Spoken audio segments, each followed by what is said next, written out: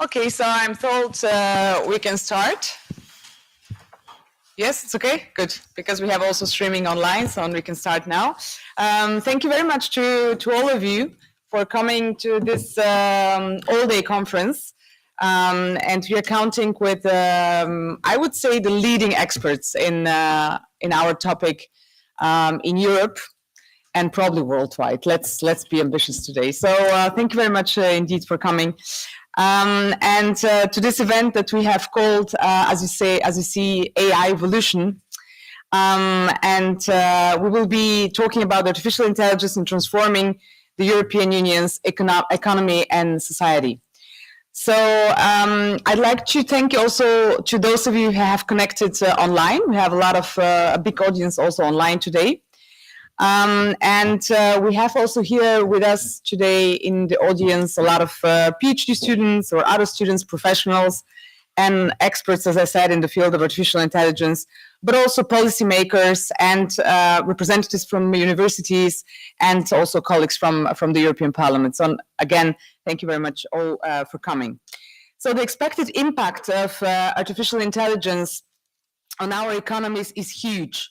According to some estimates, global GDP may increase by up to 14% by 2023 as a result of the accelerating development and take-up of AI.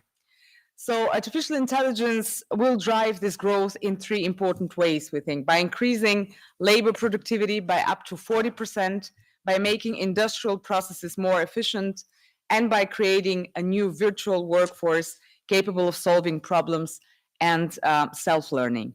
So this massive economic potential raises one major question: what role will the European Union play in this revolution or AIvolution? The internet revolution and the boom of internet technologies in the early 2000s took the EU wrong-footed, and today we are seeing this at the industrial level, seeing that EU companies are lagging far behind the big US and China conglomerates. We cannot let this happen also with artificial intelligence. On the other hand, the emergence of AI raises, of course, also concerns on its potential disruptive effects on the economy. Some argue it could lead to the rise of massively scaled organizations and the over-concentration of wealth in some companies and sectors. There's also the issue of potential job destruction. Forecast by think tank Bruegel indicates that 54% of jobs in the European Union face probability of risk of computerization within the next 20 years. Due to all this excitement, concerns, amazement, so artificial intelligence is now everywhere in the public debate. As you know, the first ever piece in legislation piece on artificial intelligence worldwide was voted in this very house, in the European Parliament, in June of this year. And there is no week that goes in the European Parliament without a lot of debate around artificial intelligence and how we can regulate it. And but also without capping, so to say, its potential in terms of development. Unfortunately, some of these concepts are thrown into the public debate without knowing what they really mean. We still struggle to understand where this revolution is heading and have a sense of what it entails. So this is exactly why we are gathered here today, to better understand artificial intelligence, both from a technical perspective, diving into some of the concepts on which it is built, as well as its applications, but also from a philosophical perspective to understand the societal changes that it will bring. And we can begin now our first session of this event, our first panel, where we will talk about AI technologies, algorithms, and applied artificial intelligence. That means particular cases where we find artificial intelligence nowadays. And before starting, I just wanted to thank also a lot my very dearest friends and my co-organizer for this conference, Juan Antonio, who arrived a couple of minutes ago, and then just to thank you again for the enormous help. I would say I'm helping. Actually, you are extremely key in organizing this conference. So I'm honored to introduce the 5 experts that we have here with me to talk about these topics. They will begin by addressing some different issues concerning these applied AI topics, and then we will open the floor, of course, to questions to all of you. Thank you again very much to all of 5 of you to being here today with us. I would ask you to keep your presentations to 10 minutes. I know there is a lot to be said, but so that you can have also a very dynamic exchange afterwards. So having said that, I would like to introduce next to me Bram van der Bros, who received his PhD in Applied Sciences, and he's the head of the Mechanic Engineering Department of the VUB. This is the Vrije Universiteit Brussels. Please excuse my pronunciation. Here in Brussels, which is one of the leading universities also in the in this topic. His research interests include mainly cognitive and physical human-robot interaction, robot-assisted therapy, humanoids, and rehabilitation robotics. So, Bram, we have advanced a lot in robotics in Europe, but the next big challenge ahead is to bring this field together with artificial intelligence and create synergies between them. This is a very interesting development, and Bram is here today to talk us through about these promising opportunities. And I give you the floor. Thank you very much. Thank you. Maybe my presentation can start. Yes, so I'm Bram van der Borg, Professor of Robotics at the University of Brussels, but also affiliated with IMEC. And artificial intelligence brings a lot of opportunities for robotics, but I will mainly discuss also the challenges that comes with it, particularly for robots. And I think we need a combination of different methods. So in the next slide, of course, we see for sensor processing, AI is about recognizing patterns. And of course, for processing sensory information, audio, video, touch, and so on, of course, AI methods are the way to go. For example, here we had a project with also Merck, who will speak in the afternoon, on using those robots for children with autism, where we had to use those technologies. And in the next slide, you see the very famous robots of Boston Dynamics. And who thinks that those robots are controlled using, for example, machine learning? So often it's thought that those robots are examples of artificial intelligence. Of course, we don't know how it's used, and if you do the next click, but we can see from articles, and there they say that if you do click normally, you will have the next part. Then they said, yeah, we're not using any machine learning at the moment yet. And then people think, but then it must be pre-programmed. We move this joint, we move that joint, but then for sure the robot will fall. So how are they controlled? The reason is we know a lot of the models of the world, of the physical world we live in. We know the laws of Newton, and we can predict all the torques needed in the joint to do all those complex motions. But of course, also this company just started an AI institute to see how they can bring in also AI in the control of their robots. So if we go to the next slide, and then we see that when we learn, we need to interact with the world, but that can be very unsafe for the robot itself, for the environment, and also for the humans in that environment. So here you see it's nothing pre-programmed to interact with this robot. It is all model-based. We know the constraints of the robot itself, the highly dynamical effects and the nonlinear equations that is needed, the constraints of the outer world, obstacles, humans, but we use model-based control for it to react very fast, but also guaranteed safety in this environment. And so if you see the next slide, and we see several examples where we use robots and humans working together because they have complementary skills. And this is a European project, for example, with Handcamp and Volkswagen, where we want to improve the ergonomics of workers using those robots. It's also about how we use models in order that different agents, like drones, for example, here can carry a joint workload and how all those forces are distributed.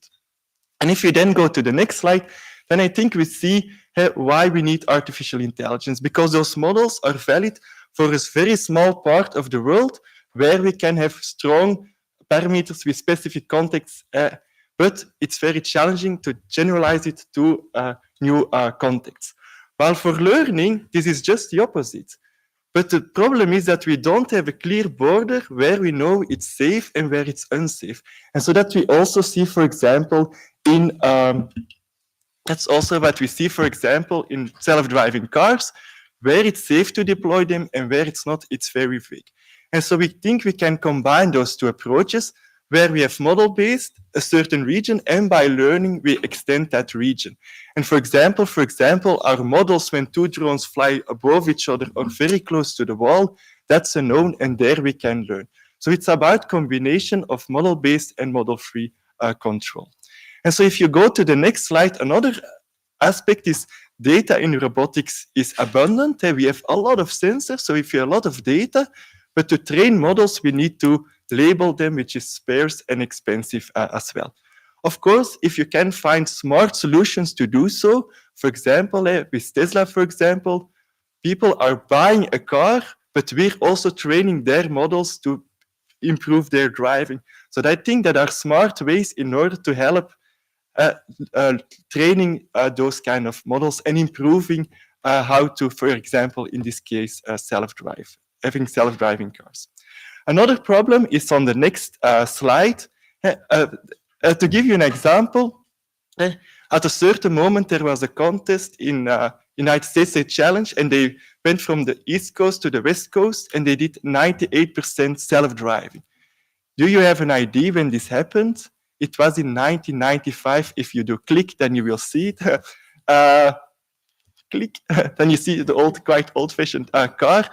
So it takes an enormous time in order to improve the last percentage, and even on a quite fairly organized environment as is our roads, which is even a much higher difference than, for example, my house is, for example, with the kids messing around.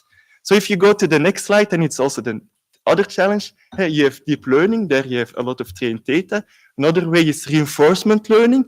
So you know that you want to pick, for example, obstacles of objects out of a box, but you don't have the data to do so.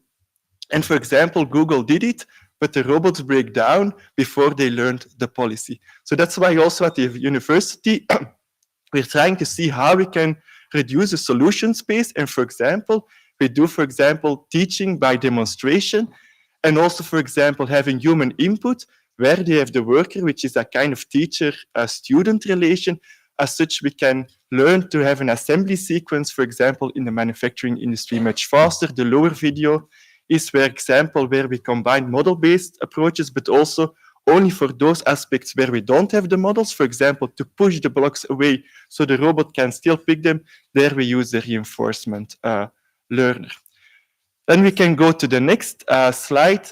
Another thing is we can say, okay, we can learn in a virtual environment. And a virtual environment for a game like AlphaGo is, for example, rather simple. It's on a field, is a white, a black piece, or nothing. But our physical world is so complex. And for example, that you see in the lower left video, there it's for the DARPA robotics challenge. They had to drive to disaster zones with a robot. You see how the robot crawls in the car because the multi-contact physics between the robot and the car is very challenging to model. And so it was impossible, but how you can learn in a simulated world, which is very far away from the real physical world, then you learn the wrong things. And so that's also where we're working on, how have better simulators, but it's challenging because you need a lot of equations there, and it's also very slow to learn, also in this case, to learn an assembly sequence. And then to go to the next slide, I think what is a bit underrepresented is that also our intelligence is not only in the brain, but also in the body. And this is quite cruel video. It's a decerebrated cat, so the cat has basically no brain anymore, but you still see that's why the cat is hanged on wires. Hey, the cat is still able to express different walking gaits. So where is the intelligence? Not only in the brain, because it's not connected anymore, but also in the spinal cord and the way muscles and the skeleton is organized by millions of years of evolutions. And that's what we also try to do, to embed intelligence in smart designs. So for example, this prosthesis will automatically adapt to different terrains, store energy, release energy. But on top, we use models, and to learn in which walking gait we are, there, for example, we use AI algorithms, which is now also a spin-off of our university. And the lower one is also a new spin-off for exoskeletons, where we store and release energy. In order to sense the intention of the motion, there we use AI algorithms.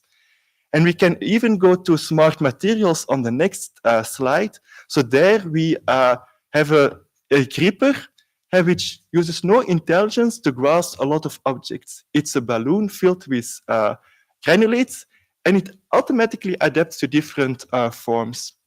So no intelligence needed. The intelligence is in the design of the gripper. But we can grasp also sharp objects, and so a company went bankrupt because the gripper was damaged before, after 30,000 grips. And so that's why we developed self-healing materials. And so I think I wanted to scroll through the video, but it's no time. You will see that by grasping a cactus, which of course it's an exaggeration, the material is damaged, but the material has the ability to heal itself and regain function. So the material is also much more sustainable. So here we have intelligence also in the materials we developed. So as the next slide, I think we need to have a combination of embodied intelligence, so we can outsource intelligence to the body itself, model-based control where we have the models, and model-free control where we don't have the models available, and where we can learn to explore new environments. And as a last slide, I think it's also important to think about the ethical aspects, but Mark is in the room, and at your university, 56 academics came together from very different fields to think on how we can preserve the human values on equality, freedom, and solidarity in a robotized world. So thank you for your attention.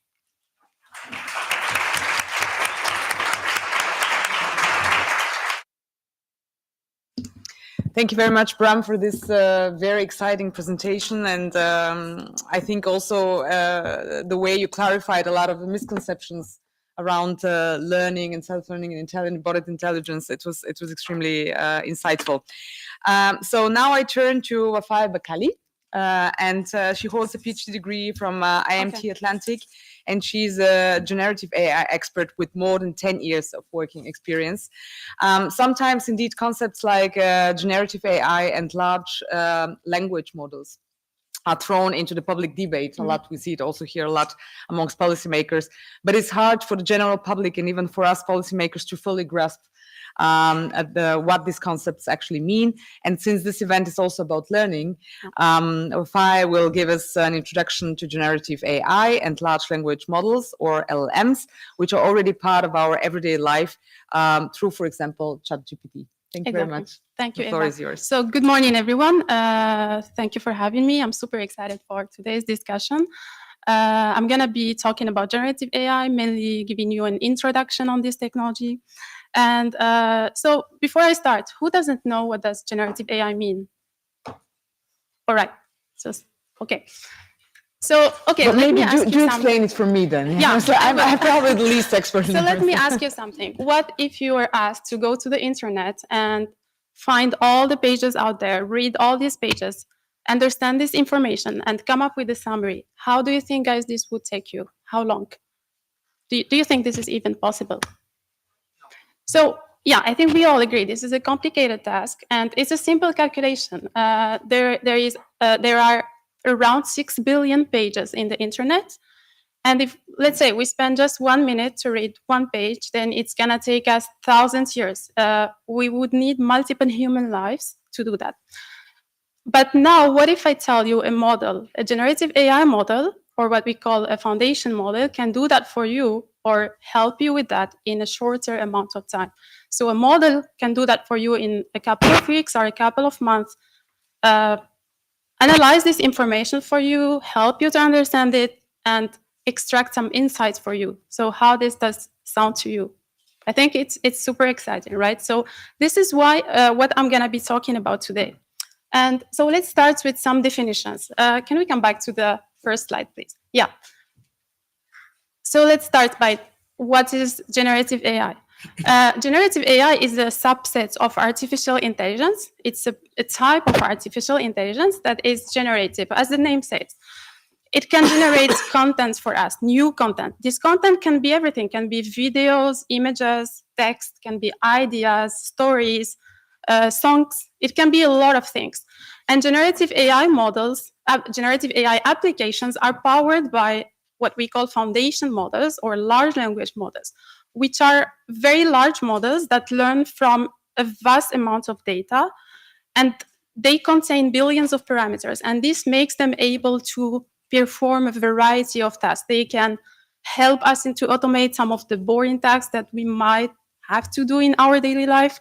They can summarize information for us, create new content for us. So those images are all generated by a generative AI model. There is a model that was asked to generate a picture of a funny dog wearing sunglasses with a black hat, and this image came out. So they have a lot of applications, multiple use cases. And before we talk about the use cases, I just want to give you an overview in the next slide, please. So yeah, just want to step a little bit back in time and help you to understand how this started and how it is evolving so far. So generative AI models are not new. This is not something that came out of nowhere. There is an active research community that has been working on that since years. What happens is that there are some factors, some enablers that helped in scaling those models. One of those factors is something we call the transformer architecture. So this is an architecture that came out in 2017, and it was designed to help computers understand better the meaning and context of language. You can think of it as a special structure that make it easy to understand the context of words in a language, even in long sentences. And this was a challenge. This was something that existing models at that time struggled with. So this was really a big deal for large language models because it was like an upgrade. It made computers smarter in understanding what we are saying or writing. And so based on this architecture, there was a popular model, large language models, that was built in 2018 by Google, which is called BERT. And after BERT, there was so many other large language models that was released by big tech companies, by startups, such as AI21, GPT-3.5, Bloom, and now we are even seeing much more performance models from Anthropic, from Amazon, Llama, so the landscape is very big. And just to give you a sense on the size of those models, so in 2019, the bigger model that we had was 330 million parameters. So the number of parameters is one of the measures how we define the size of the model. And now we have models in 2023, we have models that are even trillion parameters. So this is really exciting because those models are getting better in helping us in much complex tasks. And in the next slide, we can have an idea on which type of task. So this is just a subset of what those models are capable of. But as I said, those models can do a lot of things for us. You guys can use them to generate meeting notes. They can be your travel assistant. They can be your writing assistant. But there is much more than that. So generative AI is now considered as a general purpose technology because it is touching multiple industries. It is touching multiple sectors. Those models have applications in the healthcare sector, for instance. They are used by visually impaired people as voice assistants. They are used in the education sector. They're also used to anticipate climate change risks, to anticipate sustainability risks. So the use cases, the list of use cases is really very big, and it gets even bigger every day. But what happens is that with those models being more performance, there are also some challenges that come with that. And we can have a look at some of the challenges in the next slide. So I will focus on two of them. One of the challenges of large language models is what we call toxicity. So as the name, as you can understand, is when some of those models can produce an output that is toxic, that can be harmful, racist, sexist, discriminatory, or whatever. The first important thing is to understand the root cause, why this is happening. So this happened because of the training of the data. There is a phenomenon that we call garbage in, garbage out. When the model, so those models, they learn from data that comes from the internet that is not perfect, that is biased. And when the model learns from biased data, they produce a biased output. So fortunately, there are some techniques that we can do to mitigate this risk. The first one is we need to understand that the training data is really the basics of every generative AI and application. So we need to make sure that we are spending enough time on this data to curate this data, to feed the model with a good quality data. This is very important. We can also have a proactive approach by training some guardrails. So you can think of them as some extra security layers that we can use to detect and filter out any unwanted output. But there is another important thing, is the human part. So those people involved in the training, those people involved in the labeling part, we need to make sure that we have diversity in this group of people, that we are educating them and providing them with enough guidance so that they understand how to mark certain data. So diversity among the human annotators is an important key factor to mitigate bias in the models. I also want to highlight another challenge is in the next slide, which is hallucinations. So in generative AI, hallucinations refer to the fact of models producing an output which is not true. You can ask a model a question and it can give you an information which is factually not true. Or sometimes it can look like true, but it is not. Again, the first question, why this happens? So this is basically it's related to the nature, how we train those models. So we, most of the time, don't know what those models are learning. And sometimes when the model has some missing data, it will try to fill the gaps. And this will lead to some misleading statements. And this has an impact on the user, right? So what we can do is to make sure to educate the users about how this technology works, to make sure that they understand and they are aware of that. We can also add some disclaimers to explicitly mention that this is something that can happen, and so that they should look out about it. Another possibility is also to augment the models with some independent and verified sources, so that the user have the possibility to always check what they are getting back from the model. So the key idea is really to make sure that the user is provided with enough information so that they are aware and transparent about how this technology operates. So education is really a key here. And yeah, next slide, please. So let's just bring all this together. This is an exciting time for generative AI. This is a technology that is evolving very quickly. It's helping us in so many ways, but we need to find the right balance between innovation and responsible use of generative AI.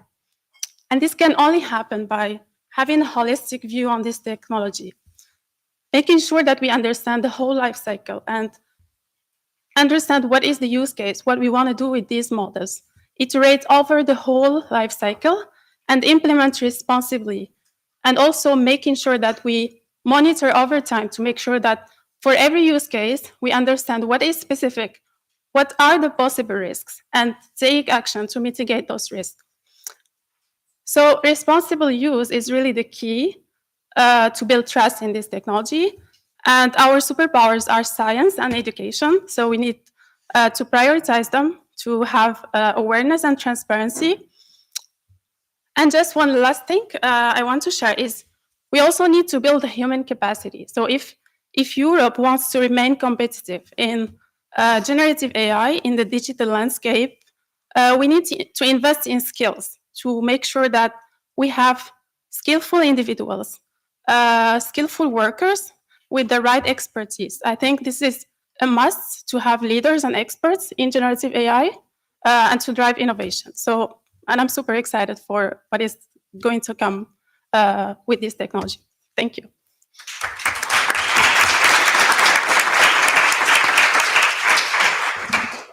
Oh, this was excellent. Thank you. Thank you so much. It was extremely interesting, and you touched upon on a topic that is very dear to my heart, which is reskilling. And I think it's one of the ways also to taking this kind of sometimes negative comments about AI and what it means for the labor market, etc.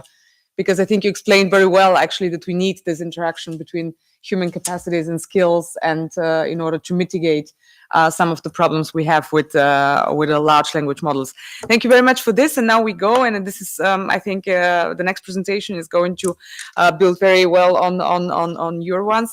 So I want to welcome Alonso Silva, who is a researcher in verifiable AI at Nokia Bell Labs. and he received his PhD in physics from the École Supérieure d'Électricité, and he also served as a postdoctoral researcher at the University of California, Berkeley. So today Alonso will talk about AI and large language models and their predecessors. Is the AI revolution truly a revolution, a drastic change, or we have experienced a more progressive evolution? And are we really that far away from past models and efforts? And the floor is yours. Thank you very much. Okay, thank you. So I wanted to start with a phrase which is from Arthur Clarke. And Arthur Clarke said, any sufficiently advanced technology is undistinguishable from magic. And I want to kill a little bit the magic because so in general, when people see the first time, in general, when they see ChatGPT and you write a prompt and then it gives you an answer which is related to what you ask, people think it's magic. And I want to a little bit kill the magic, and because I think this is what scientists do. And so I'm going to ruin it for you. The first I wanted to show you is a video. So the first thing you need to understand is that when, so here in this case, I'm using GPT-4 tokenizer. And basically when GPT-4 tokenizer receive a text, for example, in this case, a text which is saying, not all heroes wear capes. This is going to be decomposed in a certain amount of numbers, which are called tokens. And these tokens, there is a one-to-one correspondence between these numbers and the words. Not necessarily words, because as you see here, capes is cut in two, but in general, it will be these tokens associated to this, to each word.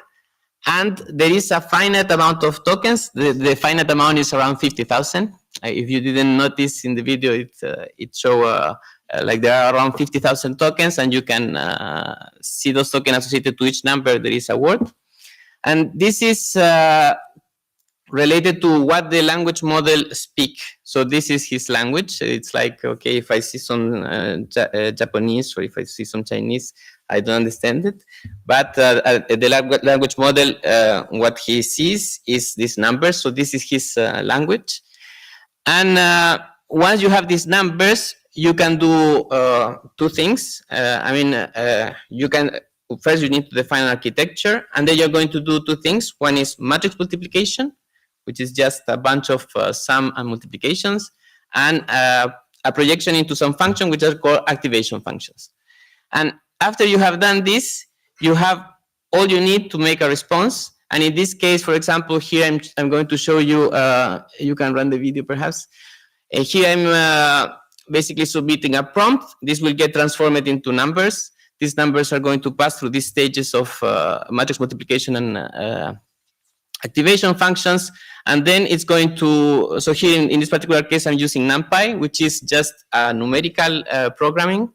So it's not any sophisticated software, and it's answering you, it's auto-completing the phrase. So Alan Turing theorized that computers will one day become the most powerful machines in the world. And if you see the same thing, but if you can run the next video, you can see exactly the same phrase and see that basically the way the language model is building this, it's going to basically here I'm going to input the text. This will be transformed to these numbers, and then given these numbers, it's going to try to predict the next token. So every time his task is to predict one token at a time, and you will see that indeed this phrase auto-completes exactly as I was showing before.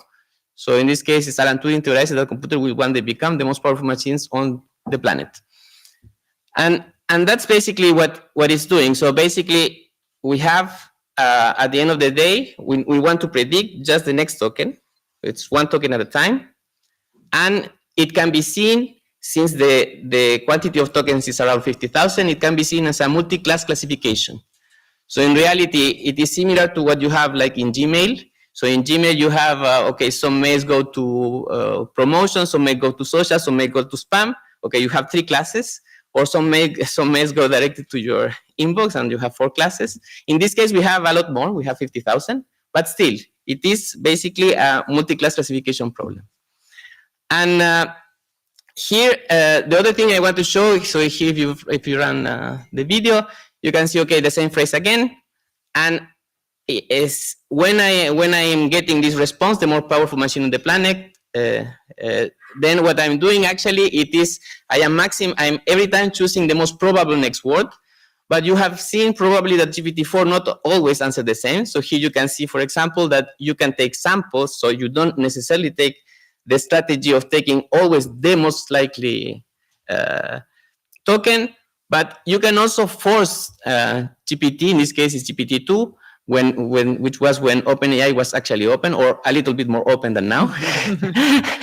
And you can see that I'm now fixing, so if, for example, here I put a certain strategy, the strategy number 0, and it will generate always the same response. Before I was putting the strategy 42, and it's always giving me exactly the same response.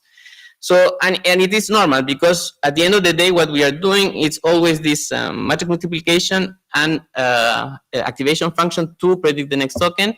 And the strategy of what I choose is actually what will give me what's the answer.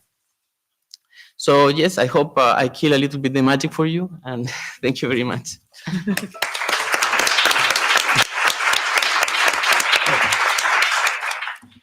Thank you very much, Alonso. Actually, you made it even more magic to me. I'm even a little bit more impressed right now. So it's extremely interesting. Thank you so much for this. And now we will hear from Miguel Colom. He's a senior researcher at Centre Borelli, Paris-Saclay, and he works on the topics of open science, image processing, computer vision, and general AI. He will help us to learn about other AI technologies beyond ChatGPT and large language models that surround our daily lives, with an impact, for example, on biomedical research or even on democracy, helping us fight against disinformation, something that is of a very big concern to this European Parliament, and I think to everybody in the European Union right now. So, Miguel, the floor is yours. Thank you very much. Thank you very much, and hello, everyone, and thank you for the invitation. Also, so yes, so we have seen some impressive applications, like robots that Bram showed, and I also spoke about large language models like ChatGPT, and we have others like BART. So and we will see probably more than that. And I would say we are really impressed by these applications that, of course, they are very important by themselves. But probably the reason why we are so impressed is that they show some capabilities that I would say traditionally we would think that are only for humans, like when we speak about intelligence, so this is something that only humans can do. Or when at first, when we saw computers playing chess, okay, we thought, okay, this is something that only a human being can do. It's like thinking. So we are really impressed by these applications, by the modern chatbots. But we'll see that, of course, there is. I could have titled this presentation like "There's Life Beyond ChatGPT." And we'll speak about 3 applications that are not chatbots. So I think they are very important, and sometimes we are not aware that there are applications of artificial intelligence that have a real impact in our life. So I will speak about 3 topics. So biomedical applications, fundamental biology, and the fight against disinformation. So I can start with some biomedical applications in imaging. So there has been recently a boom about these techniques.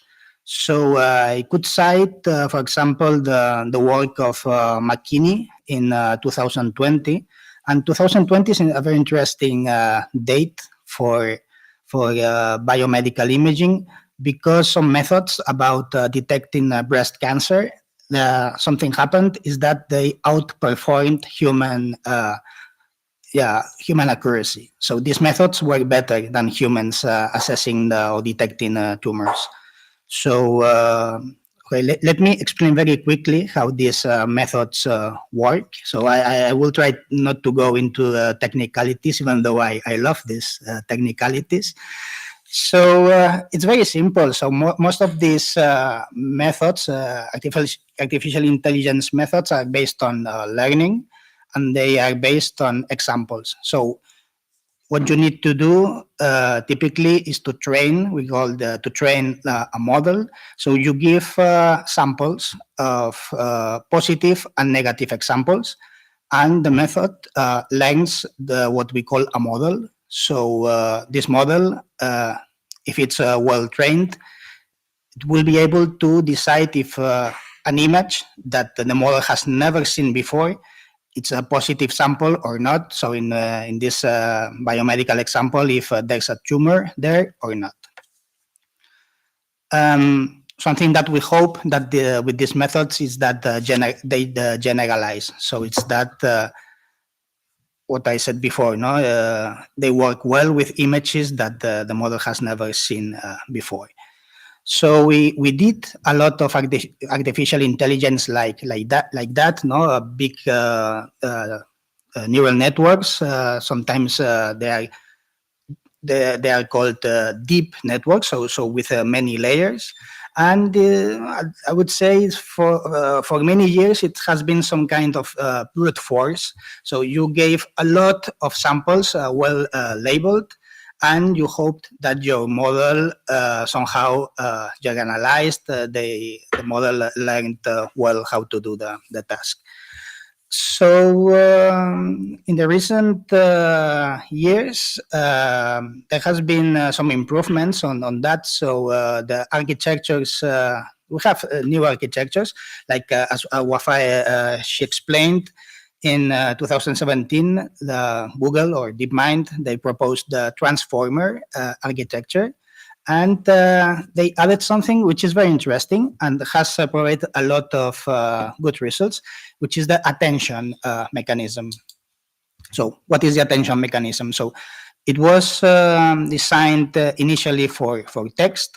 So to understand a sentence, so I say understand, and this is something very human, but I would say the machine is able to understand the sentence. They needed to know the importance of each word inside the sentence. So it's not each word doesn't have the same importance by itself. So it depends on the words that surround the word. So the transformer method, the model is given some weight to the words, and this worked very well for text. And in 2020, there were introduced a new kind of transformers, which is the vision transformers. And you know what? They worked very well for images, of course, and they could be applied to this biomedical task to localize tumors in images. So I could cite many works on that. So I would just cite the work of Feng, which is a very recent one in 2023. And this author and co-authors, they are using the vision transformer to detect breast tumors using ultrasound images. And again, it's very recent work, and nowadays these methods outperform human accuracy, which I think it's great. So I asked some of my colleagues in other universities about what they were doing on biomedical applications and artificial intelligence. So I asked, for example, Andrés Ortiz, who is a professor at the Universidad de Málaga. So I told him, okay, please tell me what you are doing about artificial intelligence and what biomedical applications do you have? And he told me, okay, I'm working in data analysis and neural networks. So these are some of the applications. So he told me, we are working on early diagnosis of Alzheimer, early diagnosis of Parkinson. we work on X-ray images to identify if a pneumonia is related to COVID or not. And this is especially important because if you can assess that this pneumonia corresponds to COVID, you can react very quickly, and this is very, very important. He told me that they were working on retinography with automatic diagnosis. So the machine is able to give you or try to give a diagnosis from the retinography. So this is also very important, given that these methods outperform human accuracy. They can see things that human doctors cannot see at first or would take more time to see. And he told me also about the early diagnosis of dyslexia. So to me, these are very important applications for artificial intelligence, and they have a direct impact in health, in life of people. So I also talked to a colleague of mine who is Guillermo Sapigo at Duke University, and I told him, okay, what you are doing to this respect, and he told me that they were working on early diagnosis of autism, and I think this is great because especially for autism, it's really, really important that that you detect this as soon as possible to do something about. Then the second topic I would like to speak about is biology. And I will speak about AlphaFold, which is a project that I think it was also started by DeepMind, if I'm not wrong. So it's about proteins. So as you know, proteins is for sure the essential bricks of life. So they are chains of amino acids. So this is what our DNA encodes. And these chains of amino acids, they go through a process that we call folding. And this folding gives them the 3D structure. So this 3D structure, it is related to the function of the protein. So you cannot know well what the protein is doing without knowing the 3D structure. So researchers traditionally what they were doing to understand the 3D structure. So they used classic techniques such X-ray crystallography, nuclear magnetic resonance, and others. And this way they could see or they could reveal the 3D structure of these proteins. So if you do it manually with these classic techniques, it works very well. So you have the best confidence on your result. The problem is it is very, very time consuming. So, and for some very complex molecules or proteins, it could take ages to understand the 3D technique. So DeepMind in 2018, they introduced AlphaFold, and this AlphaFold was later improved in 2020. And yes, the goal of AlphaFold was to reveal the 3D structure of proteins given the chain of amino acids. So the idea is simple. So it's very easy to understand. So what the researchers at DeepMind did is that they saw that some amino acids, they seem to be correlated with others. So you assume that this correlation means that they are spatially close. Then, but you have a lot of them, so it's like a puzzle that you need to recompose to get the 3D structure of many proteins. So, well, I said I wouldn't go into technicalities, but again, I love technicalities. So very quickly, I will explain how they did it. So what they did is to define what in artificial intelligence, so this is very classic, so it's called a loss function. So it is a function that you need to minimize. So the minimal value is the better. So the input of this loss function for the proteins was a structure. So you can start if you want at random or what you obtain there in this chain of amino acids. And the output is an energy which is related to the spatial structure. So the lower this loss function value is, the better is your 3D structure that you are revealing. So for AlphaFold, it was solved, and I love this, by a very simple method, which is gradient descent. So for those who don't know, gradient descent is the base of learning in neural networks. So it was very classic, so very powerful also. So again, so this is the base of neural networks. So there was nothing very complicated there. However, in 2020, AlphaFold was improved, and something that they introduced is the attention mechanism. So again, they introduced some kind of transformers, or at least the attention mechanism. So this is a state of the art nowadays, and you'll see that this attention mechanism and these transformers are used in plenty of other applications. So to finish with AlphaFold, in 2021, AlphaFold proposed a protein structure database that nowadays, and this is very impressive, they have like 200 millions of proteins identified. And it was simply because of artificial intelligence. So otherwise, this couldn't have been reached nowadays. And I would say, without any doubt, this is a major breakthrough in biology. So this is great. So another application with a direct impact in our lives.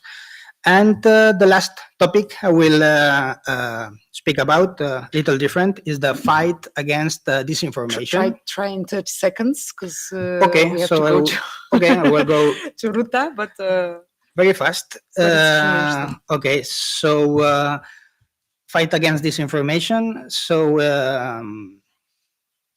typically what we do here is to detect content, multimedia content, which is false, which has been forged. So you can think about deepfakes, for example. And of course, artificial intelligence has, a position there, very important position, because this content is generated by what we call generative adversarial network, or GANs. So it's a couple of two networks. One generates content, and the other one tries to detect this content, and they compete. So okay, I will try to go very fast on this.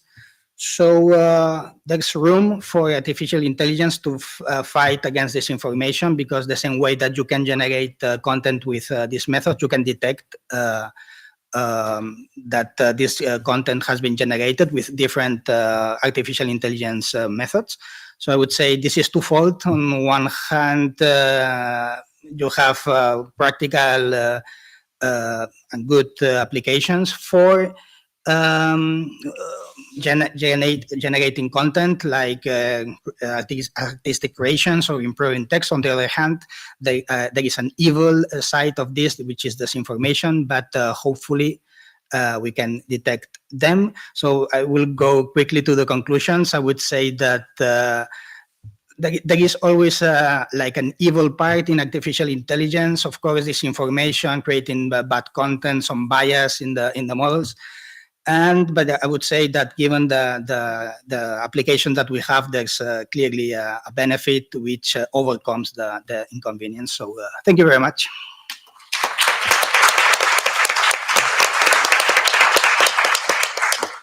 thank you very much, Miguel. It was extremely exciting, and applications that are also so useful for society as its whole, in the health sector, in the disinformation, that I'm sure there will be a lot of questions also in the Q&A session. So thank you very much for this. And now, last but not least, I would give the floor to Ruta Binkite. She's a researcher in machine learning ethics at Indria Sakle, and her PhD investigates tools for developing ethical machine learning implementation. And today she will address the idea of fairness in AI. It is essential, of course, to consider fairness when we talk about applied artificial intelligence, for example, AI discrimination problems regarding criminal justice or its impact on computer vision and healthcare. So please, the floor is yours, Ruta. Thank you very much, Eva, for the introduction, and thank you for having me here. It's a big pleasure. And I would like to talk about fairness. So Wafa mentioned a little bit, and I will deep a little bit dive a little bit deeper. So if you go to the next slide, I raise the question, should we worry about AI? Because we heard such a wonderful applications. It helps us in everyday life, in medicine, especially important. And in the next slide, we see that when we worry about AI in popular imagination, we see different scenarios. But those, I would argue, draw our attention to the real issues we should be concentrating on right now. So the next slide is what AI ethics worries about. And those are privacy issues, leaking of personal information while using AI, fairness and equity, meaning if the benefits of AI are shared equally between different populations. And finally, explainability, which is understanding the black box solutions of AI. All of those issues developed into separate disciplines, but here, as I said, I will concentrate on fairness. And in next slide, I would like to start with a couple of examples how bias can manifest in AI. So next is a very famous example about language models that were mentioned already and how they can exhibit gender bias. So language models, as we know, are trained on historical texts, and when solving analogy puzzles and prompted with, for example, what man is to a computer programmer and what a woman would be to, the answer was a homemaker. So as we see that this algorithm has a very outdated views about gender roles, and important thing to mention that it was trained on Google News, not on some 19th century literature, and still those biases are there. And the next is also a very known problem in computer vision, where algorithms are much more accurate to the majority groups in the data. So first it was noticed in face recognition, where darker-skinned women were recognized with much less accuracy than any other group. Also talking about medical imaging and skin conditions prediction, it is shown that the algorithms are much accurate to the group that constitutes a majority in the data. And here we have to mention that in Western world, in Europe, the training data is predominated by lighter skinned individuals, and it poses problems to ones with a darker skin. So we can move next. And we can dive a little bit into the sources of bias, how this is happening.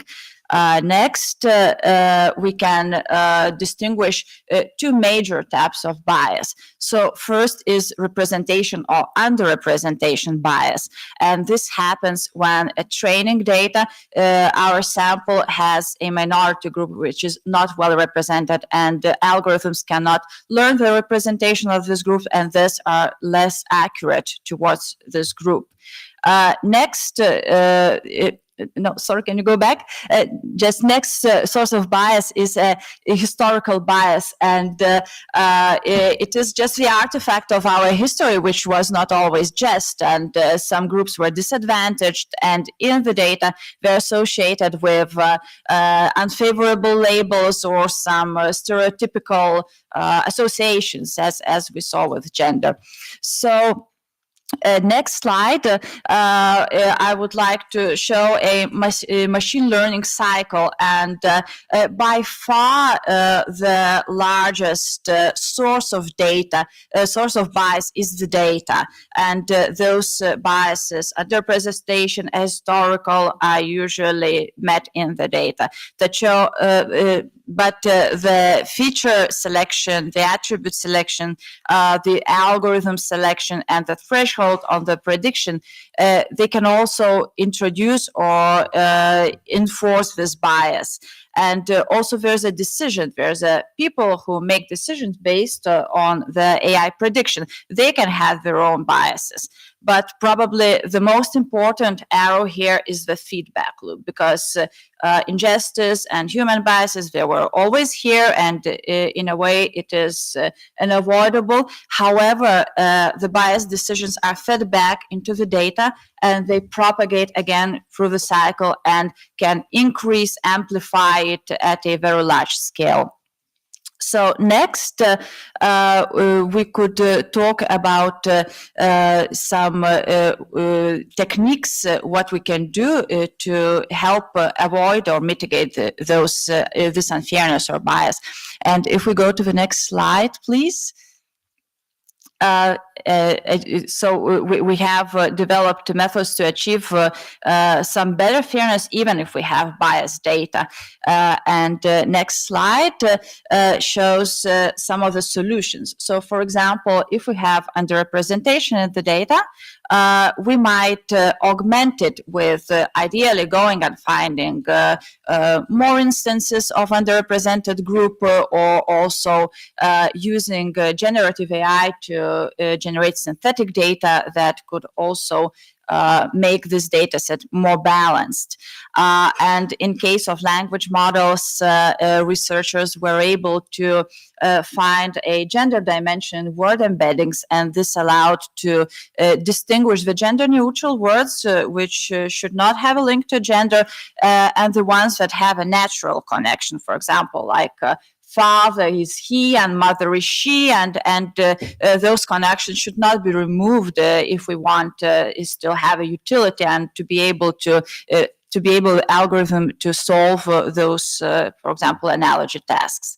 But all of those solutions are not without shortcomings and challenges, because while finding good data is a very big problem, even generating quality data, as well as in language models, maybe not every sensitive attribute like race, for example, can be distinguished that easily from the biased language. Also, it very much depends on the task, how much of this link is reasonable to preserve.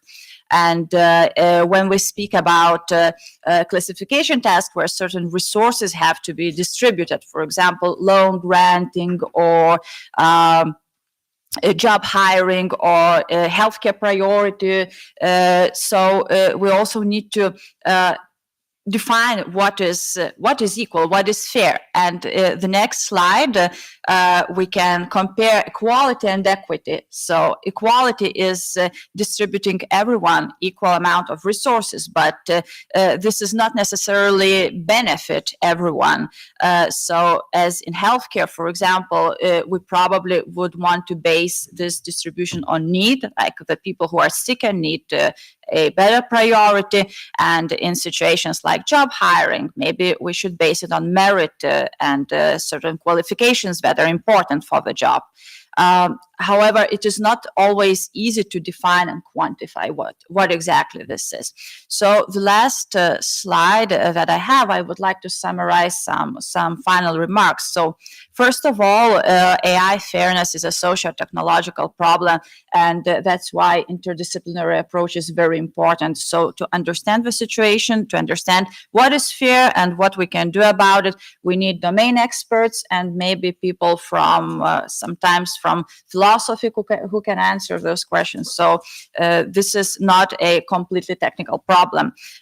Secondly, fairness decisions quite often involve trade-offs. For example, achieving more fairness, you lose more accuracy, or you might lose fairness to another group. And therefore, the only solution that I can think is involving stakeholders who will be using this technology and who will be impacted by it, because this decision is up to them. And finally, when we want to measure fairness and we, based on that, we find mitigation techniques, we often need the presence of sensitive attribute in the data, such as gender or race.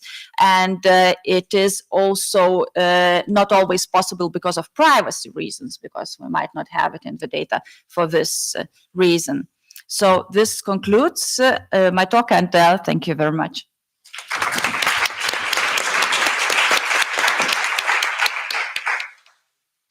Thank you very much, Ruta. This was extremely interesting, and I think it winded up very well our discussion today in this first panel. That was very insightful, and we had so many different topics, but then kind of intertwined. We started with something that is very important for our industry, which is how we find the synergies between I would say something that we've had, Bram, probably also a big kind of leading role in Europe in terms of the hardware, and we look a lot into the software, but I'm always a bit concerned that we are going to lose as Europe this kind of leading role we had, because we are turning a lot into the software. So maybe we open now also directly to all of you the Q&A session, because I'm sure there will be a lot of questions. Who is first? I think in the very last row. Please introduce yourself very briefly so that we can also know something about your background. Yeah, the micros, exactly. Hello, good morning. My name is Encarnación Hidalgo Tenorio. I came from the University of Granada. I'm a professor in English linguistics, and well, first of all, I'd like to congratulate all the presenters here, and secondly, I'd like to ask a couple of questions regarding my field, right? You have mentioned what generally in artificial intelligence you speak about language, and I'm very curious about sometimes your definition of language. Sometimes I think there's some sort of approaches that show that artificial intelligence people don't really know what language is, and so I'm very curious about it, because actually I work with an artificial intelligence guy who here by my side who really knows what language is. So, which doesn't mean that you don't. So the first thing I'd like to ask is related to the notion of gender-neutral terms. Actually, this does not exist, at least in some languages like Spanish, French, Italian, German, and obviously in English we have something which is called dual gender. So that's the first issue I'd like to consider, because if you speak about gender neutrality, this does not exist. Second thing is that actually language is not gender biased, it is culture which is gender biased.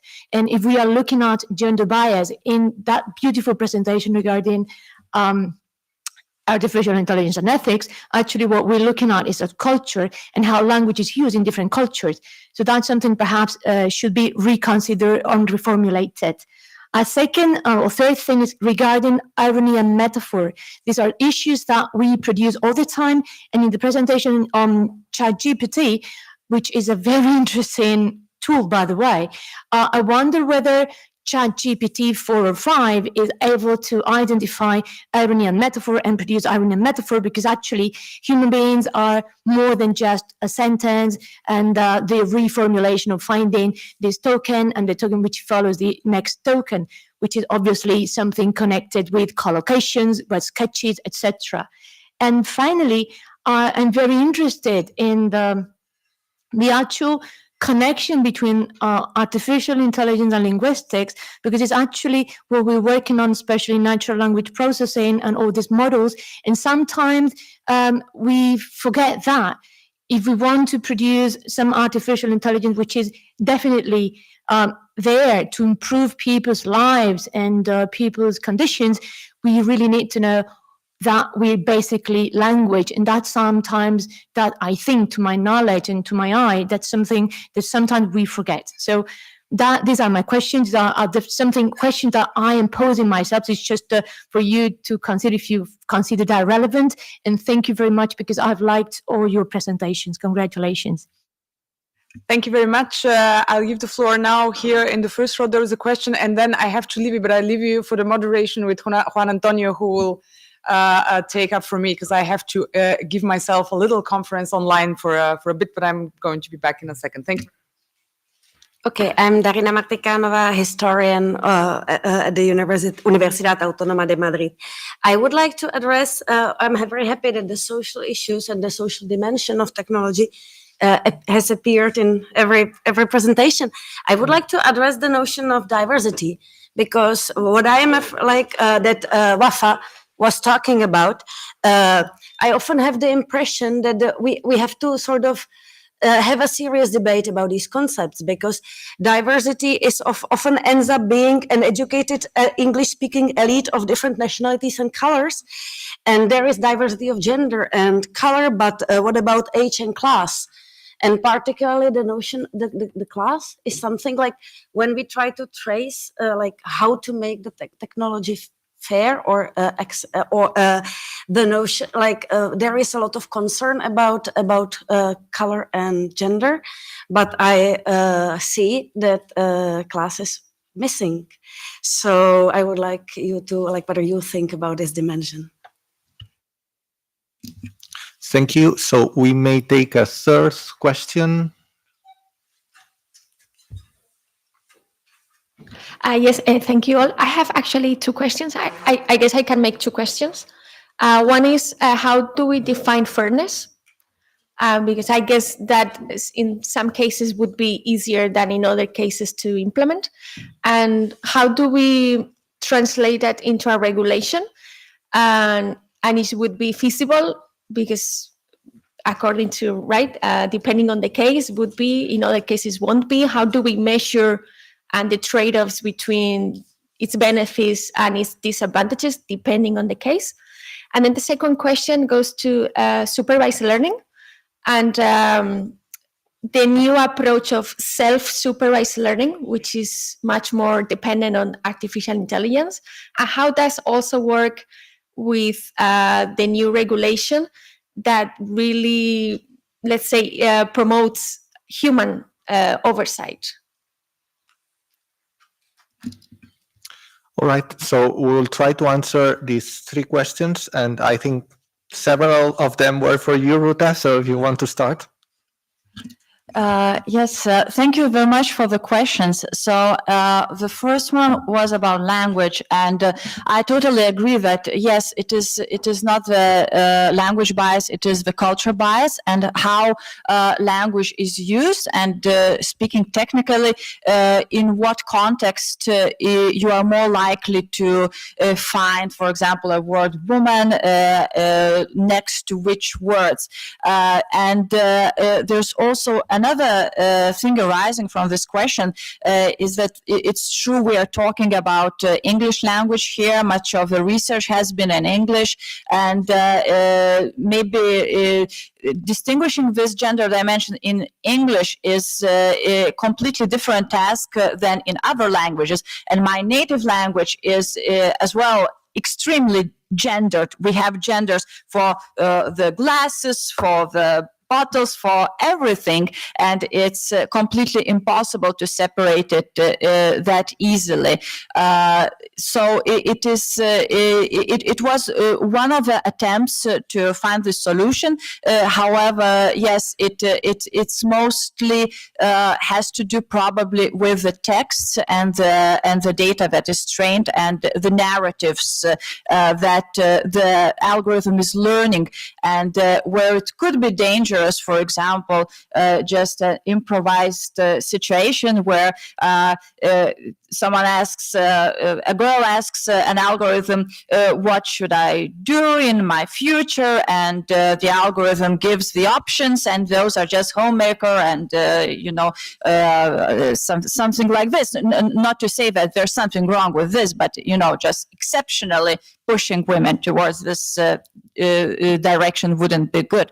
Then if I can answer another question about the classes. Yes, this is a very, very important point, and it also connects to what Rafa said about education, because involving everyone in a building of the algorithms probably is not impossible right now, because many people lack general understanding about how AI works. However, when I mentioned stakeholders, so this is what I had in mind, because here it can be much more diverse, and of course including all the classes, everyone who can be impacted, and it doesn't need to be that this person needs to have a word in selecting a loss function. It's just about giving examples from his or her life, like how I live,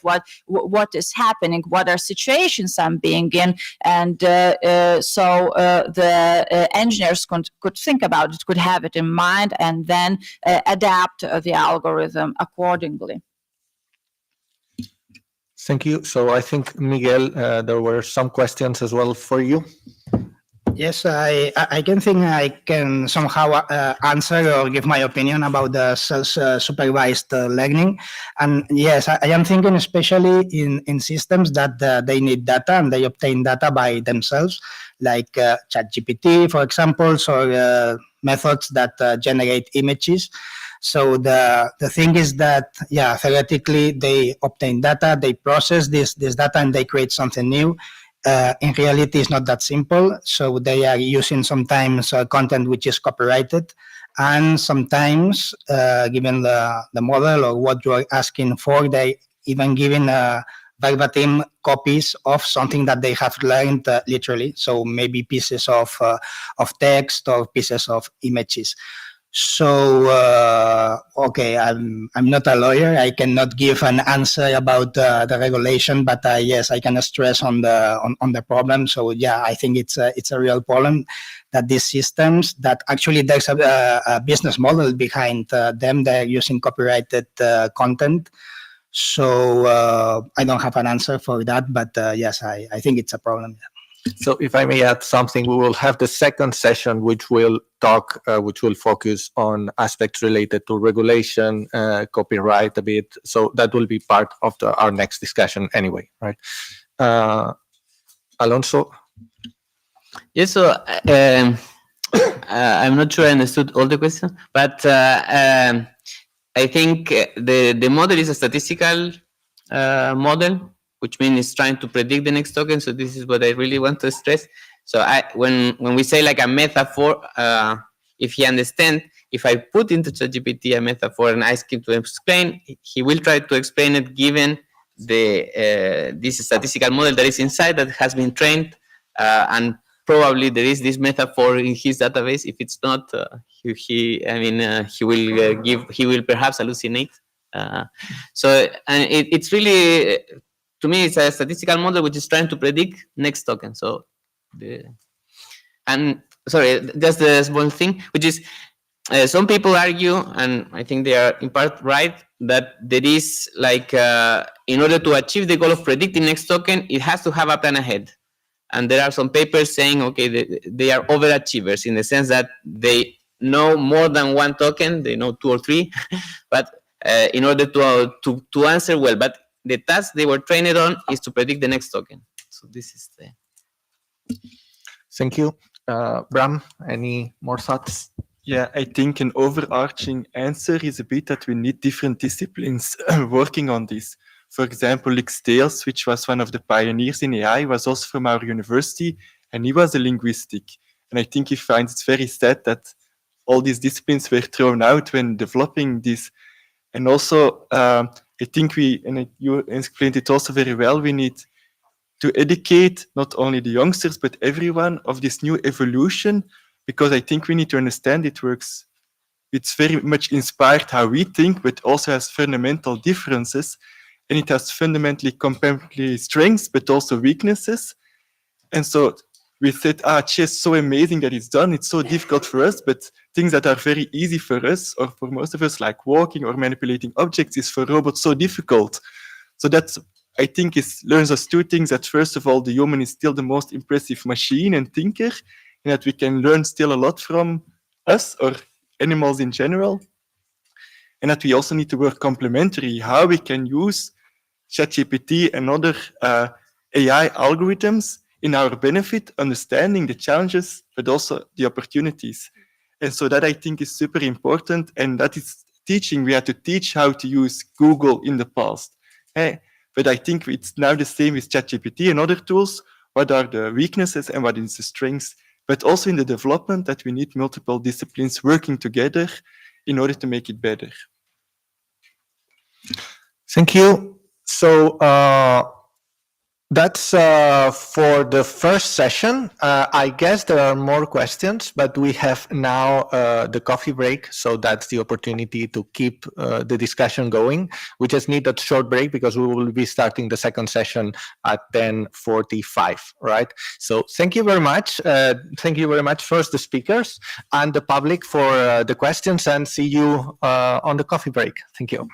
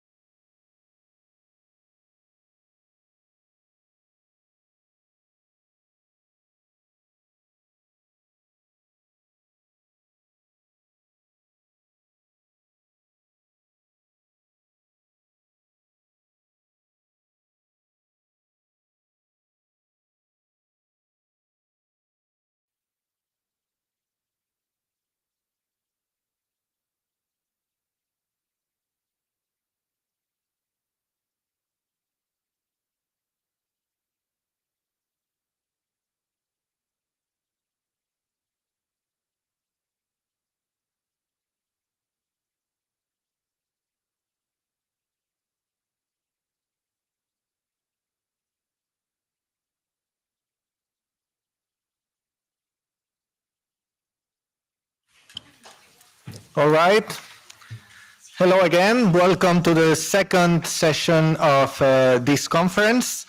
The first session was, as you saw, just discussing AI technologies, and there were a couple of ideas which were mentioned. One of them was that data is important, right? It's important for plenty of things, and that's a good idea to keep in mind because that's the topic of the second session, right?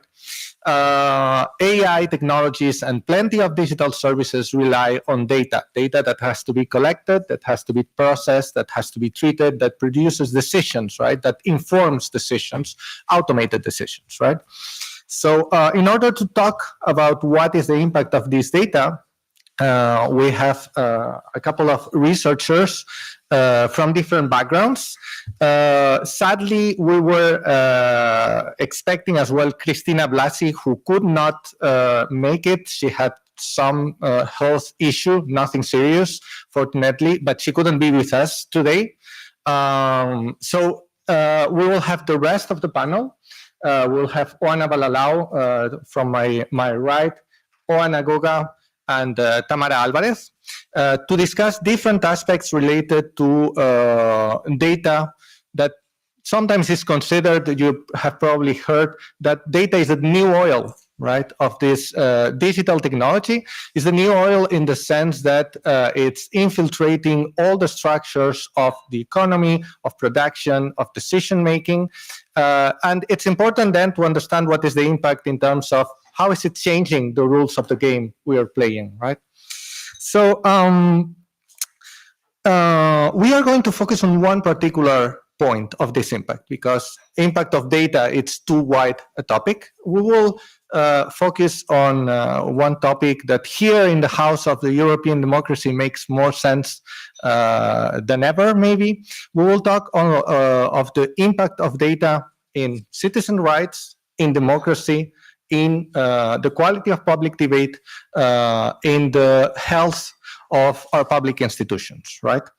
So we will start with Oana Balalau, who will address first some of the main benefits and opportunities for public debate that come from the fact that we have a massive availability of data, and we also have an increasing ability to process it and to automate information retrieval in a meaningful way, right? We can use that, as I was saying, to improve the quality of the public debate.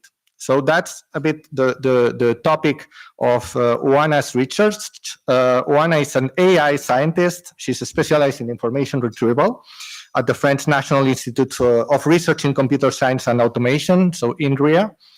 And she's working at INRIA and École Polytechnique, and she's also involved in Lab EA, right? A public initiative to enhance technological transfer in AI between labs and public administrations in France. And actually, her team is already working and collaborating with journalists from different French media, in particular Radio France and Le Monde. So, Oana, whenever you're ready. Thank you very much. So, as mentioned, I'm a researcher working on several topics in AI, and in particular topics related to natural language processing. My talk today is about improving the quality of public debate with AI. Full disclosure, my talk, which is part of a public debate, is better because of AI. I use the search engine to find interesting example and the spell checker to improve my writing. These technologies use AI. And given that I'm sure I'm not the only one that I did this, I could rest my case. But I'm a researcher, and we as researchers, we like detailed and complex arguments and possibly slightly boring so that we know that they are correct. Today, we are exposed to an abundance of data, especially on the internet, which we need to filter, interpret, and assimilate to make informed decisions in our life. In my team, we work on several tools designed to assist journalists and citizens via AI and data management. Each time I mention AI in the following presentation, I'm referring to open source algorithms that use deep neural networks, which are today the most powerful tools in AI. Suppose you are a journalist. you are about to interview a politician or a scientist about the potential risks of pollution, in particular the link they have with severe illnesses. You might first wonder if the person that you are interviewing might be biased if they are receiving, for example, funding from heavy polluting companies. How could you discover this information if it is not present in their CV on their webpage? If the person is a scientist, they might have declared this funding in one of their papers, in particular in the acknowledgement section. It would be great to have a database where all of these conflicts of interest have been extracted from publications. This is what we do in one of our works, which is a collaboration with Le Monde. We extract conflicts of interest from textual data using natural language processing. More precisely, triples of the form person, type of conflict of interest, and company. Given the sentence, Michel Aubier is working as an advising doctor for Total, and he's also a member of the administration council. We would like to extract Michel Aubier, advising doctor, Total, and Michel Aubier, administration council, Total. For example, doing that will allow us to find all the conflicts of interest that Michel Aubier has with different companies. This work is ongoing as we aim to have a high-quality database, and extractions are sometimes incorrect and incomplete. This technology belongs to the area of information extraction. Now let's get back to our journalist. This time she wants to write an article about inequality and how it is perceived in public debates. For this, she considered the statements made by public figures on the topic and tries to prove or disprove them. This is called fact-checking. Fact-checking is very important for journalists, and most well-established media will have a dedicated fact-checking team. For example, in France, we have collaborated with the team Le Vrai du Faux from Radio France. These journalists monitor all current events, in particular the statement made by well-known public figures. For example, they might need to verify the claim that the total wealth of French billionaires, which are 43 people, sums up to 21% of the GDP of France in 2022, which represents $590 billion. To assist fact-checkers, we have created a web application where journalists can find around 100,000 tweets of public figures, which have been labeled as being check-worthy claims or not. This helps them greatly in their work, and it reduces the amount of work they need to do. In addition to detecting these claims, we have a search engine for search interface and search engine for INSEE and Eurostat data, which are two reliable data sources for statistical data.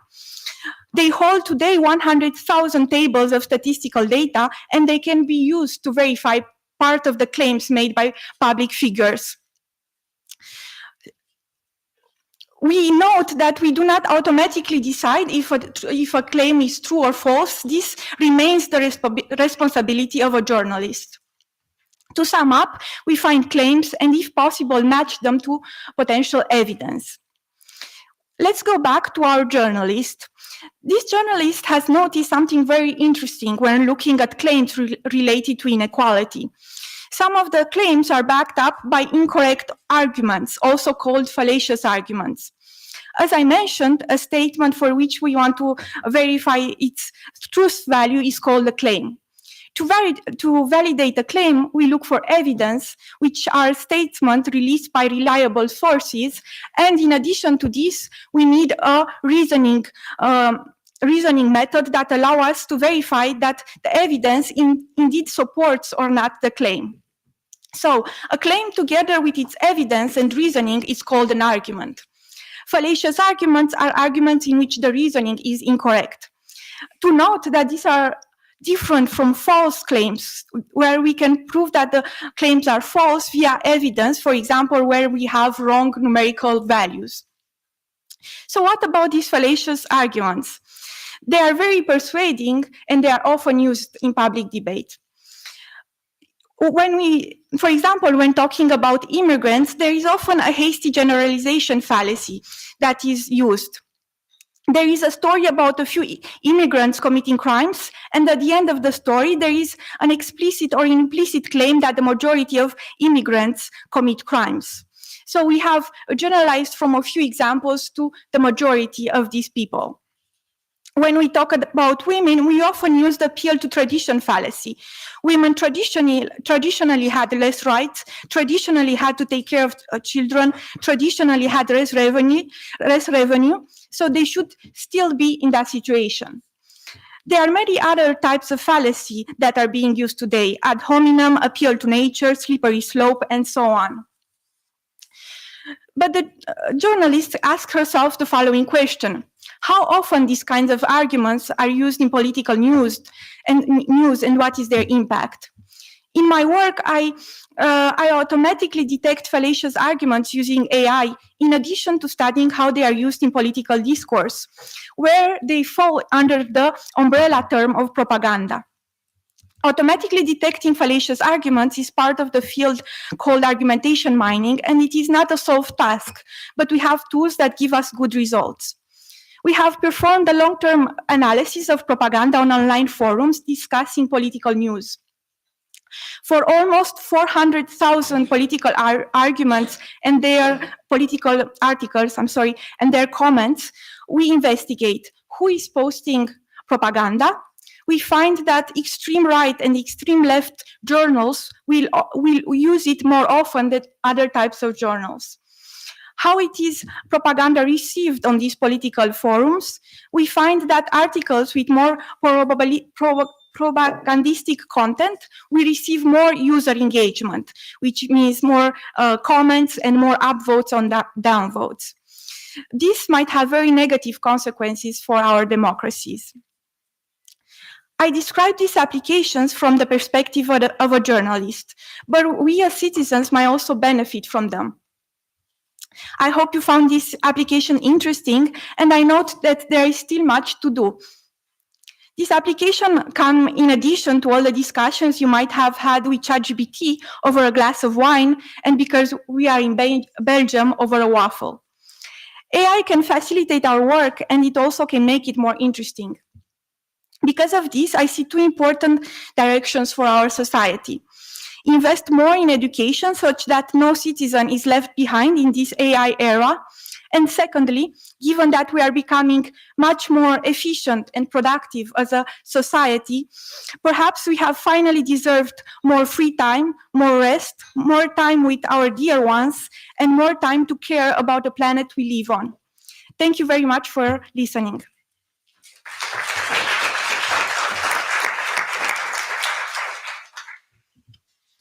Thank you, Anna. That was very interesting. Actually, I found quite relevant the point that one use of AI is something that sometimes we don't think of because our minds go to ChatGPT and maybe robotics and so on.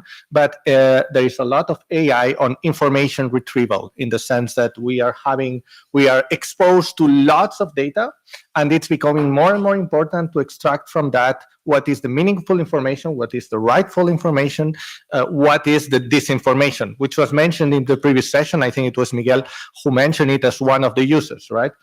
And to talk about also disinformation risks, there is Oana Goga as well. So Oana is a researcher from the CNRS, the French National Center for Scientific Research, also working at École Polytechnique. And her work is focusing on the risks for society of AI-driven developments at online platforms, right? So in a sense, her work is kind of the other side of AI, the risks, the threats, the way to overcome them. That you will tell me if I'm wrong, right? So she's actually holding an ERC starting grant to work on monitoring and mitigating AI-driven information targeting. And she's actually already collaborating with European institutions, the Parliament and the Commission, if I got it right, on these matters. So, Oana? Thank you.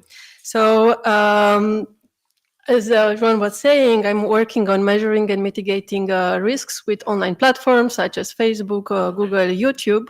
And the risk can range from disinformation, information manipulation, security, and privacy. And understanding what happens in the real world is actually the first step in building better policies that are based on evidence. So, sorry. We all have been exposed to the fact that online platforms can create some real dangers in the real world. And online platforms have been blamed, for example, for the suicide of a 14-year-old girl because of the content that she was seeing online. It was also said that online platforms led to the radicalization of Brazil. And we know about Cambridge Analytica and the fact that they use personality-based ads to influence voters before the elections in the US. So we can see that these online platforms can create some real troubles, both from humans' well-being as well as our democracies. So since we are in an AI-related conference, there are 3 AI-related risks that contribute to the dangers of these online platforms.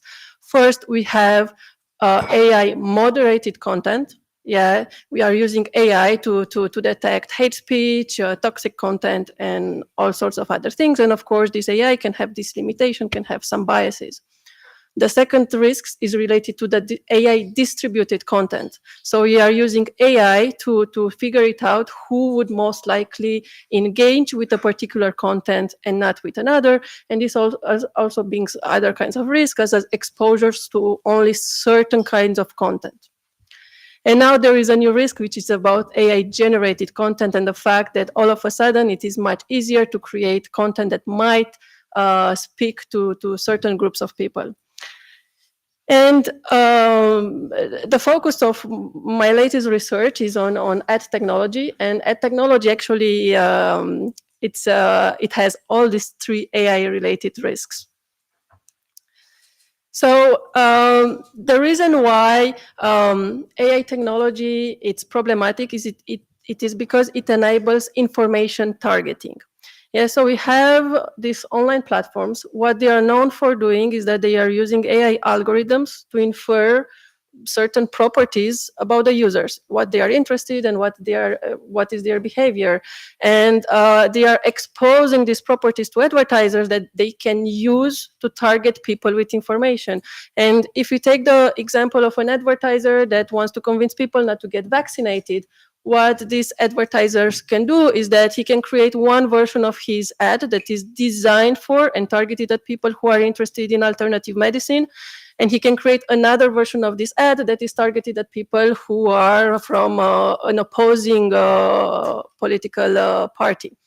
So what this technology is doing is that it's providing everyone the ability to use users' personal data to manipulate them. Yeah, and one important thing here is that because of this technology, risks go beyond this information. Because all of a sudden, truthful information or opinion can actually be weaponized to influence public opinion. So one of the reasons many of these threats kind of took us by surprise is that as external researchers, we don't have access to data. Yeah, we don't know what content users are exposed online, so we cannot assess the risks. And most of the literature in the space, it's only able to study things that are visible. Like on Twitter, there are some small data sets that we can look and have an estimation of risk, but we are very limited in terms of data. So what we did I'm sorry, I have some slides problem. So what we did in my research is that we created this new measurement approach that is based on donations of data from citizens. Yeah, so what we did is that we created this software tool that it's able to observe the content people are seeing online and how they interact with them, and it's sending this to our servers so we can actually see what posts, what ads they actually see. And we did 2 recruiting sessions with this tool, one in 2018 before the Brazilian presidential election, and one in 2020 in the US before, again, the presidential election. And these are some of the results that we observed. So one question that oh gosh, this is one question that it was very popular at the beginning is that, okay, we know that these platforms have been misused in the context of election, so we want to have more transparency. So one of the basic questions is transparency enough? So what we did in the first study is that we looked at the Facebook ad library. So this was a central repository where Facebook has promised to put all the political ads that are running on the platform.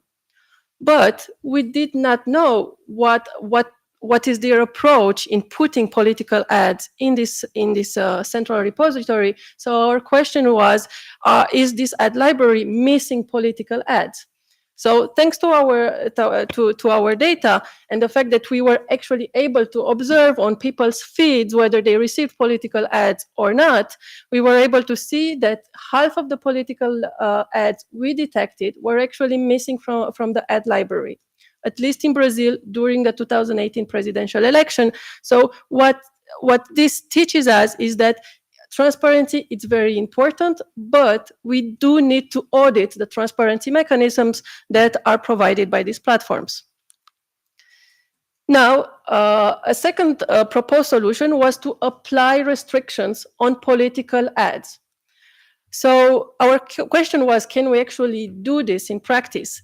And the first thing we try to do is to see whether people actually agree on what ads are political and what ads are non-political. And we took a data set of 55,000 ads that were labeled by at least one user as being political, and all of these ads had at least 3 votes, or whether they are political or not.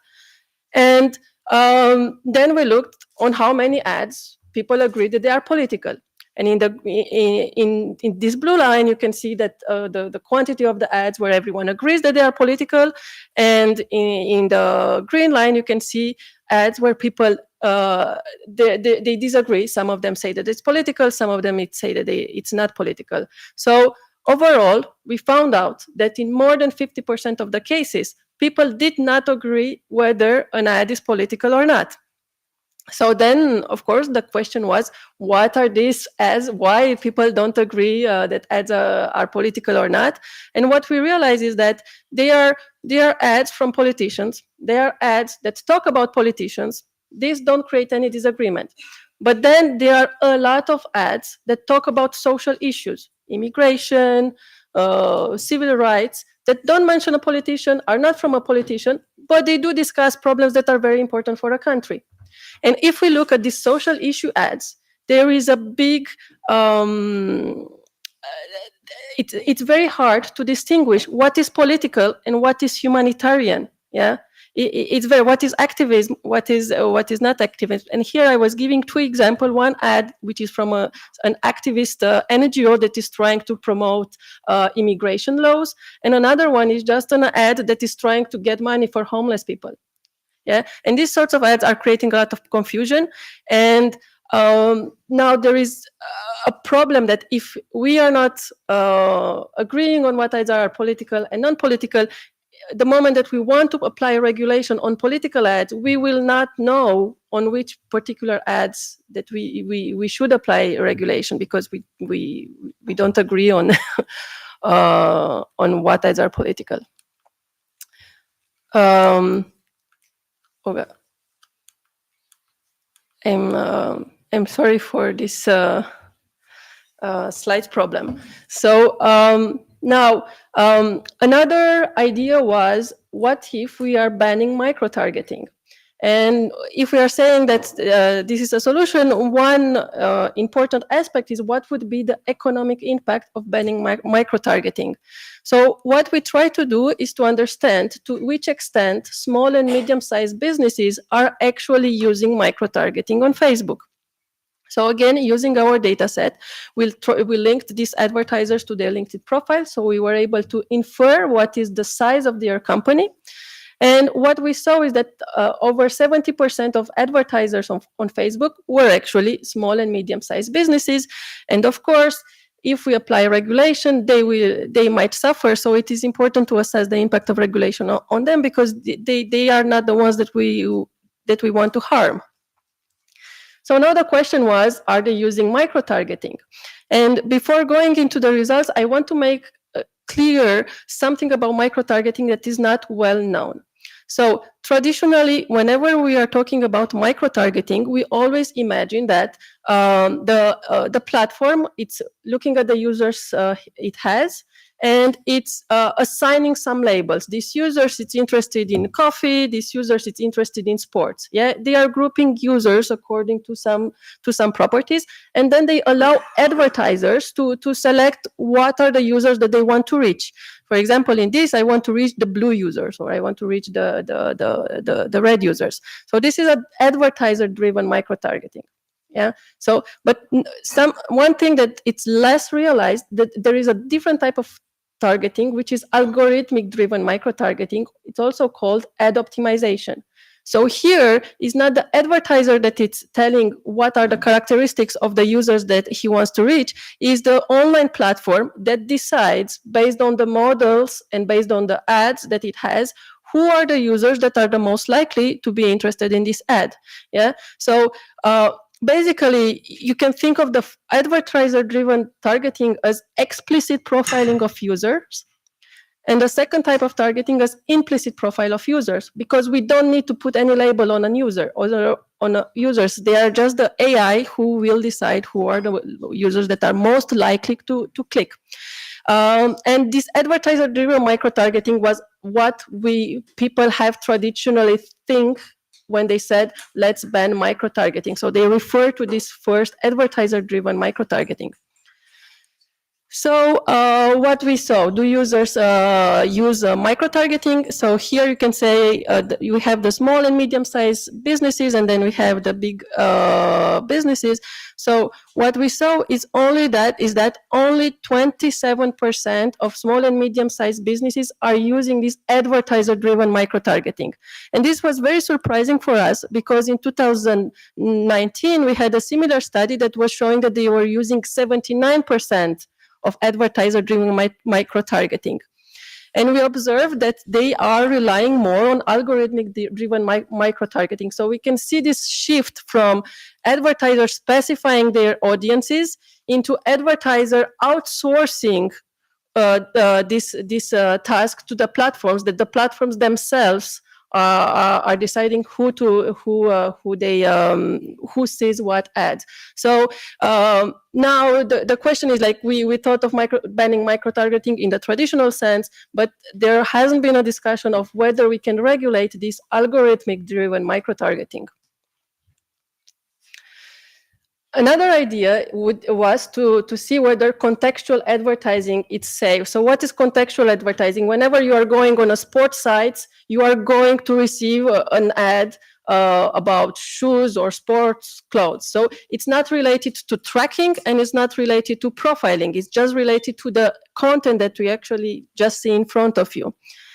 So related to this, one thing that we try to see is whether we can target children with ads. And our assumption is that we shouldn't be able, but maybe some features might allow us to do this. So we focus on YouTube, because this is a platform that is most used by children.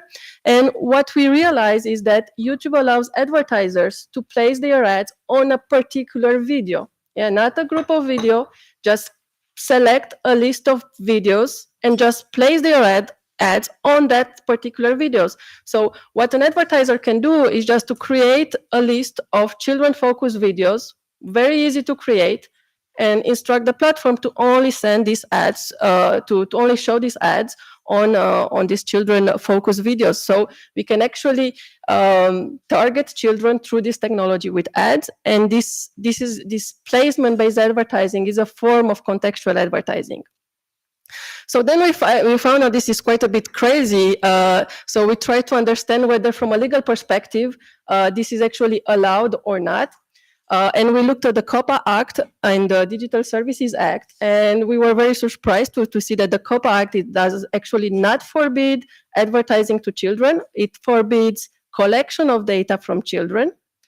And the Digital Services Act, it forbids targeting children through profiling, yeah?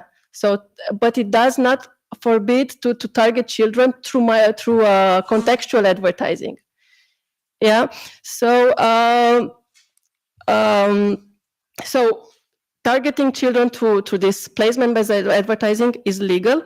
We don't know whether it's legal because the risk hasn't been actually well understood by lawmakers.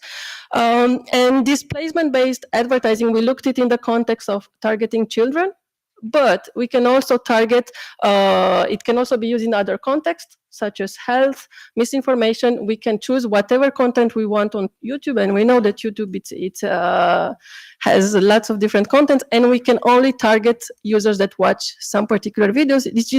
And this placement-based micro-targeting could be even more dangerous than what we have thought about profiling-based micro-targeting.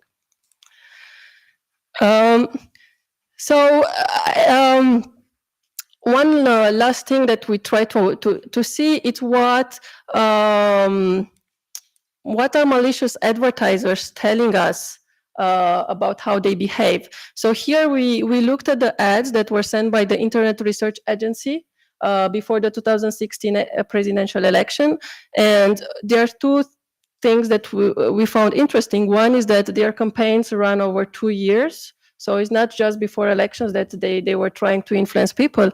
And the other thing is that their ads have a click-through rate which is 10 to 20 times higher than normal ads. Yeah. So what this click-through rate means is that out of the users that viewed a particular ad, how many actually clicked on the ad. Yeah, it shows the effectiveness of the ad. So it shows that, oh, they were highly effective. But another thing that it shows is that this proxy of effectiveness can actually be a very interesting information that we could exploit to detect malicious campaigns. Yeah, in terms of transparency, if we have an ad library with all the ads, click-through rate would be a useful information to detect the ads that would be more likely, or we should check, because they have a higher effect on people. So last point that we want to make, and then goes back to the session topic, is that access to data is key for measuring and mitigating risks. And until now, platforms have provided some APIs, but none of the research that I told you was using the APIs provided by these online platforms. So the Digital Services Act and the Delegated Act that is given access to vetted researchers, it's allowing them to ask for more private data from platforms. It's like one of the most important things for researchers at this point, and maybe other NGOs as well. The second thing that I want to point out is that we have been using these alternate data sources. And they can be either obtained through what is called scraping. Yeah, we go on a web page and we are trying to extract the content on the web page, or we are asking users to donate their personal data to science. And what is happening is that these techniques are against the terms of service of platforms. And in the US, researchers have been pursued in justice because they created these automated tools. Yeah, so these alternate data sources are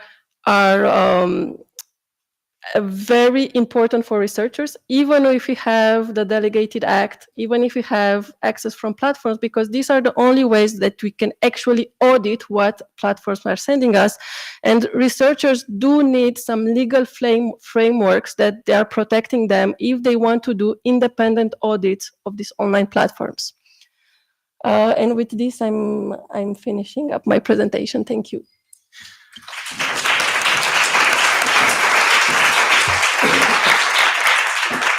Thank you. There were plenty of things to discuss here. I found it really, really interesting. There are plenty of notions that would need clarification, maybe what is political, what is not. You mentioned, for instance, that there is a lot of disagreement on what is political, what is not. What is malicious and what is not? It's probably not the same thing. In computer science, we tend to have a clear definition of this kind of metrics, and then we do our thing. But in social problems, the definition of the metric is already problematic, right?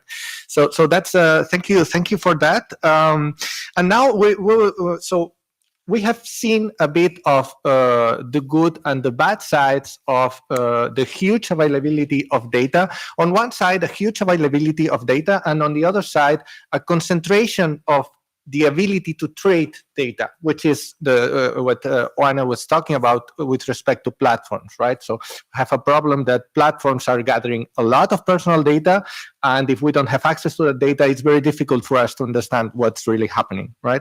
So that was the bad side. Oana Balala was talking about what we can do with this data, with information retrieval, in order to help increase the quality of the public debate, which is not obvious, right? But there is a lot of fact-checking and of mechanisms that may help journalists and other actors in the public sphere to do that. That's the technical perspectives on that.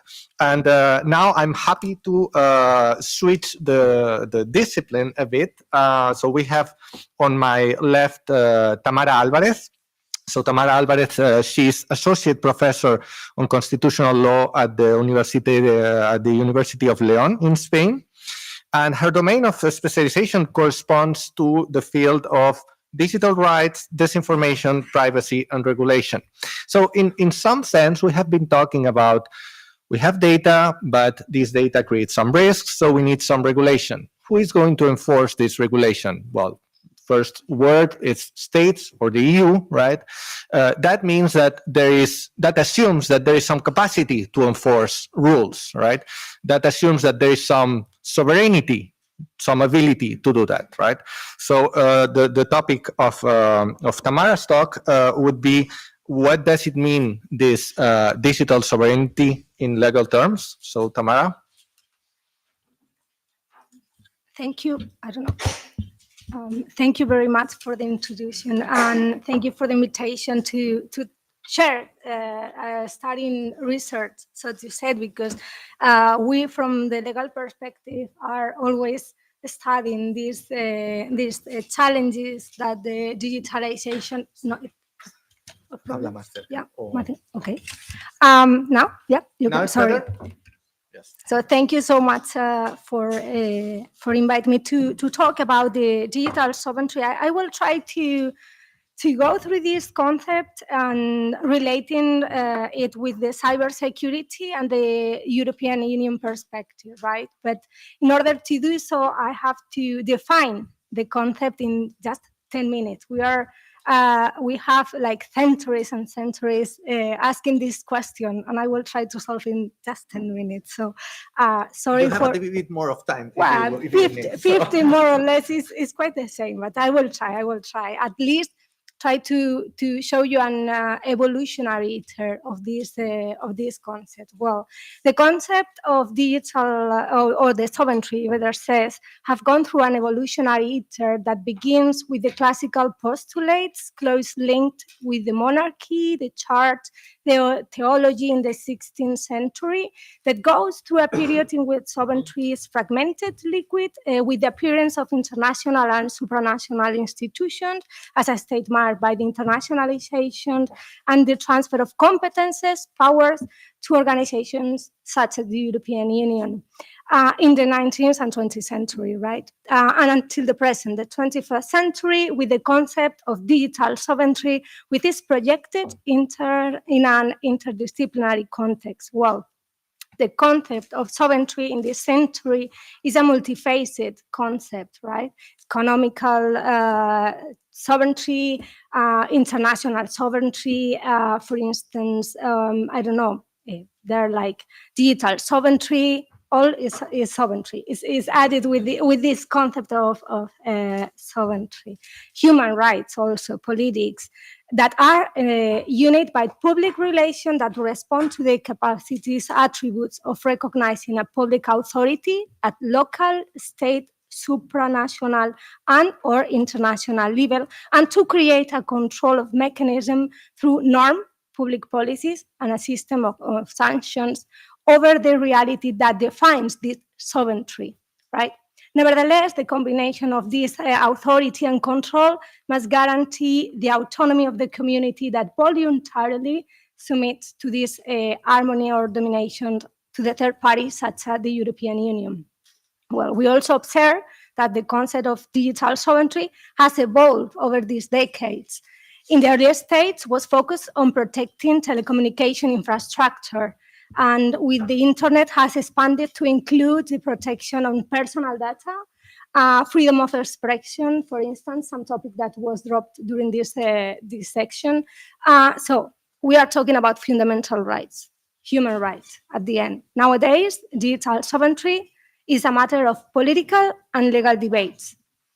Well, in the 21st century, if we look at the state as the centerpiece of discussion of sovereignty, we find several forces that pull in opposite direction to the maintenance of those quota of powers or control. On one hand, globalization and internationalization. On the other hand, the presence of private powers. This tension that reduces the effectiveness of the state make us look at supranationality as a response or resolution. In other words, states alone do not have sufficient capacity to respond to or control these challenges posed by globalization and digitalization, and cede part of the sovereignty to institutions at the European Union. The European Union tried to lead a digital humanism focus not only about the economy issue, but also as a framework of protection of rights and freedom, security, and their legal defense. European institutions thus focus on various levels of control of actions, primary and secondary legislation, public policies, and political positioning on a digital domain. Let me go through these three line of actions, but just for 2 seconds. If we focus on technological and digital regulation, transfer of competences through the European Union treaties, the European integration. On the secondary legislation, we have a lot of regulations such as GDPR, the Digital Service Act, the Digital Single Markets Act, the NIS Directive, the e-Privacy Directive. Well, if we move to the second part, this in the soft law, public policies, recommendations, opinions, guidelines about IoT or 5G, the investment in the development on our own technology, the elaboration of strategies, programs, projects to achieve our own technology and digital ecosystem with less strategic dependency, like the trialogue agreement on the European Union Chip Act, for instance. The third line, political positioning, like ban or suspension of technology from a state like China or Russia, or forming alliances with other democratic states like the USA. Digital sovereignty then refers also to the ability of the state to control its own digital space.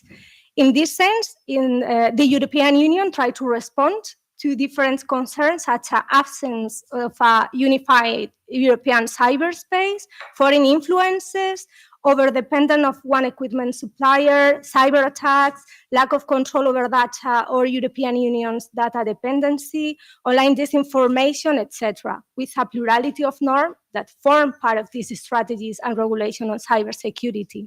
The European Union cybersecurity policy consists on legislative, funding and coordination measures as outlined in the European Union cybersecurity strategy on the digital decade. As an example, 2014, the eIDAS regulation on electronic identification and trust services. 2016, first NIS directive. 2019, Cybersecurity Act and a proposal for a Cyber Resilience Act. 2020, the second NIS directive, and so on. So regarding the public policy, we could point out, for instance, the Horizon European and digital funding programs, the European Cybersecurity Competence Center, or the Joint Center Unit. It's also important to know that cybersecurity strategy includes 3 areas with some line of actions. Fostering the security of essential services and connected things, with lines of action such as revised rules on the security on network and information system, higher standard of cybersecurity for all connected objects, or investing in research innovation, for instance.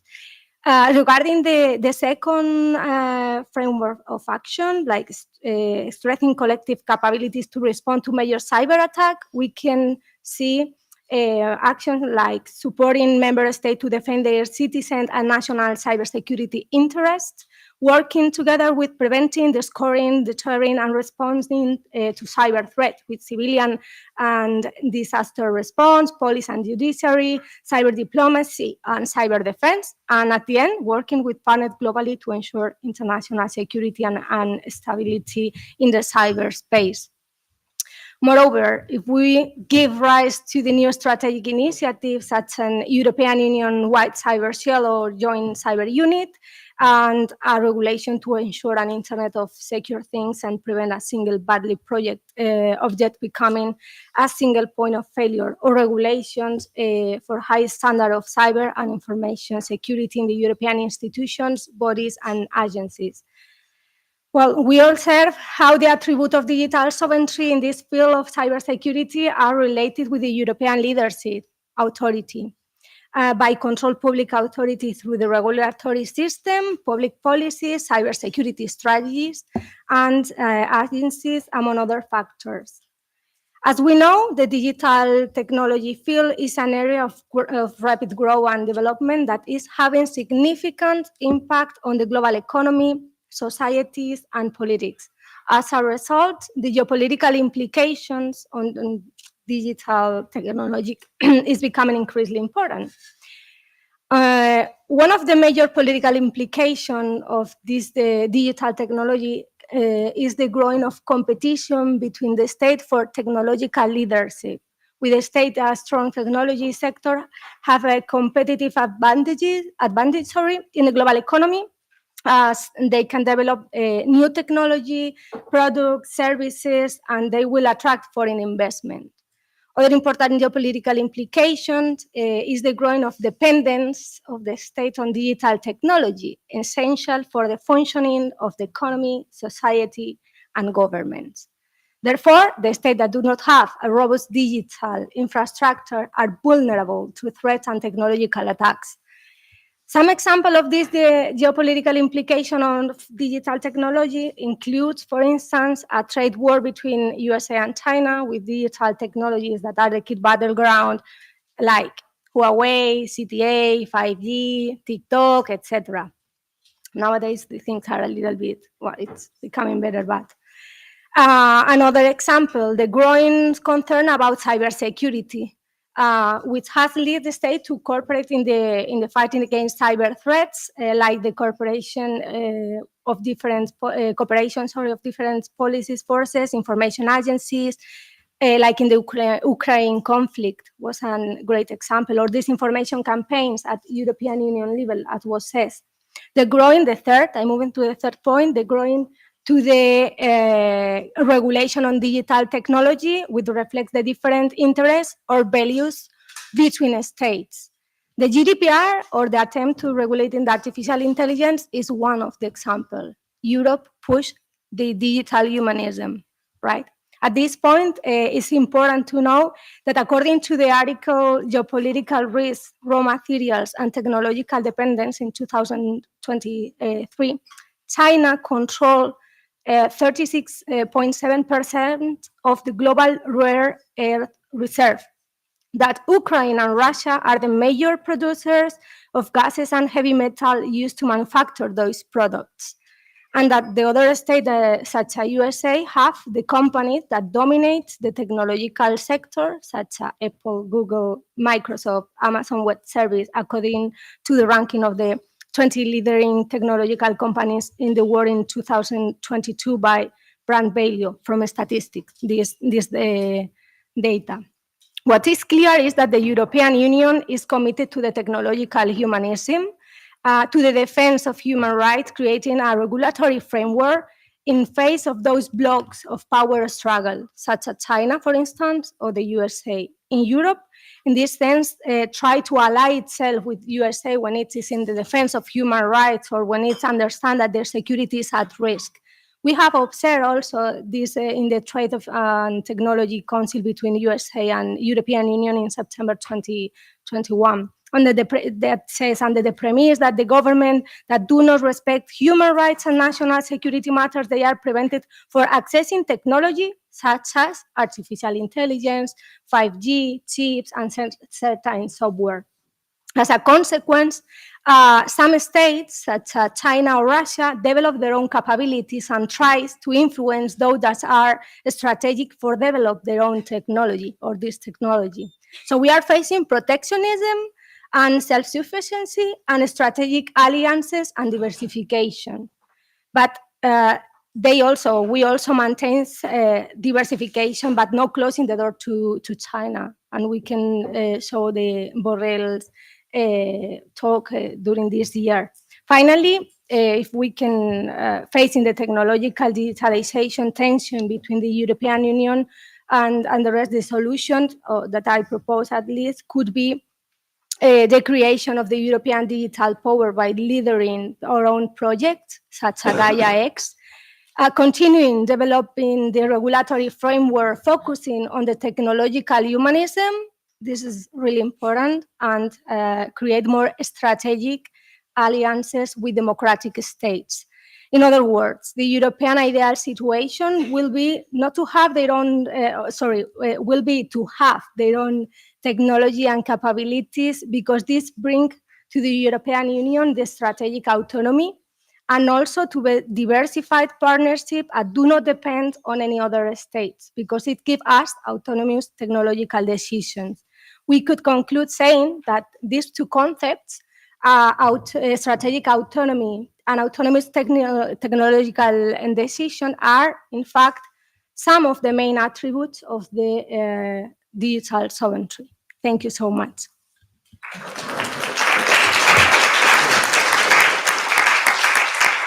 Thank you. That was really relevant and kind of worrying at times, right? And promising in some other times. So I keep to myself the commitment to digital humanism. Maybe we will have the opportunity to come back at that. There are some of these topics that we'll continue to explore in the third session, in particular related to different perspectives. And I'm looking at you, Guillaume, about digital sovereignty from a technical perspective. So this is, of course, an ongoing discussion.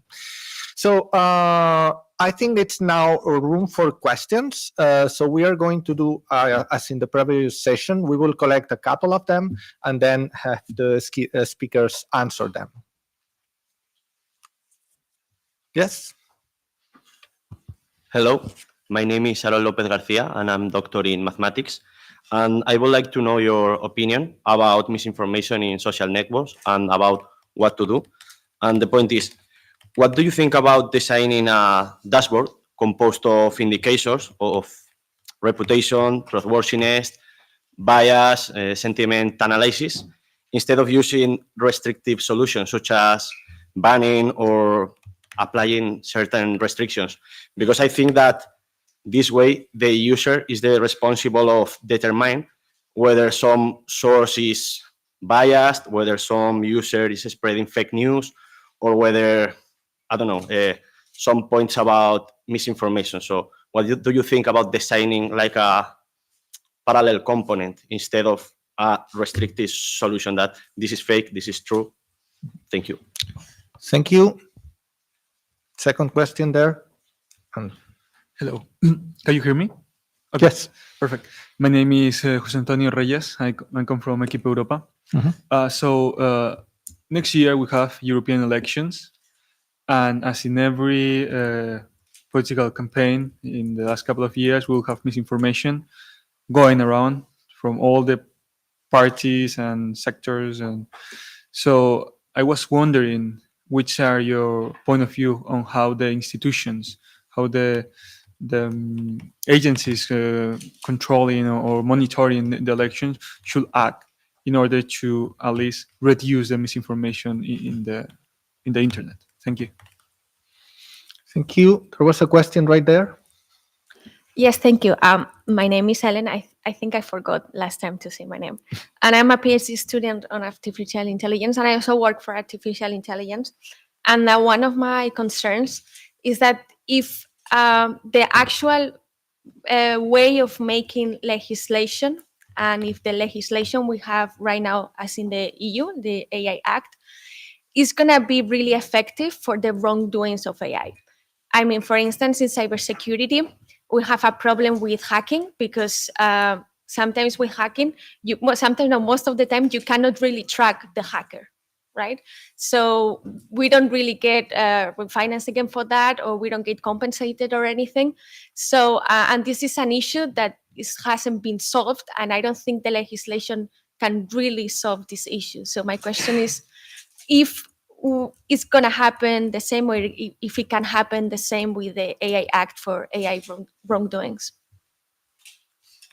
Okay. Any other question, and then, or we are fine? Okay, so we can start on that. You want to start, Tamara? I will try to answer the three questions in one.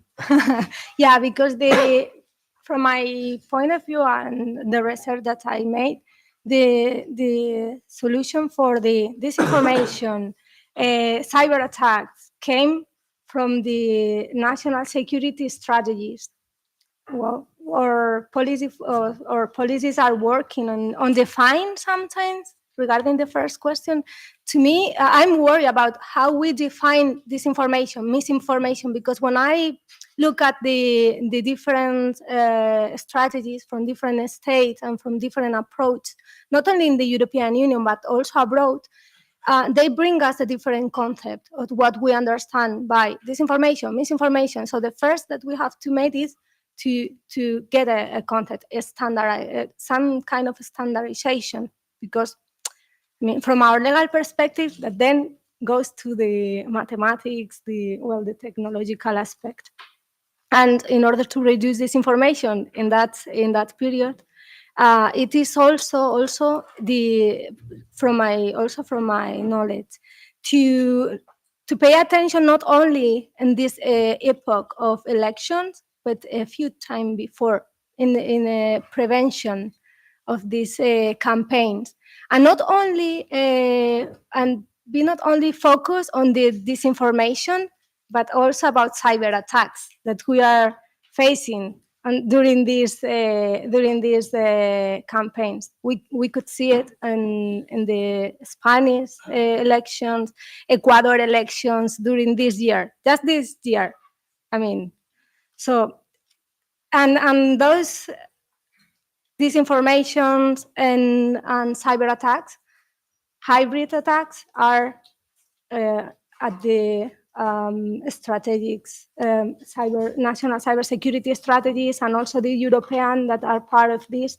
So European Union and the integration of the state in this sense make something. And regarding the how the law can help the private sector, because I mean, from the legal perspective and from the institutions, the European and the national institutions, I heard that the public-private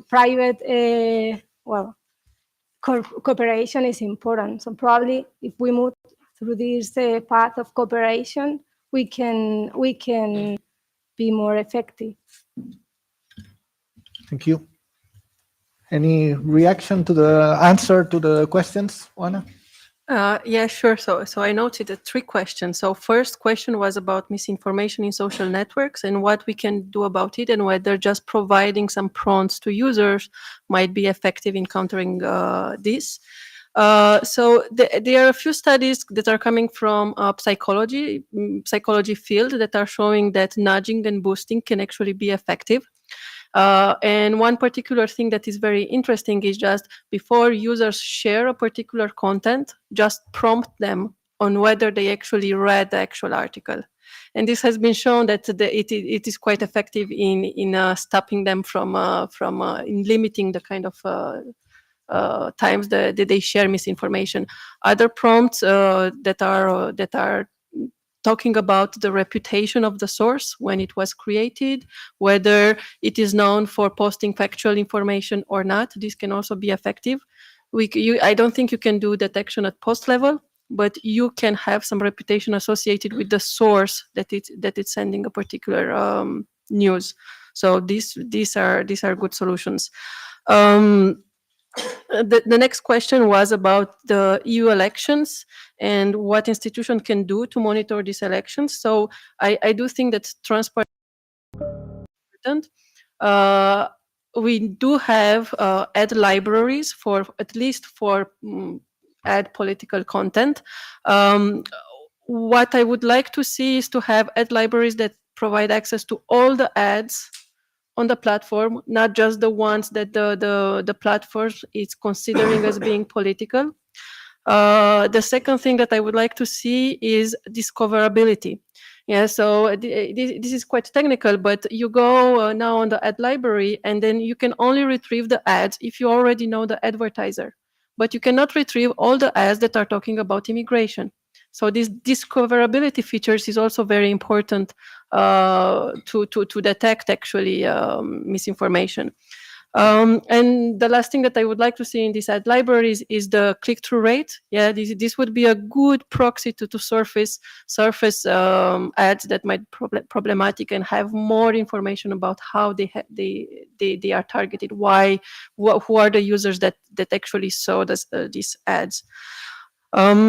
Then the last question was about whether the legislation is effective. This I'm much more.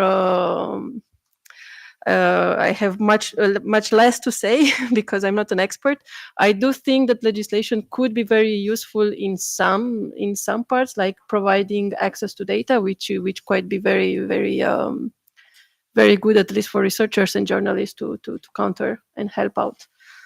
And that's it. Thank you. Thank you, Mona.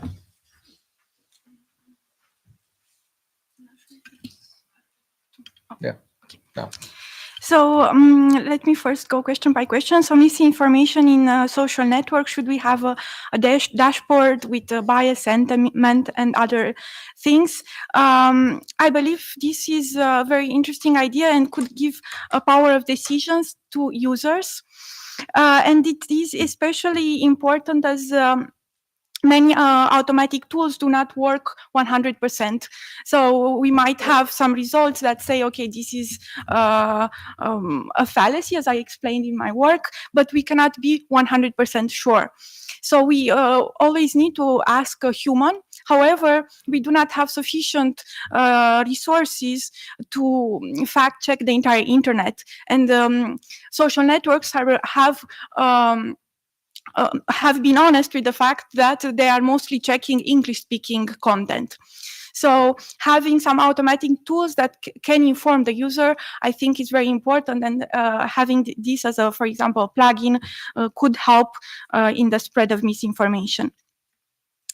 The second question was misinformation and how should the institution controlling the election should act.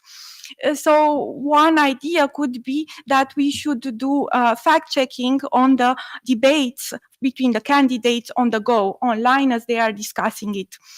And in addition, I think we should ask the candidates to be responsible for the campaigns that they are doing and for what the information that is going out from their campaigns, for example, by enforcing some fines when they are continuously misinforming the public. And the third question, is legislation sufficient for the wrongdoing of AI? I believe not. It is very hard to cover everything. So this comes that. So what I believe we should do is we should stress more education from the young ages. We should teach more about AI to students, but even before that, and explain them how AI can be used against them, so that when they are in front of misinformation, they could recognize it by themselves. Thank you very much. Thank you. So is there a final last question, because I have a question. So I'm going to use the chairman privilege here. So it's more of a thought than a question, but I would like to make it to the speakers, because since I was when I was hearing their interventions, we have heard a lot about misinformation, attacks, sovereignty, ways to enforce rules to make sure that nobody can attack our society and our institutions from the outside, and so on and so forth. And I was thinking, when I was studying telecom engineering, we were talking about the internet. They were teaching me about the internet, and the image of the internet that they were selling to us was about freedom, was about having a network in which everybody would be able to communicate one to another without any restrictions. That was the original promise. That was the textbook internet of the 90s or of the early 2000s, right? And the world has changed a lot. And the proof of that is that we are very worried today here about misinformation. So about what can happen if we let everybody try to do their thing, because everybody also means the bad guys, external threats, hostile countries, etc., etc. And we have heard a lot, both in terms of legal mechanisms and concerns, and about computer science mechanisms and technologies in order to address these threats, right? But my question is, are we sure that we are not kind of becoming what we were trying to fight in the first term? What do you think of the risk of using the whole machinery we have been discussing about against misinformation, against malicious attacks, in favor of digital sovereignty, to defeat the purpose of what was the internet in its beginning? And I'll just illustrate this with something that was a touching moment for me. That was the Arab Springs, right? So that was the revolts on Arab countries against their authoritarian governments more than 10 years ago. And there were two messages that I got from that. The first one is that the internet, the ability to disseminate information without caring for the official channels that were controlled by governments, was able to produce sparks for democracy and for freedom, right? The second lesson that was way more negative, because that showed that it was possible to disconnect and to control the internet, which for me, it was not clear in my mind, right? It was possible to shut down the internet in particular countries. Now we are not shutting down the internet, of course, but we are more and more aware of the risks. And of course, we are trying to come up with ways, both legal, both technological, of overcome that in a world in which is becoming more hostile to Europe, if I may say so. But as scientists, as legal experts, what do you think of the risks of the machinery we are trying to develop?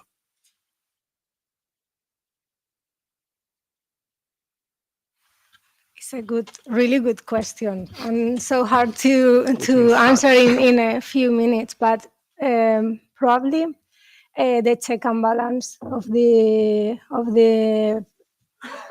design of these theories, because you remind me these the cyber libertarians and then the cyber regulatory movements, and at the end they packed, right, the intervention of the state through the cyber space. Why? Because the human rights are the centerpiece, because we have to make some agreement about our security, right? Then this can show us a little bit of this answer. And then the net neutrality principle, or the neutrality principle, is also a key point in this argument. I think if we study the net neutrality, why the neutrality can be, affected, you have some of the answers. And you point out the authoritarian governments, but we have to keep in mind that also the democratic make this kind of affection to the human rights. Mm-hmm. So Complicated question. So freedom of speech, I think we all agree that it's very important, and we don't want platforms to decide. We don't want governments to decide what should go online and what shouldn't. So this is a complicated thing. But freedom of speech is not freedom of reach. Yeah, so we can demonetize content that it's misinformation, that it's coming from less reputable sources. So this will not infringe in the freedom of speech, but it might have a protective solution for users.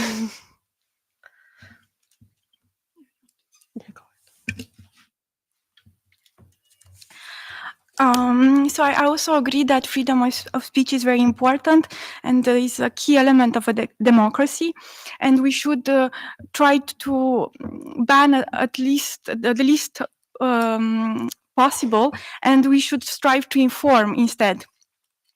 So we have talked about misinformation, about propaganda. These have always existed in public debates.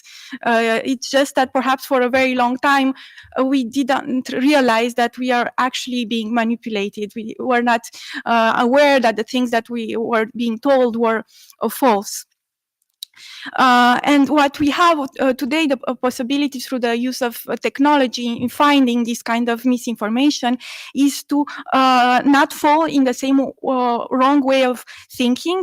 And we have the potential of being informed citizens that take decisions based on facts and not misinformation and emotion. So I think it is a great opportunity today to create the citizen of tomorrow that is better informed and better understands the risks and benefits of technology. Okay, so on that note of hope that we all share, I'm sure we can conclude this talk. Thank you very much to the speakers again, and to the audience. Thank you. And we will have the lunch break now, if I'm... Yes. All right. So about this lunch break, we have a 1 hour and a half break. During this break, I kindly ask you not to leave the premises of the parliament unless it's absolutely necessary, just to avoid going through the security check again and losing each other. There's a canteen within the European Parliament at the -1 floor where you can get a warm meal. We'll walk you there. And also just to say that we find each other again here at 1:45, and yeah, that's it. Enjoy your meal.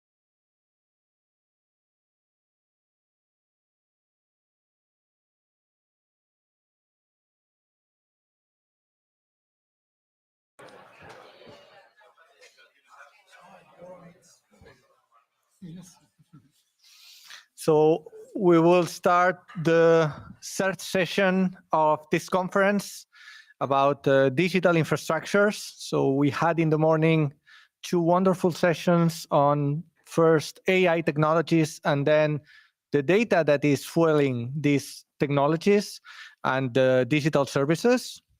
Now, some of the topics we will discuss more in detail now were already mentioned before. These digital services, these AI infrastructures, this data that is collected, transmitted, processed, all that is happening over some real physical infrastructures that they are not always considered when we hear talk about AI, right? So we hear, for instance, a lot of talk about the cloud.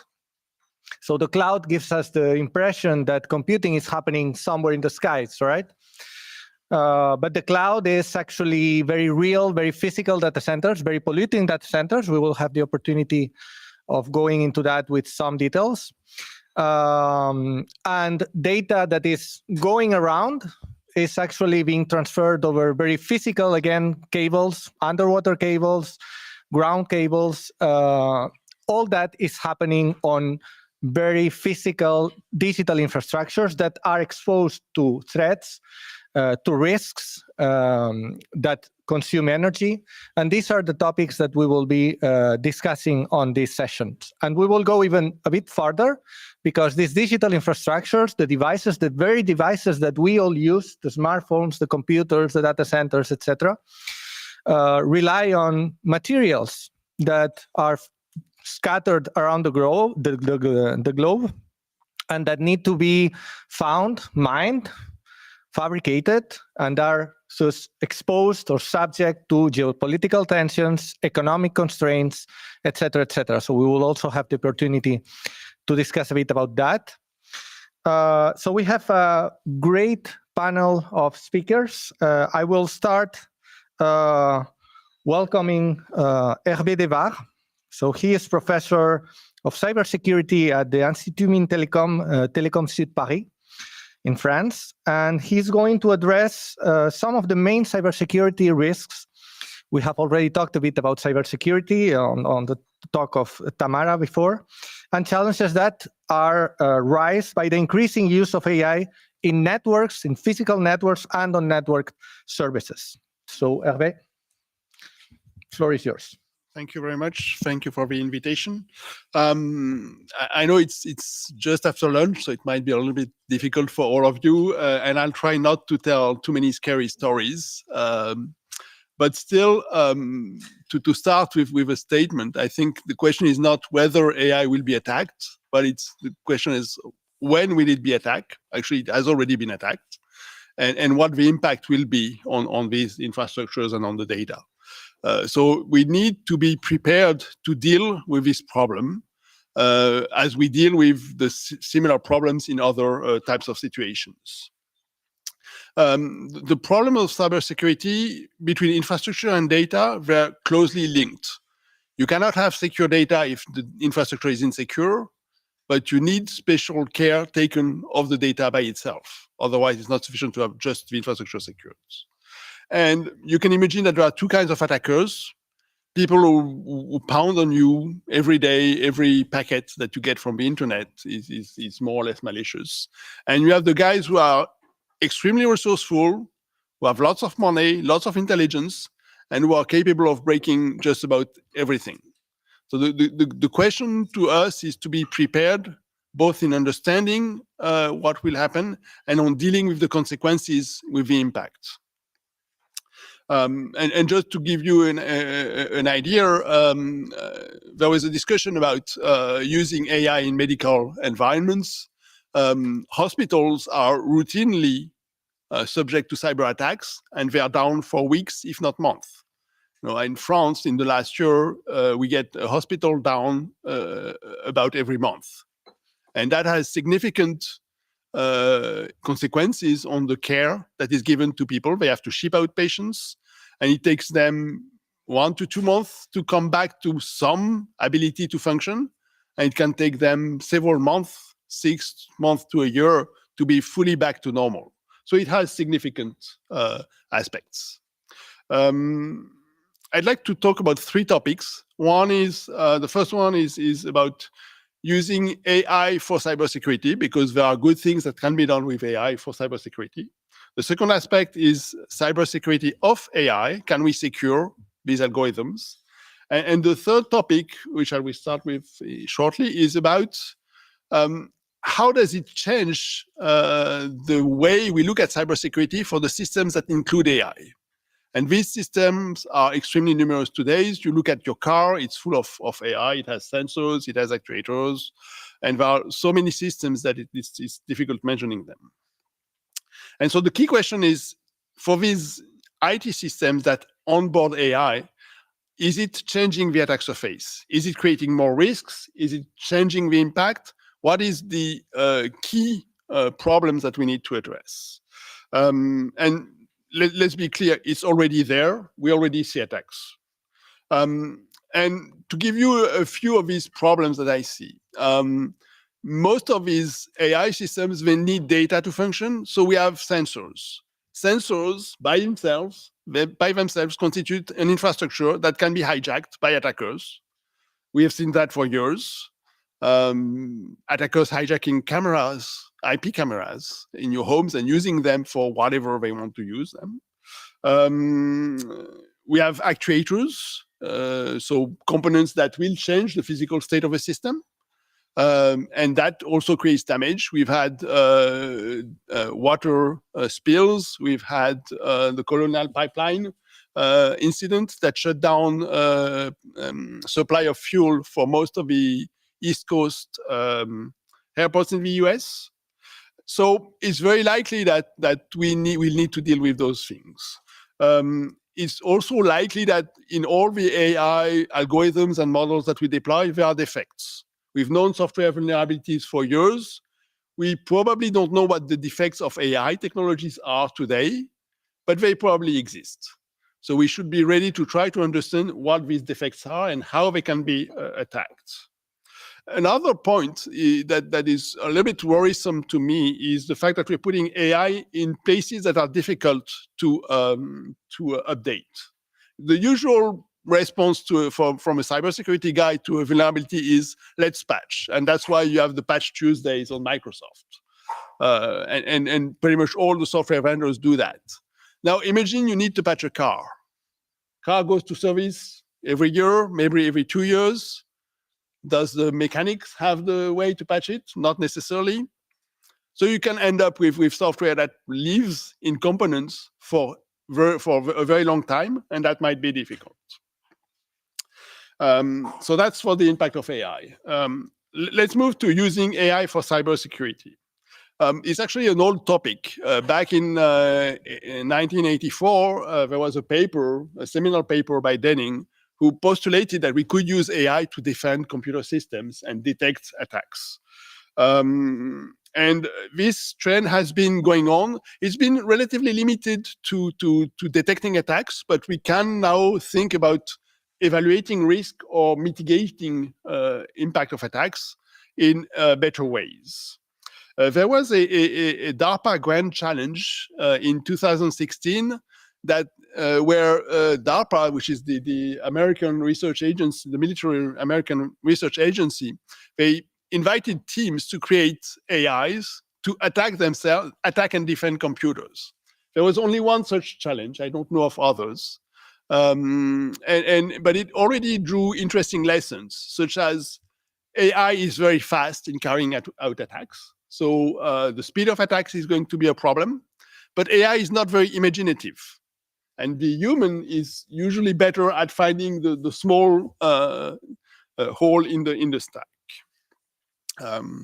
And hopefully it will lead us, if we use AI for good purposes, it will lead us towards automation, or the ability to automate cyber response, which in the end seems to me like necessary, because there are so many attacks that humans cannot cope, and we need some sort of automation there. And moving on to the subject of securing artificial intelligence,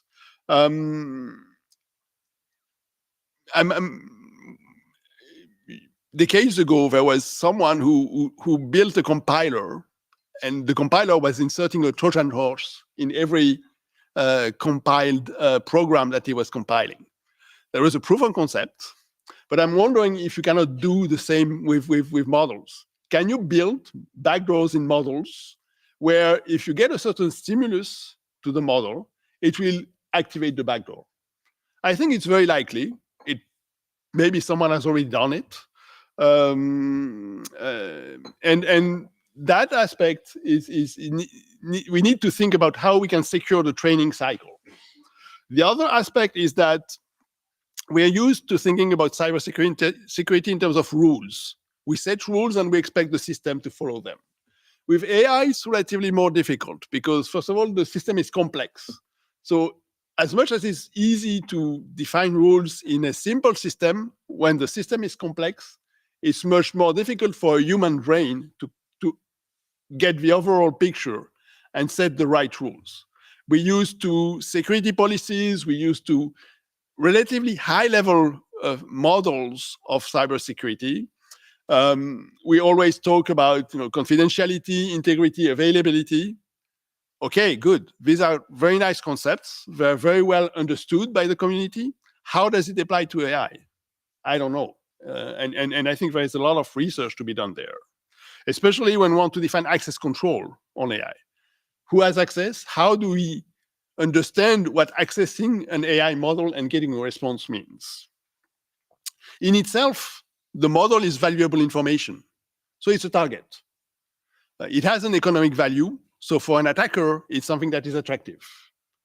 So we will need mechanisms to protect it. There are already people thinking about watermarking models, putting some bits of information where I can say, okay, this model is mine, I did generate it, and I can prove it. It's still imperfect, but we're already thinking about that.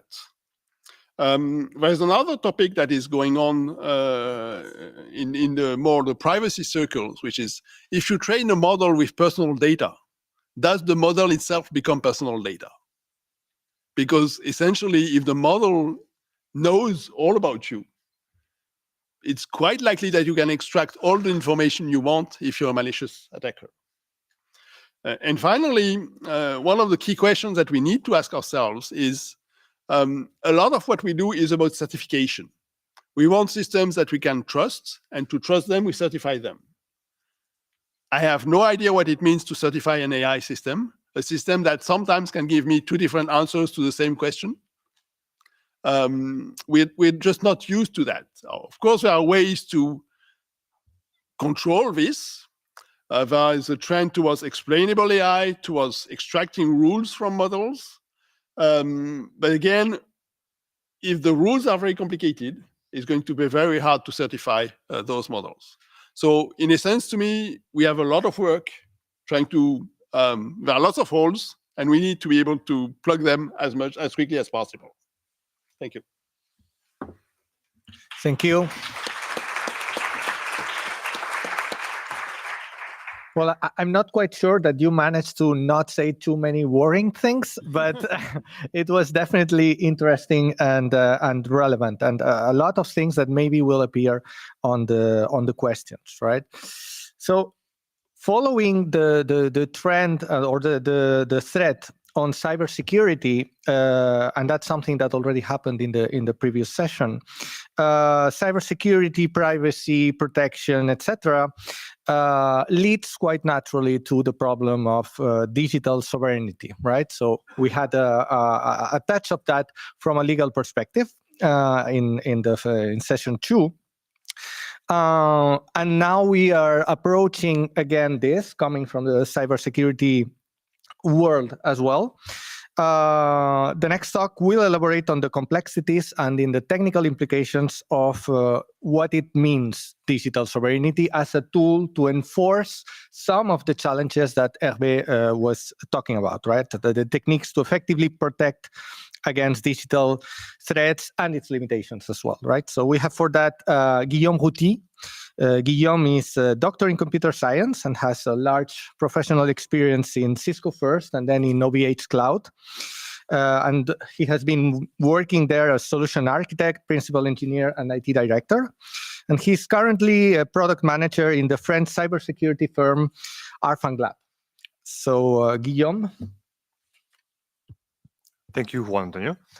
So first of all, I'm very happy to have had Hervé and Tamara talk about sovereignty and cybersecurity before me, because they covered a lot of blind spots and things I won't go deep into. So it should cover a lot of interesting aspects. So I'm going to talk about how sovereignty can be implemented technically and how to make sure we don't have blind spots in the technical infrastructure and services that underlie all our society's services. So when I talk about a service, it can be a bit abstract, but you can imagine it can refer to healthcare devices in hospitals. It can refer to green lights in a city. It can refer to weapon systems in your army. So a lot of things that are very concrete and have a very concrete incidence on our lives. So sovereignty, it comes in many aspects, some of which I will cover, some not.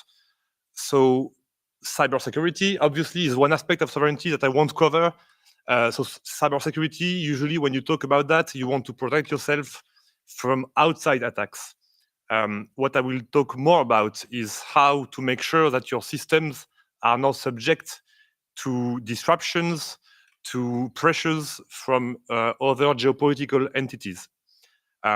Obviously, I mean, we've seen also that there is an economical component to sovereignty that I won't cover, but if you were not convinced before today that we have more and more complex technologies that have more and more important place in our societies, now you should be, and you should be worried that the economical aspects of all these tools and bricks are not always in our hands.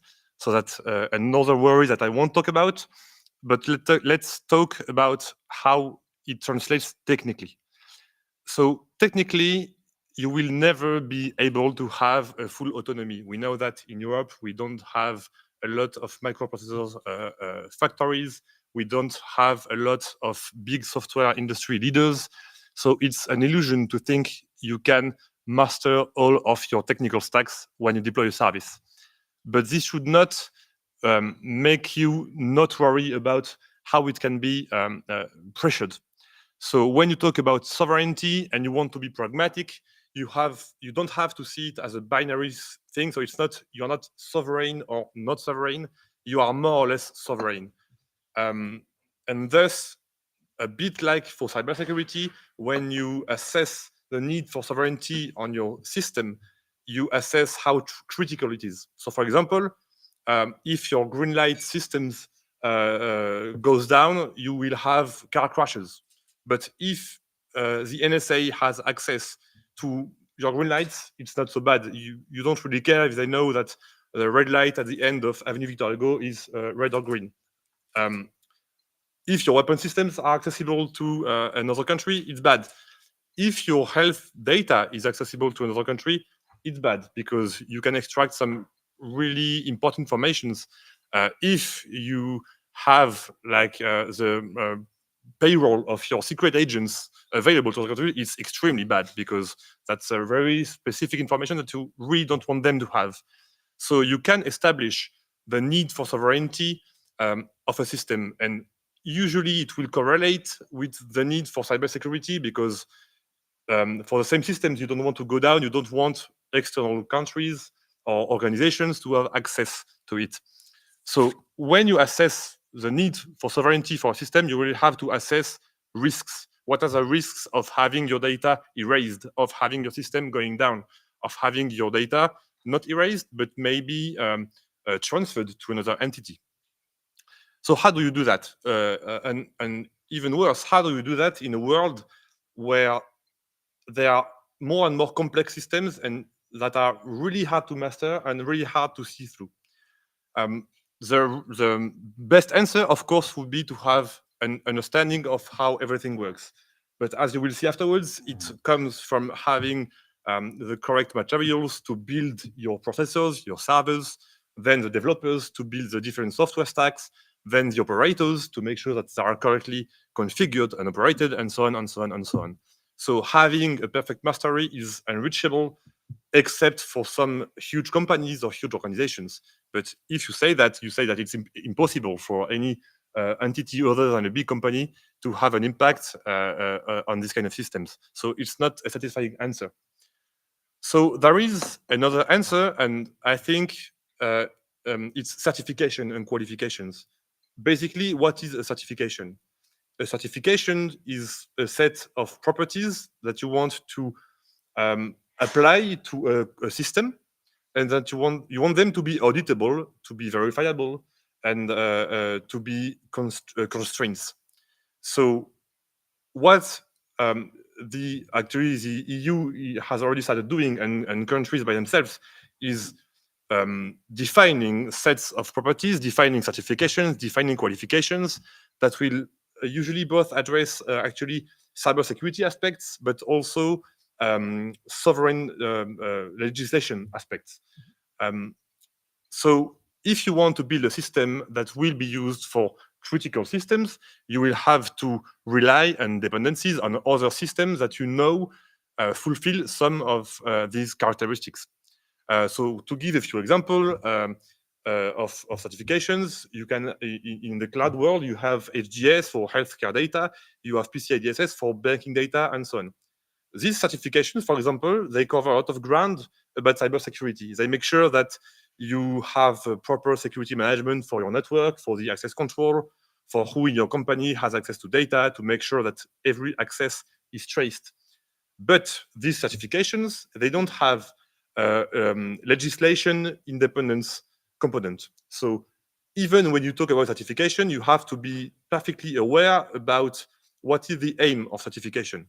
And that's why in the last few years, we have seen appear new certifications, new qualifications, like Sectim Cloud, or in the case of cybersecurity, we have the CSDN qualification, which differs from the certification, partly by the fact that it encompasses the fact that you can't have legislative dependencies outside of the EU to be qualified. So to sum up, I gave a very broad definition of technical sovereignty, like the imperviousness to outside influences from other geopolitical entities. But when you want to really translate, and that's the point of view, technical sovereignty for states, it's both the capacity to have explicit frameworks, certifications, qualifications that are trustable, that people that don't have the technical expertise to really understand the system they use can trust, that are constraints, that effectively translate the degree of sovereignty, of autonomy, of independence that you want to have, and that are applicable. And then once the states, the EU's organization have that kind of tools at their disposal, they can legislate to impose this kind of qualification and certifications on sets of critical systems. And to me, that's what technical sovereignty means actually in the EU. Thank you. Thank you. So that was a good complement, I think, to have both the cybersecurity perspective and the sovereign or digital sovereignty perspective from a technical side, right? Which also completes, I think, the previous session discussion about some of these aspects from a more legal perspective. So thank you very much for that. So this corresponds to the security-related part of the session. When we work with network systems, there are two topics that always come at the end of the analysis of networks, protocols, wherever. First is security, then there comes energy, or the other way around. I'm not implying priorities here, right? But energy is always an issue, and it's an issue for a couple of reasons, not only technical, as we all know. We have the climate change implications, we have the sustainability implications. So And actually, this is becoming more of a problem and more as a global concern as a result of the generalization of the number of devices that we are deploying that are expected to communicate and generate large amounts, increasing amounts of data over which we are relying for performing digital services that before were performed offline, but now they are becoming more and more online, right? So as these infrastructures are more pervasive and are more used and we rely more on them, we need to consider what are the implications of this infrastructure normal functioning in terms of energy consumption, in terms of environmental consequences, right?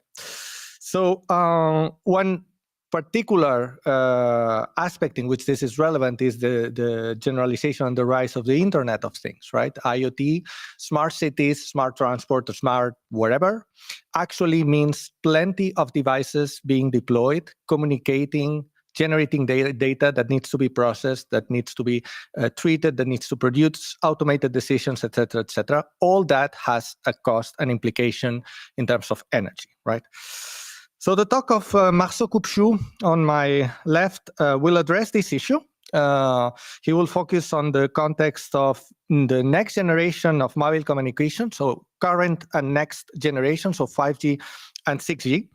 So Marceau is professor in Télécom Paris and at École Polytechnique, and his research focuses on the performance and the optimization of algorithms in cellular networks.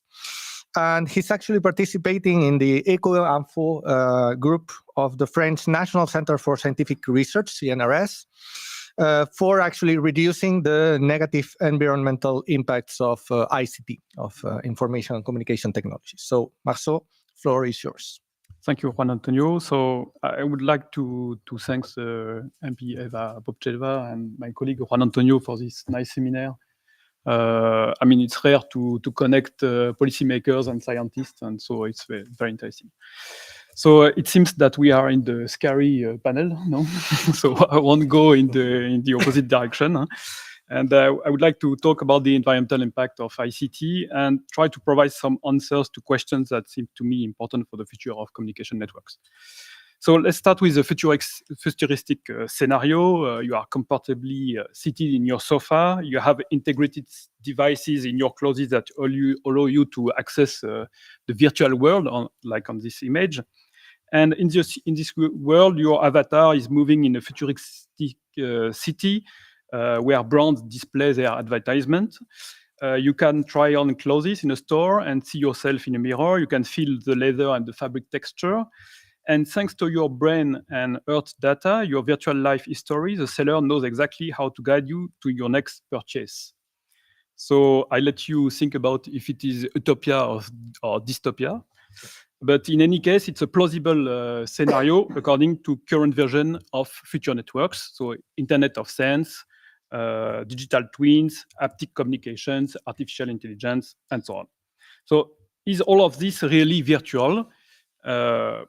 No, not at all. In fact, it's if it's working, yeah, not at all. It's really, I mean, it's very real. It's made of cables, antennas, power amplifiers, processors, batteries, air conditioning, concrete, and tons of electronic waste. So I have 5 messages in total, but my first message is that digital is not virtual, and all of this has an impact on an environment. So what do we know today about the impact of ICT on the environment? So it is estimated that in 2020, ICT represented between 2 and 4% of the global greenhouse gas emissions. Okay, so emissions increase at a higher rate than the global emissions, perhaps maybe depending on the publications, perhaps a factor of 2. And generally, we distinguish the terminals, so the smartphones, the connected objects, the networks, and so on. The networks, routers, base station antennas, and the data centers. But these are the terminals that weigh the most, maybe 65%, followed by networks and data centers. And for the terminals, if we concentrate on terminals, the embedded carbon at the time of manufacturing takes the largest share, about 2/3, I mean, depending on the literature. The overall picture is relatively well known for greenhouse gas emissions and for energy consumption, but much more or less for other impacts like water use, depletion of non-renewable natural resources. So can we outline perspective for the next 10, 20 years? It's difficult to conceive possible trajectories because we don't know what will be the new usages, the new technologies, and so on. So, there are also some uncertainties about the historical trends, for example, concerning the energy efficiency. But in the literature, there is a relative consensus on the fact that the data traffic will continue to grow and the number of connected objects will continue to grow if nothing is done. So there are some optimistic estimates. There is also other factors that go in the other direction, such as the increased use of renewable energy and the improving energy efficiency. So in the most pessimistic estimate, emissions will continue to grow. And in the most optimistic estimates, ICT emissions should stabilize or slightly decrease. But anyway, it's far from enough. If we want to achieve the 1.5 degree target of the Paris Agreement, ICT emissions should reduce by 42% in 2030. So it's tomorrow. 72% in 2040 compared to 2010. So, and to be net zero in 2050. So if nothing is done, ICT will represent 35% of the emission by 2050. This is assuming that the other sectors do their job. Let's say, imagine ICT is doing nothing and the other sectors are doing their job. So my second message is the fact that ICT is part of the problem. Let's focus now on the mobile networks. This is my expertise. So, and the question is, did 5G, for example, deliver on its promises? In fact, 5G didn't promise anything. You have some people, we don't know, I mean, according to Williams, they call them brokers of the future. So it can include scientists like us, industrial players like you, consultants, politicians, research funders. Also, I mean, all these brokers of the future, they have made some promises about 5G. But it's hard to answer if 5G has delivered on its promises. Why we lack open data? As Juana said today, we need transparency, we need open data, we need public data to assess this kind of, to answer this kind of questions. So we know that 5G has included many new technologies like massive MIMO antennas, sleep modes, which have improved the energy efficiency. And it is, I mean, we can estimate that 5G is between 4 and 10 times more energy efficient than 4G. So it means that we need 4 to 10 times less energy to transmit the same amount of data. But in the best case, so if we consider that between 4G and 5G there is 10 years, it means that in the best case we have a 25% energy efficient improvement per year, which is huge. It's improved. It's quite huge. However, in absolute terms, 5G may consume more than 4G due to more sites, more antennas, wider spectrum, and growing traffic. So mobile data traffic has indeed doubled in the past 2 years. So this means 41% increase in a year. So 25% energy efficiency increase in a year compared to 40% mobile data increase. So it's clear that we are not heading toward a drastic reduction in energy consumption. In France, for example, there are public data on the network consumption that has grown at a rate of plus 5% per year in recent years. So you might say, yes, but we are using more renewable energy. But no energy is completely clean or infinite. Their production is also notoriously insufficient. There will thus have to question certain priorities. Do we still want to use a scanner for our health or to shop in the metaverse? So this is the kind of question we'll have to answer in the next years, I think. There are still many blind spots also, such as the embedded carbon, the rebound effect, or other environmental impacts. There is not only climate change. There are many. There is the risk on the biodiversity, for example. On the rebound effect, for example, in the United States, the users of millimeter wave 5G consume 4 times more data than the user of 4G. On embedded carbon, as Juan Antonio said, the number of connected objects is increasing at a rate of 8% per year. So my third message is that we need to assess the impact of 5G. And for that, we need public data. We need transparency. Is there a positive effect of ICT on other sectors? So the digital industry has pushed the notion of enablement effect, or ICT for green, smart X, blah, blah, blah. Okay. Meaning that it has tried to show that ICT could have a positive indirect effect in different sectors of the economy through substitution. Let's take an example. I travel less because I do video conference thanks to ICT. Okay. In fact, there is no scientific evidence that at a global level, because there are some local scenarios that are studied, but at a global level, there is no scientific evidence that ICT is beneficial in terms of energy consumption. A study by Lange et al. In 2020 even suggests that digitization has been associated with a greater energy consumption so far. So the very optimistic report that are made by the industry association, they suffer from conflict of interest and sometimes from methodological errors. So my fourth message is that until proven otherwise, there is no win-win scenario. In other words, the digital transition contradicts with the ecological transition. Is 5G on the right track? 6G, sorry, on the right track. So 6G is currently being defined. Research has started for several years, and the first standards could come out before the end of the decade. However, it seems that the visions are not up to the environmental challenge. Most research programs are full of sustainability. As Tamara said, there is sovereignty everywhere. Here, there is sustainability everywhere. But they never question the model that have seen a continuous increase in the amount of exchange data and the number of connected objects. Sustainability is omnipresent in vision documents, but relatively diluted and sometimes contradictory. Alongside environmental sustainability, there is, for example, economic sustainability, synonymous of long-term economic growth. Let's take an example of the title of this seminar. Sorry, Juan Antonio, but you see, it's AI for economy and society, but economy is the first, okay? So where is the environment? Why society is second? We don't know, okay? So environmental sustainability is itself is synonymous with energy efficiency, rarely with an absolute decrease in energy consumption, and never with a decrease or a stabilization of the data traffic. Okay, there are some blind spots that I've mentioned before that are not addressed. Also, the rampant effect has been known since the 19th century about carbon usage. The strategies of the different actors are never questioned, and the reason may be that the definition of 6G was entrusted only to market players, when the civil society should have been massively involved. So my fifth message is that 6G is not on the right track from an environmental point of view. So as a conclusion, I would like to stress the difference between sobriety and efficiency.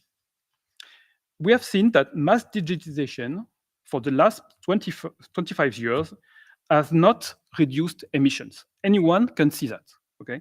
Energy efficiency measures have not so far addressed the environmental crisis, and there is no reason that they will do in the future. The reason is probably, but it's out of the scope of my expertise, probably, that they often come with a rampant effect that nullifies the gains. We are more efficient, but we take advantage of it to consume more. So you don't travel, you do video conference, but you continue to travel, and you travel even more. Look at the numbers of the avionic industry. You will see that they don't have the estimate of a decrease of the number of travels, okay? So another reason may be that they do not question our growing consumption of data and connected objects. On the contrary, the notion of sobriety, I think, is more interesting, but I'm not sure this is the right traduction in English, because when I type sobriety in Google, I see only alcoholic. So maybe it's not a good idea. Frugality, maybe. So maybe it's a more interesting concept, because it aims at achieve collective reduction goals, okay? And it leads us to question our lifestyles, collectively ask what trajectory we want to follow, what our essential needs are, and design networks accordingly. Thank you for your attention. Thank you. Thank you for that very insightful presentation. That's actually reminding us, not only this presentation, also the rest, why we are doing this workshop or this conference in here, in the house, in the European Parliament, right? Because these aspects, which may have been at some point technical, scientific, only the matter of those who were in the game, are becoming political. And as such, they deserve to be part of the public debate, right? So this is also a good introduction to our last speaker and our last talk of this session, because Marceau was talking about electronic waste, right? About the material base that is making possible communication, information transfer, processing, etc., etc. And as one step more, when examining the weaknesses of the existing and the future digital infrastructures, we can look at the raw materials that are behind the smartphones, the networks, the chips, etc., right? So all these rely on raw materials that are distributed over the world, that go through a very complex and sophisticated process of fabrication that happens in particular places, in particular companies, in particular distribution and production chains that can grow incredibly sophisticated, and that can be very easily disrupted, right? So the geopolitics of these raw materials, the scarcity, the disruption of these worldwide production chains, they may impact not only the technologies that are built on them, but because of our dependence on them, the very core of operation of our societies, right? And that's part of the trade-off of becoming more dependent on technologies that allows us to do more, but only if we keep relying on them, right? So our next speaker for talking about that is Juan Herrera. Juan is a professor in the High School of Mining Engineering at the Technical University of Madrid, Universidad Politécnica de Madrid, UPM, in Spain. And he's going to talk about the global competition for mineral raw materials and its impact in the digital infrastructures that constitute the backbone of plenty of our services and the backbone, in some sense, of our digital societies. So Juan, wherever you want. Thank you. Thank you for inviting me to this event. And yes, I'm going to talk about the raw materials that are behind the artificial intelligence because,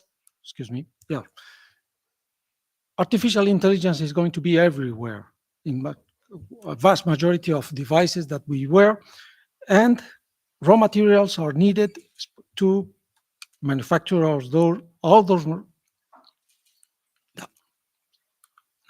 it's not there.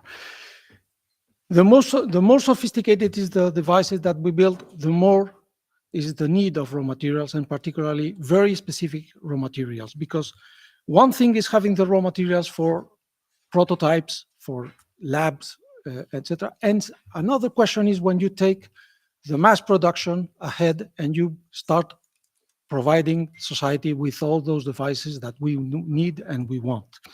And we have also to look what's coming, which is the landscape that we're going to see in the next year, because there's a big gap between the reality now, where we are starting this digital revolution and this energy transition, and what are the prototypes that we will have in just 10 years, which at this moment doesn't exist, but they will come and they will need raw materials to be developed.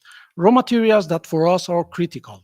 We say they are critical because we need them desperately to manufacture all those goods and all those services that we need, but at the same time, they are not so frequent in nature. We need to go for them, we need to bring them.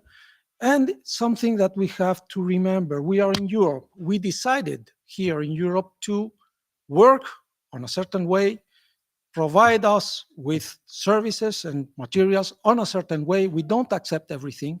We want some rules to be achieved.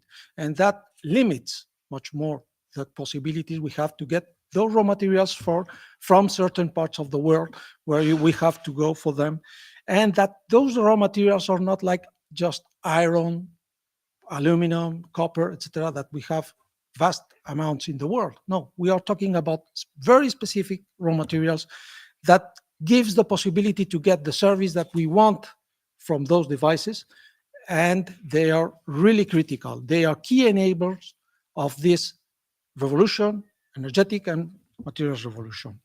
And for this, looking 10 years ahead of what is going to happen, there are 5 major vectors that are marking the way, the step ahead of the mining industry, which is going to be completely different in just 10 years ahead of what we know about it. Population growth, the decarbonization, digitalization, diversification, and circularization are the 5 vectors that are marking the road ahead. Because we have to remember something that is important. Population is growing, and it's growing very quickly. Predictions said that we would reach 9.9 billion inhabitants by 2050, but last April, we already passed 8 billion inhabitants in the world. That means that from now to 2050, population growth is going to grow up to 25%. And 90% of this growth is not going to happen in Europe. It's going to happen in Asia, China, Indian subcontinent, South America, Africa continents. Not in Europe. And one question more. People who were born after 1994, which I guess is the majority of all of you, are already digital natives. And that means that our digital natives see the way to work completely different from the precedent generations. That means that we depend on massive use of the cloud, and we depend on a massive use of technical devices. But something also important, this population is moving to huge cities. This population is moving to big cities. You have in the picture Tokyo, 40 million inhabitants, and you have a long list of cities in Asia and in Africa before you get to London and Paris as the biggest cities in Europe. You have Shanghai, you have a lot of cities in China that are close to 30 million inhabitants. The key of this is that this constant displacement of the population to megacities mark a completely different consumption of raw materials. This makes a bigger consumption because we want more infrastructure, and this infrastructure, we want it intelligently managed. We are creating social development poles. We are creating innovation poles in those cities. The consumption of raw materials is completely different and accelerated compared to what we saw in the past. Together with this, we decided to go green. And all of us know that by 2020, the European Union established the decision to go to the complete decarbonization by 2050. And to achieve that objective, we decided and we put objectives by 2030. Okay, but we were not alone.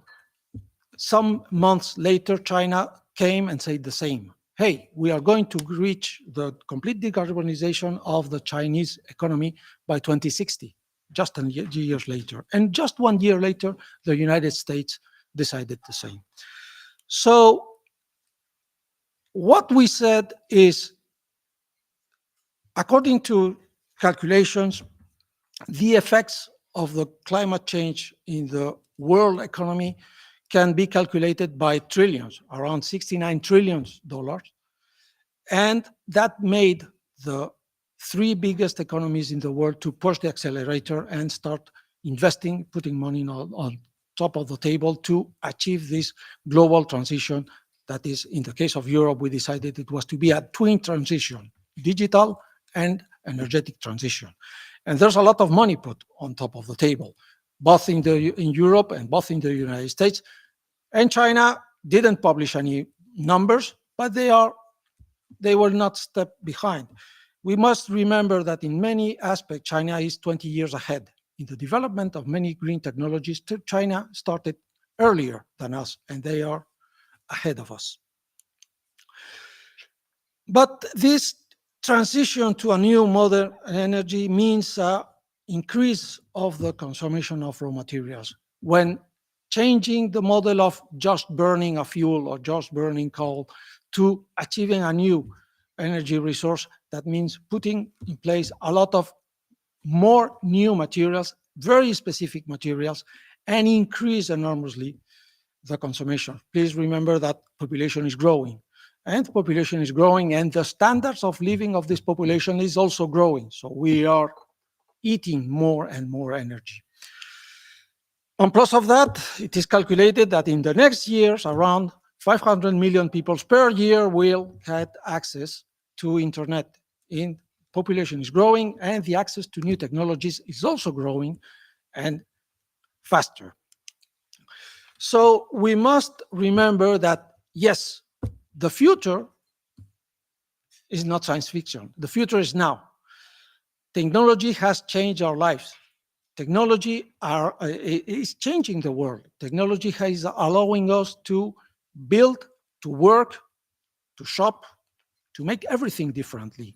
And technology is the backbone of this energy transition. So we need both to achieve the energy transition. If we want to reach this climate neutrality, carbon neutrality, we need necessarily investing in technology. There's no other way at this moment. The question on top of that, sorry, it came too quickly. There. The cycles of the different industrial revolutions are shortening. In just 20 years, we found ourselves in the middle of the 5th industrial revolutions, and some people are already thinking on the 6th industrial revolution. Our minds are still in the 4th, and somebody is now thinking in the 6th industrial revolution. The question is that for all this, we need the raw materials. We need the materials that will allow us to get the capacities. And from the mining perspective, this means that in the next 30 years, we will need to mine as much resource as the humans have mined in the last 70,000 years of history. So for the mining industry, the international mining industry, this is an absolutely big challenge. It's enormous. Because we can't say that we are going to produce the resource the same way we did produce. No, technologies are here. Technology has reshaped the mining industry, and will continue reshaping the mining industry. Artificial intelligence will help to find new technologies to take advantage of the resource that we have on the earth. But we have to remember something. We don't find the resource pure in the nature. They have to be mined, they have to be processed, they have to be concentrated, and they have to be brought to the market. And that means mining a lot of resources.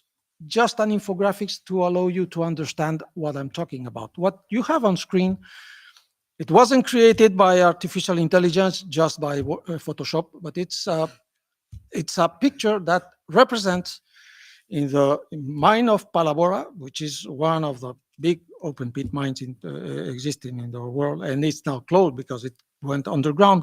But they published this picture.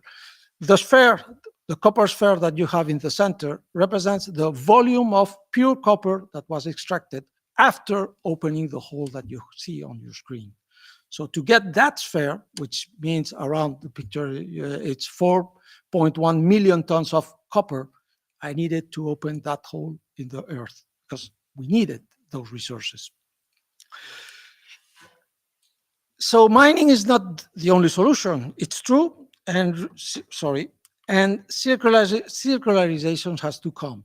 And it's true that the development of the circularization will help.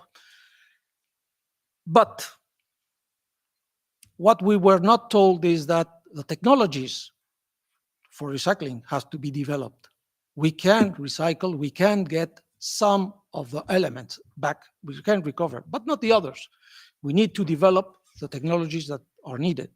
And at the same time, we cannot expect to turn down this building because we need to recycle the materials and manufacture other things. While we are using devices, while we are using infrastructure, we cannot recycle them. And population is growing, the demands of the technology are growing. Industry is now using the most part of the periodic periodic table, and at the same time, the consumption is growing. So, yes, circularization will help, but we need to help the circularization. And in this place, there are many things to do. On the legal aspect, waste is considered as waste and not as a resource. And we need to change the regulation for that. Technologies must be developed. And this is the panorama. So the future is already here. We have problems.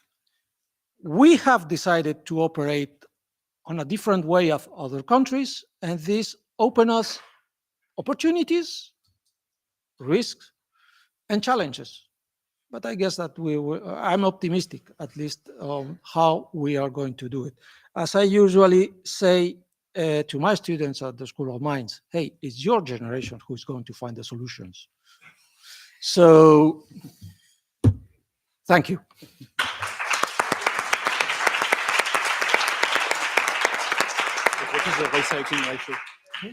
Thank you very much. So indeed, it's the next generations who are going to deal with that. Current generations better help, right? But indeed, that's something that we will keep working on the decades to come. So I noticed after hearing the 4 presentations that this is all about different trade-offs that we have before our eyes, right? So trade-offs between security and efficiency, between digital transition and ecological transition, between mining and recycling. Plenty of trade-offs that will be needed to be dealt with politically, scientifically, by current and by next generations as well, right? So thank you very much. That was a very illustrative talk.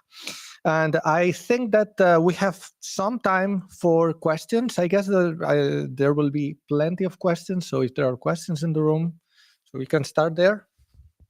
I will take a couple of them and then let the speaker answers. Well, thank you very much. This session's been really interesting and also controversial. So I'd love to make a comment or a question regarding Juan Antonio's presentation. And you finally said that you were optimistic, yeah, which is good, especially considering Sorry, whose presentation? Juan Antonio. It was Juan Herrera. Juan Antonio, I'm sorry, because I can't see. I didn't present. I'm sorry. No Juan problem. Herrera Herbert. Sorry about that. So I am really very interested in, I like the fact that you said that you are optimistic. I understand you're optimistic about how retrieving resources, raw materials, etc. But there's something that troubles me a lot, and it has to do with some of the expressions that I can hear now in the present, which is we need the raw materials. We need the raw materials, something you said, yeah? And looking at the information regarding all the raw materials we need for mobile phones or for PC, for computers, for electric vehicles, I got some list regarding where we take those materials, from where we take them. Like, for instance, copper, gold, silver, platinum, palladium, tungsten, or we need cobalt, which, by the way, comes directly from the Democratic Republic of Congo, or Indonesia, Australia, Brazil, etc. And lithium, of course. And optimism is quite nice, especially when circumstances are nice, but perhaps I wonder whether you're not a politician, of course, you're a professor, and that's why I like the fact that we professors are optimistic. What about social justice, equality? Are governments controlled by lobbies? And institutions have to deal with this contradiction, right? Ethically and financially. So we need the raw materials, but there are children dying in the Republic, in the so-called Democratic Republic of Congo, to get those materials we need. So how can you be optimistic? I'm sorry, how can you be optimistic? Thank you very much. Yeah, so we'll keep a couple of more questions, and thank you. That question there. Yeah, my question is in terms of sustainability. I'm a professor of law at Universitat Autònoma de Barcelona, and I'm planning to teach my students next semester about the regulation that the EU is now debating about AI.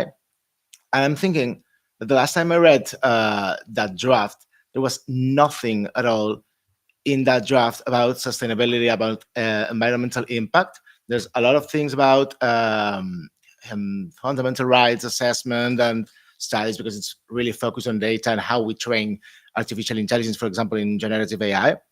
But my question would be, should we be focusing on what's the environmental impact of this AI? Should we be thinking about including some kind of environmental impact assessment in those AI regulations to try to at least balance what's the benefits of this AI and what's going to be their impact in terms of emissions and energy consumption? Thank you. Any other question? Yes. Hello, my name is Aaron López García. I'm doctor in mathematics, and I'll try to be brief. As far as machine learning is concerned, we train AI models in order to minimize some loss function. And once we have an optimized model, then we validate and evaluate that, doing a posteriori study. So we evaluate the effect in society, pollution fingerprint, energy consumption, and so on.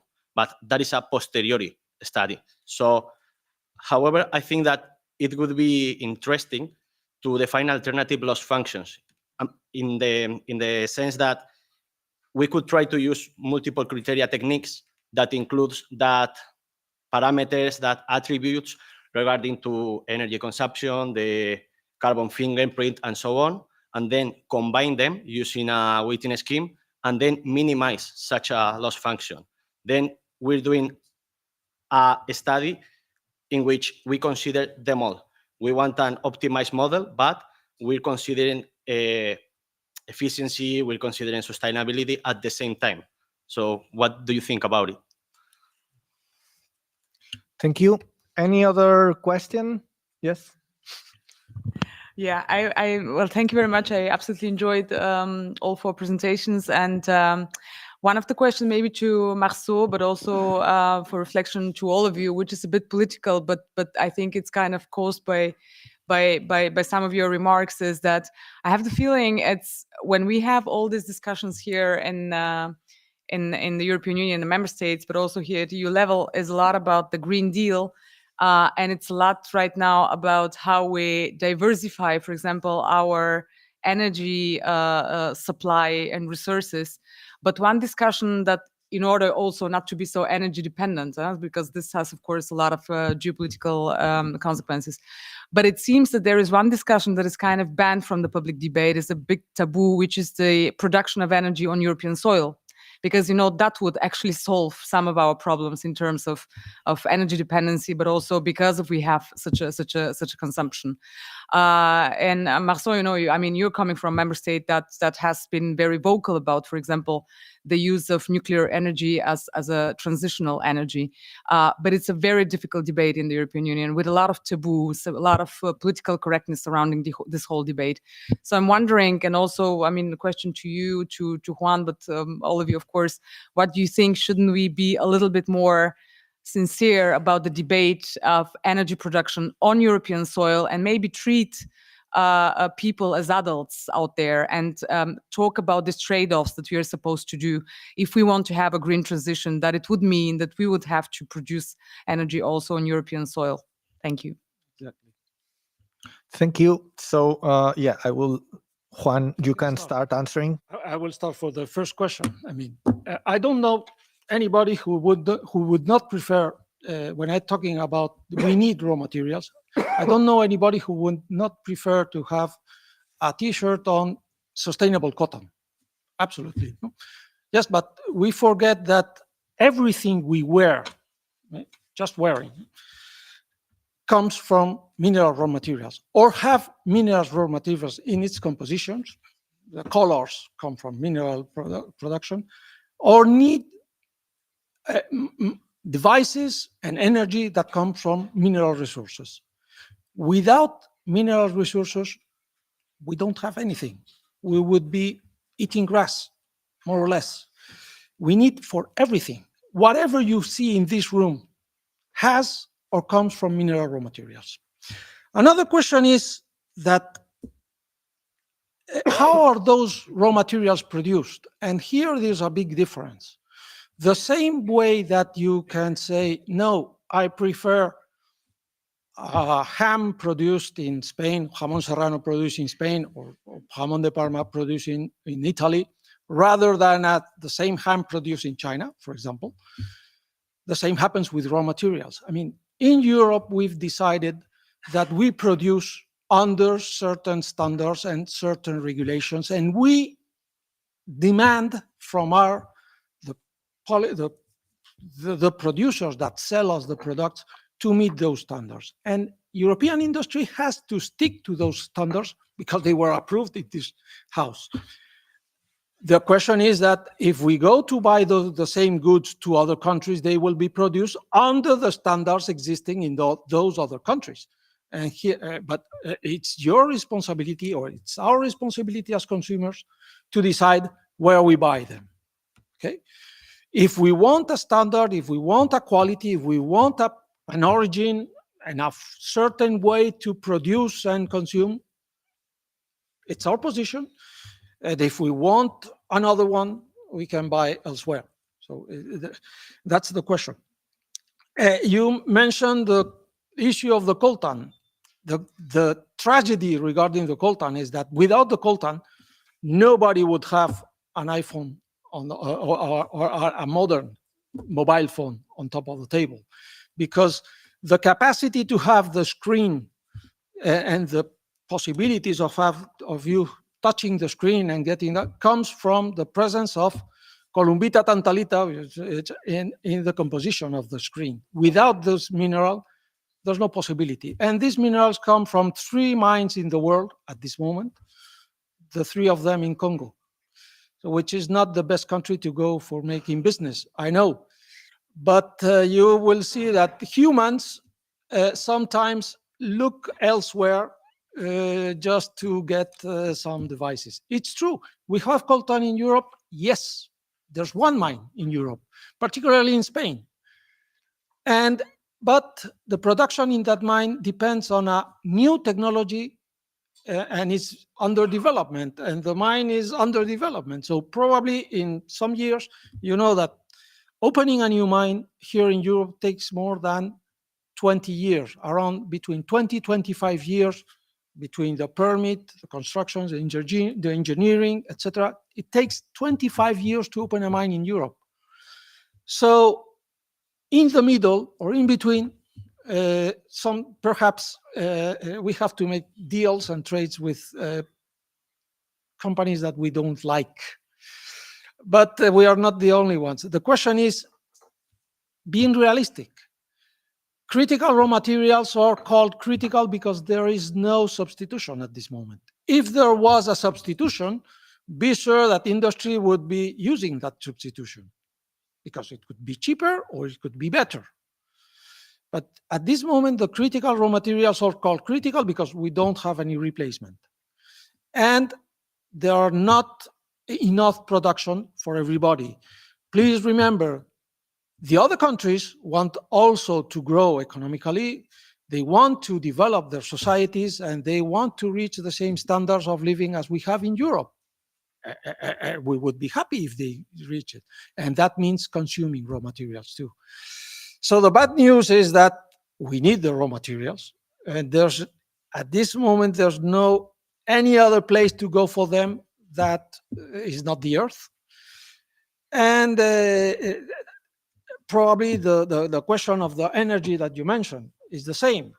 But we relied on imports, bringing the gas from Russia, bringing coal from elsewhere. When we use coal, bringing even uranium, because we didn't have enough uranium in Europe, because it was easier. For many years in Europe, it was easier to bring those raw materials from elsewhere. And suddenly we discovered that that was a mistake, a big mistake. And we have to start producing inside.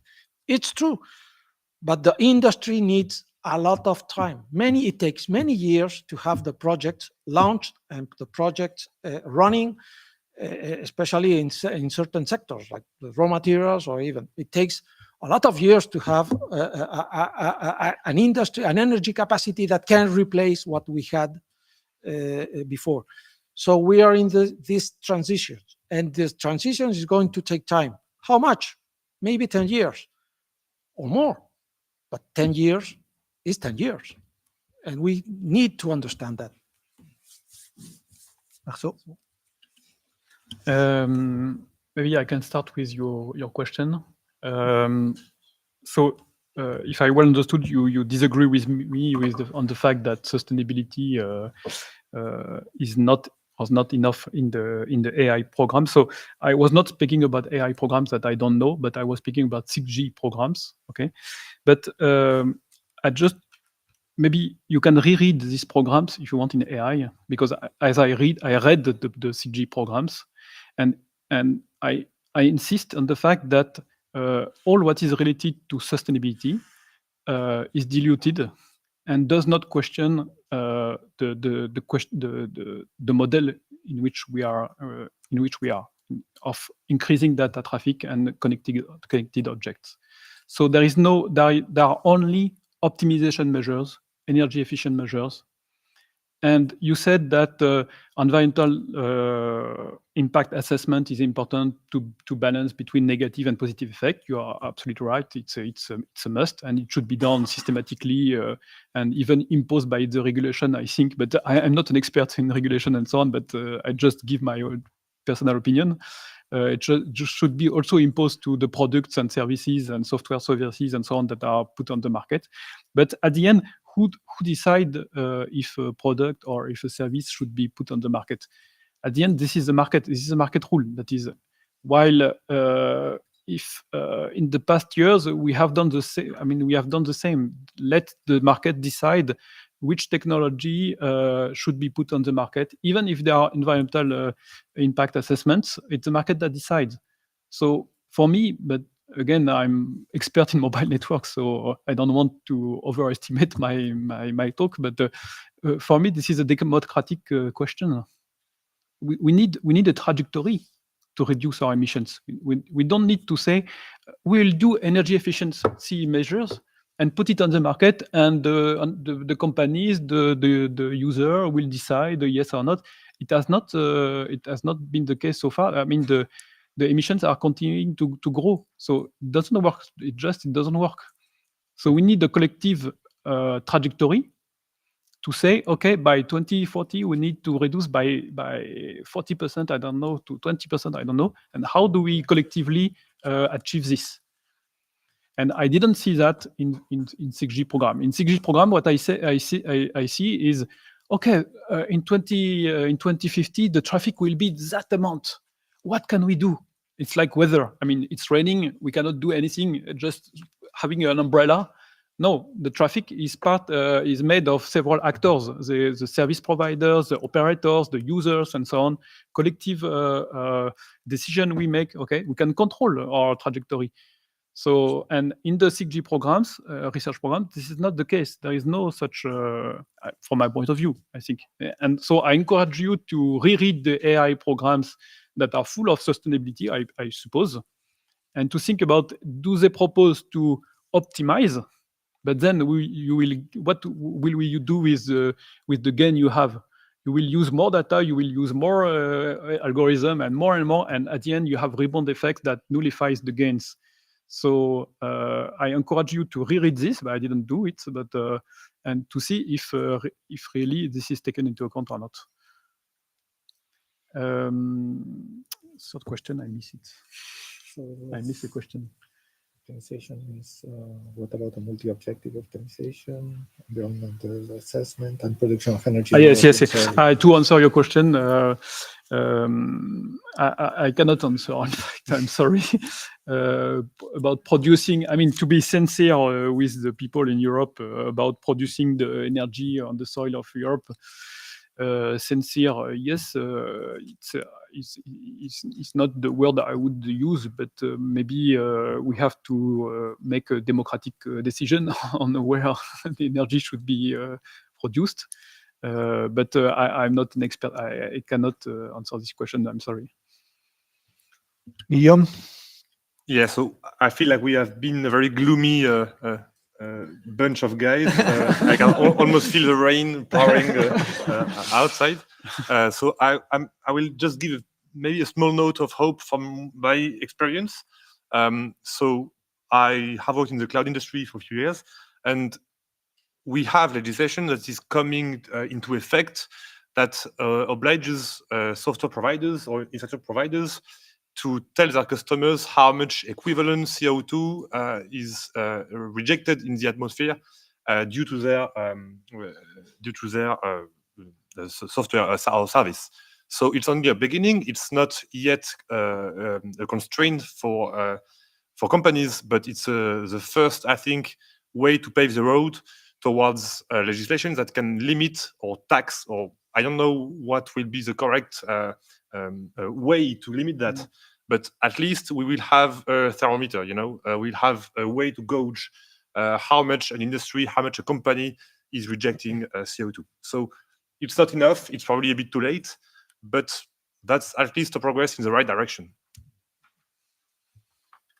Thank you. Hervé? Juan Antonio, if you just allow me, because I think we are, but we have this already, which is the taxonomy. So we have actually this kind of, and this is something that we adopted in the Parliament and together with the Council as legislation. I think it was 2 years ago, which is basically kind of measuring exactly in terms of what the products that the companies, but also services, bring into the markets, what kind of carbon footprint they have.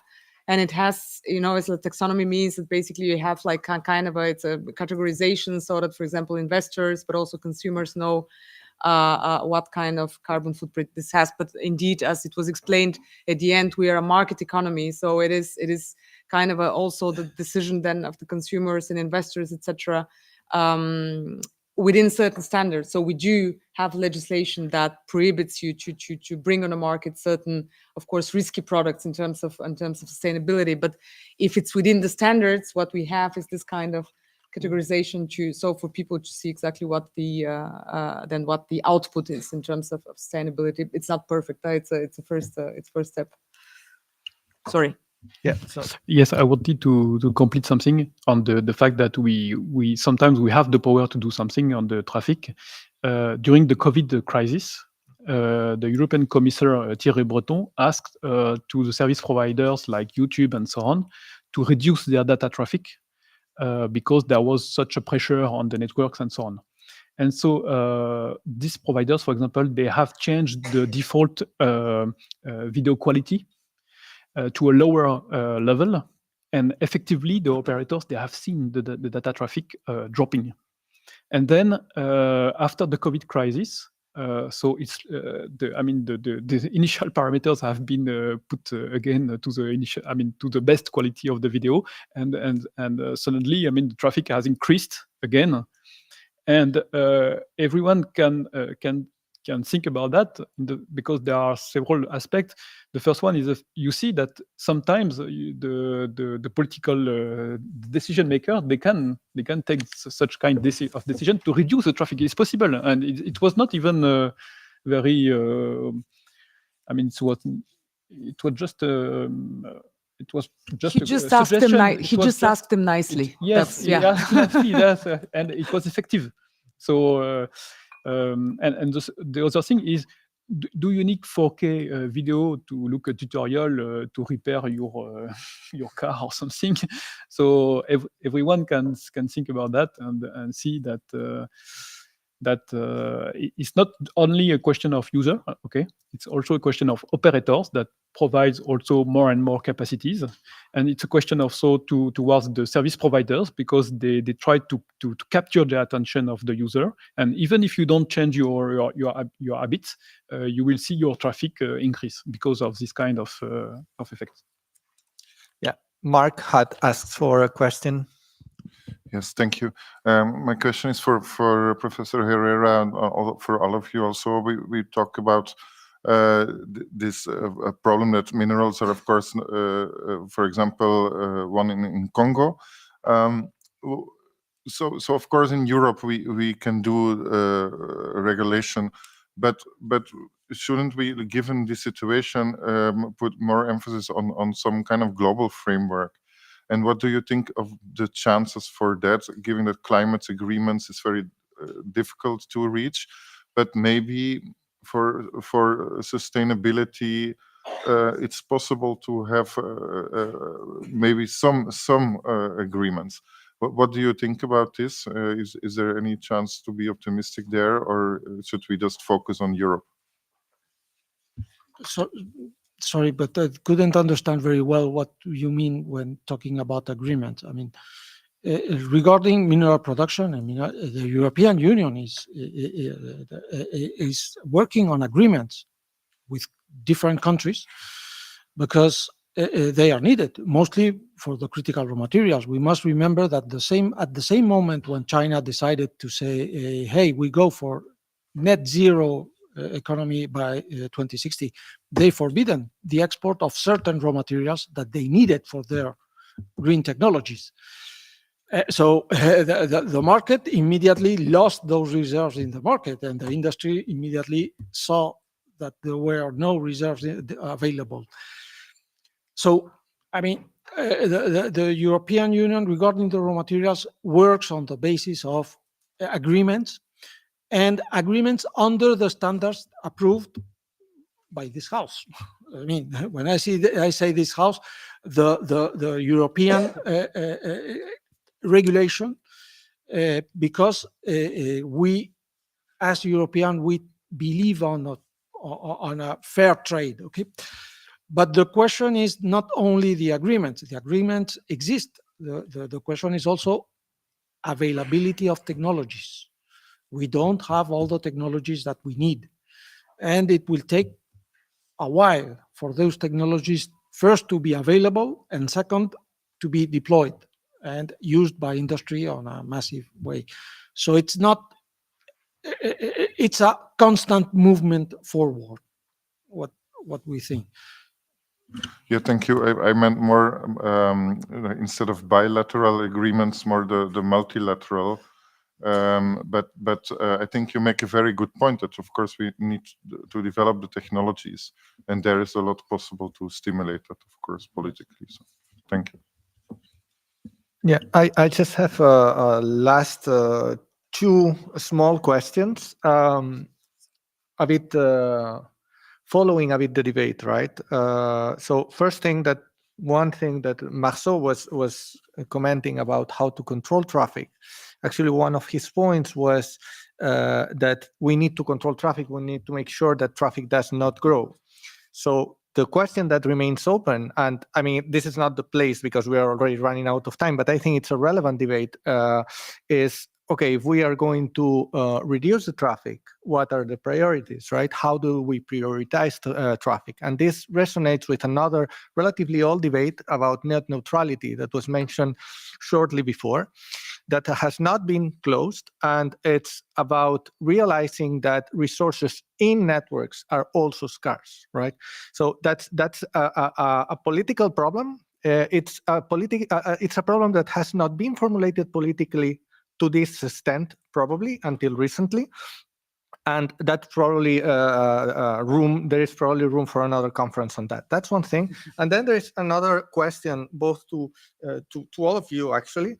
So hearing the cybersecurity guys and the energy guys, if I may, I have heard that digitizing services first increases cybersecurity, the attacks for surface, so the surface for attacks rather, and actually contradicts ecological transition. So the question that comes to mind, and this is a bit against my background, why should we keep digitizing? I mean, what's the inner value of digital transition itself?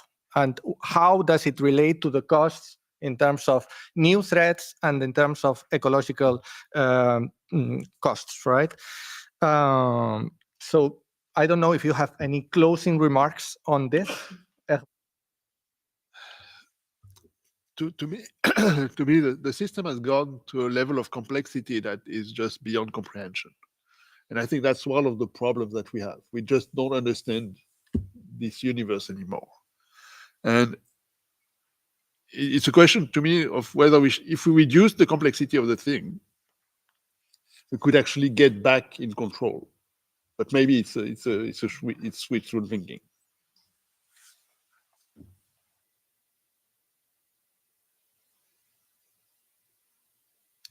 So again, as I said, I mean, you understood that I'm pretty pessimistic, but I don't see the traffic growing forever. No, Yeah, we are in a limited world, so at some point the traffic should at least stabilize. If we count on energy efficiency improvements, optimizations, and so on, it will means that we will reduce step by step the energy consumption.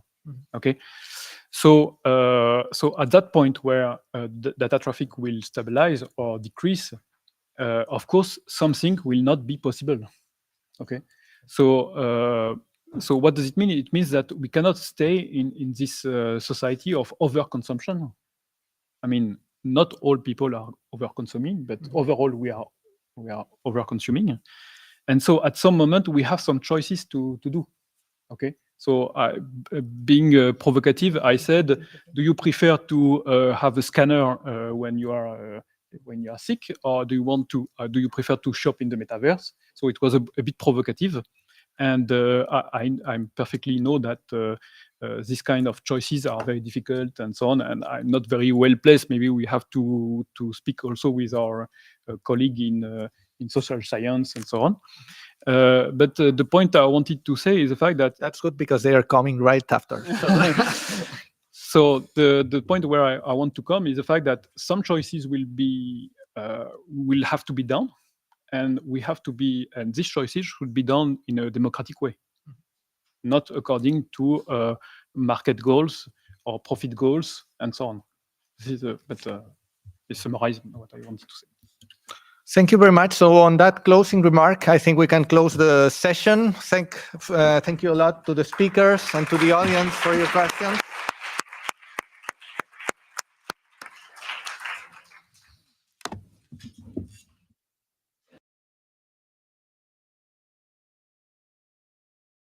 Session.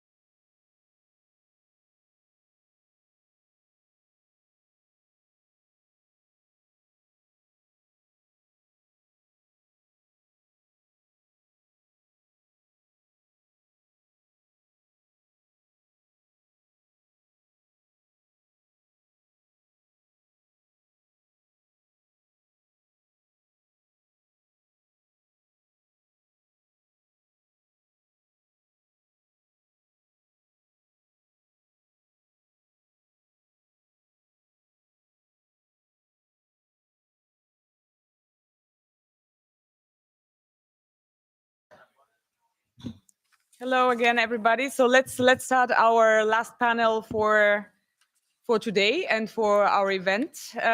First of all, thanks to the panelists that are here with me on the table today for this last session. This will be the fourth, as I said in last session, and we talk about how artificial intelligence and technology in general is changing our society. I would like to kindly remind you again that each of you would have some 10 minutes so that we can have also time for a discussion afterwards. And we begin with Darina Martikanova.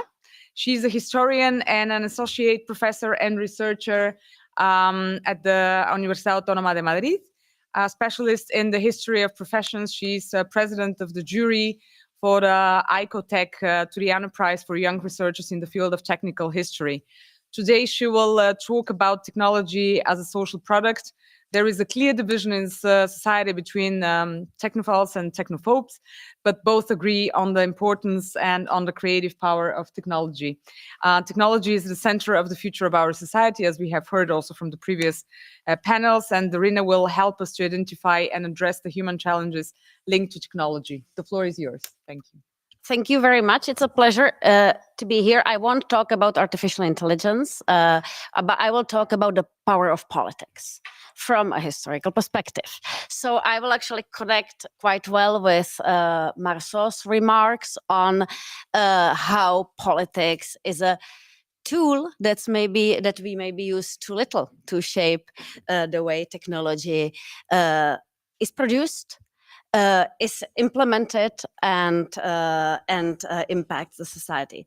So historians and social scientists are often asked about the impact of technology on a society. This fits in well with the transformative capacities that people have attributed to technology during the last 200 years. Let's see whether it works. Yeah, sorry. Yeah, here. Since the first industrial revolution, technology has been perceived as major actor of history, one with an enormous creative power. In the public debate, the discussion is often polarized between techno-pessimistic and techno-optimistic attitudes. The techno-pessimistic stances tend to be expressed more emphatically, maybe because the people who voice them have less power to shape technology-related decision-making in business and in politics. In public debate, in novels and movies, and on social media, the techno-pessimistic voices predict, identify, and warn about the negative effects of technology. These range from sort of pastoralist concerns about a railway spoiling a beautiful landscape to stressing the destructive effects of fossil fuel use on the climate, the addictive design of social media, or the exploitation of poor women as surrogates for the wealthy, made possible by the assisted reproductive techniques. While they can be spot on in identifying emerging problems, the techno-pessimists often fail to engage in a discussion on how exactly the use of technology and the technology itself can be transformed in order to avoid their negative impact or ensure desired outcomes.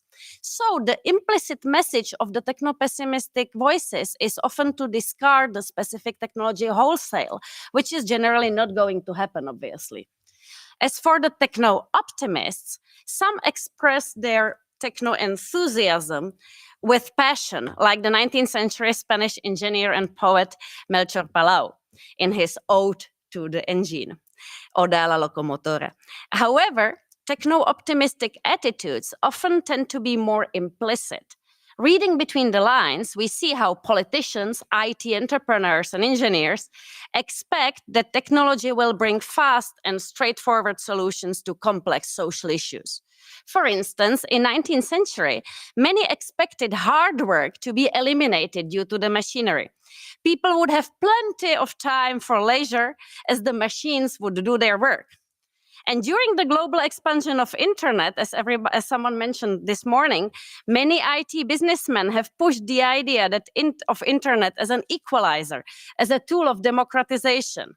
Well, machinery did indeed eliminate some of the physically demanding tasks, but people in both manual and white-collar jobs still work long hours. Look at Japan, a country with one of the highest levels of robotization, and one where there is a word, karoshi, for death from overwork. The internet has enabled easy access to information and weakened the authority of narrow cultural elites, but it has modified the hierarchies, not eliminated them. For instance, it has concentrated power in the hands of unelected IT businessmen, such as Elon Musk. The techno-optimists' high expectations about technology as a social problem solver can have very problematic implications. They can make politicians less creative in designing multi-layered policies to address complex social issues. And they can also demobilize the society with the promise of a technical solution, like shut up and put up. You do not need to fight for freedom, equality, or reasonable work-life balance. New technologies will give it to you. So, as we have seen, techno-pessimists and techno-optimists agree on focusing on the creative power of technology itself, be it for the good or for the evil. I'm not here to argue for techno-realism as the virtuous position in between the two. This would be quite banal. Rather, I would like to use this opportunity of addressing so many STEM people to stress the social and political embeddedness of technology. If we wish to break free from the polarizing dynamic of techno-optimism versus techno-pessimism, we need to understand that technology is always embedded in a specific political and social context. Not only it has effects on society, this everybody agrees upon this, it is also a product of specific social settings, and its dissemination and use are not automatic and independent of the social context, but they are heavily shaped by it. Understanding the social embeddedness of scientific and technological innovation and use helps us discuss and shape the impact of technologies more consciously and constructively. I have picked an example from the history of science and technology that I will use to try to convince the STEM people here to take the social and political embeddedness of their own work seriously, so they can participate in the search of solutions for complex social problems more consciously. The case study strives to complicate the notion of useful knowledge. As you know too well, okay. I pushed too hard. As you know too well, scientific research and development of complex technologies need funding and stable infrastructures. The notion of usefulness is often brought up to present as natural and therefore legitimate that money is invested into one project and not to another. We are used to think about profitability as a good reason for a private investor to fund scientific research or an engineering project. However, usefulness is not limited to profit-making. In fact, since the 18th century, the notion of useful knowledge, science utile, or whatever, however they called it, has been used to justify previously non-existent levels of public spending on scientific and technical projects. And while useful could sometimes refer to bringing profit and economic prosperity, it has very often referred to non-profitable goals from economic perspective, such as strengthening the military, uniting the territory through infrastructures, improving the life and the well-being of the population, and other goals. As you may appreciate, all these are far from natural phenomena. Profit, military might, administrative control, or improvement of living conditions are social and political aims that have been in specific historical setting, included in the notion of common good or not. So these are very political issues. Therefore, the definition of useful is always in a way political, particularly when it moves huge amounts of money the direction to the technicians who don't like to see their work as political. But where does the money come from? So we have to be conscious about this. I will take you to Russia to move beyond the notion of usefulness. Many early modern rulers strove to instrumentalize sciences and arts for their purposes, to produce knowledge that they considered useful to their aims. However, some, such as the Russian Tsar Peter the Great, were willing to invest, besides investing to what he considered as useful knowledge, to invest into funding people who produced apparently useless knowledge and created stable infrastructures such as Academy of Science, where these people could earn their living by producing knowledge of little or no apparent use at the time. I do not think that I'm too brave in arguing that this apparently illogical spending created a dense web of technoscientific capital and ended up making a relatively poor empire like Russia into a scientific superpower that sent the first man and woman to space, while it actually remained quite poor, which also drives home another point. This is not a moralistic discourse, what I'm saying.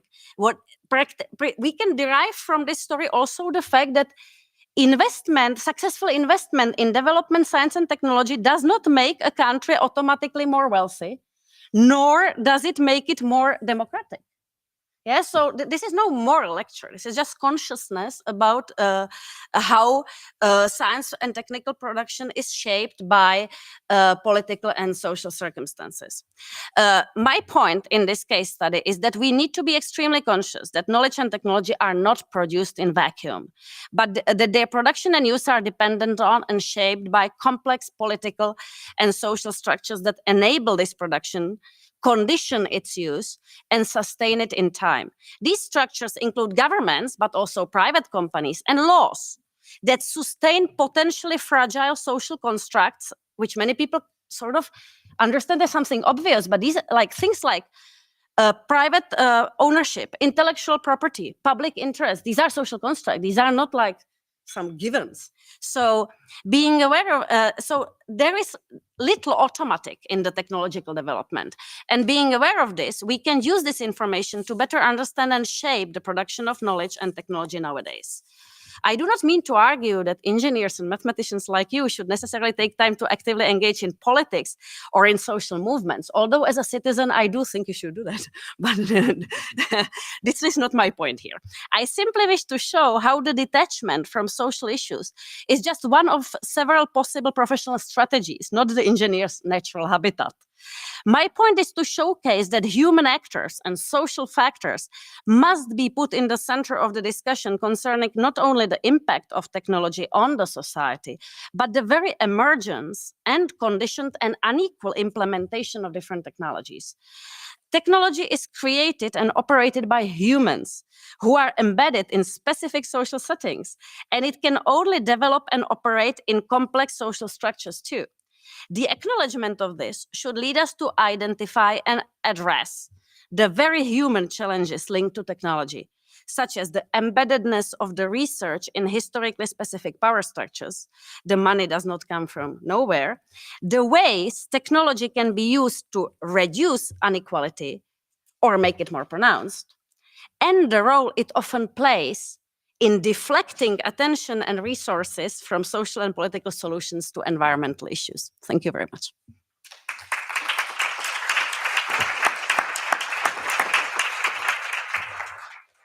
Well, thank you very much, Darina. I think you made us all think about the very context that actually all this is developing into. So thank you very much for this. And now, without further ado, I'm going to give the floor to Rafael Rubio at my right here. He's a professor at the Complutense University in Madrid. He holds a PhD in constitutional law, and his specialization includes electoral law, parliamentary law, and fundamental rights related to participation and freedom of expression. And he leads a research group on technology and democracy, and has been visiting scholar in Georgetown University or Harvard University, too, amongst others. So today, Rafael will talk about technology and democracy, a topic that is especially pertinent in this house of European democracy.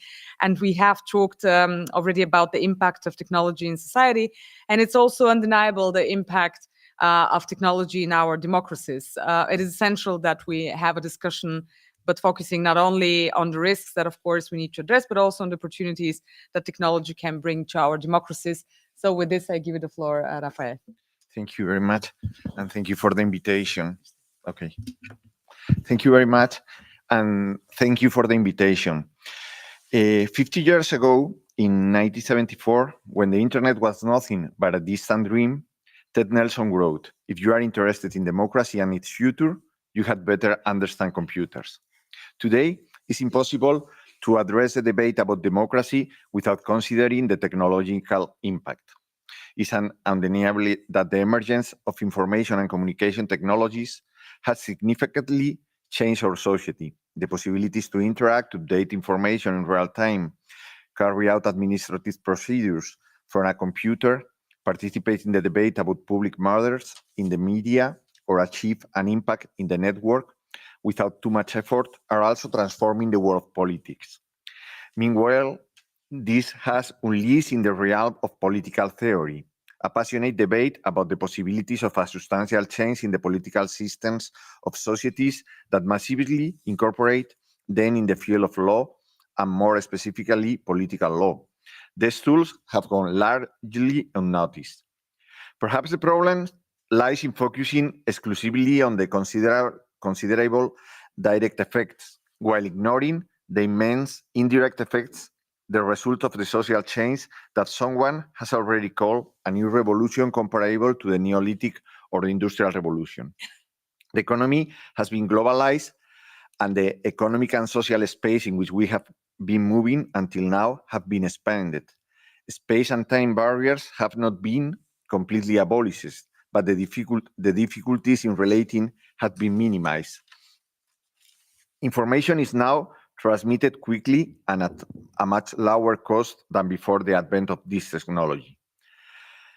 As Daniel Linearity says, every society that democratizes generates a corresponding public space, is transformed into a realm where new logic of observation, surveillance, the will for transparency, debate, and control prevails. Sorry. The design of technology is also the design of society. However, as the technology has also affected the political sphere.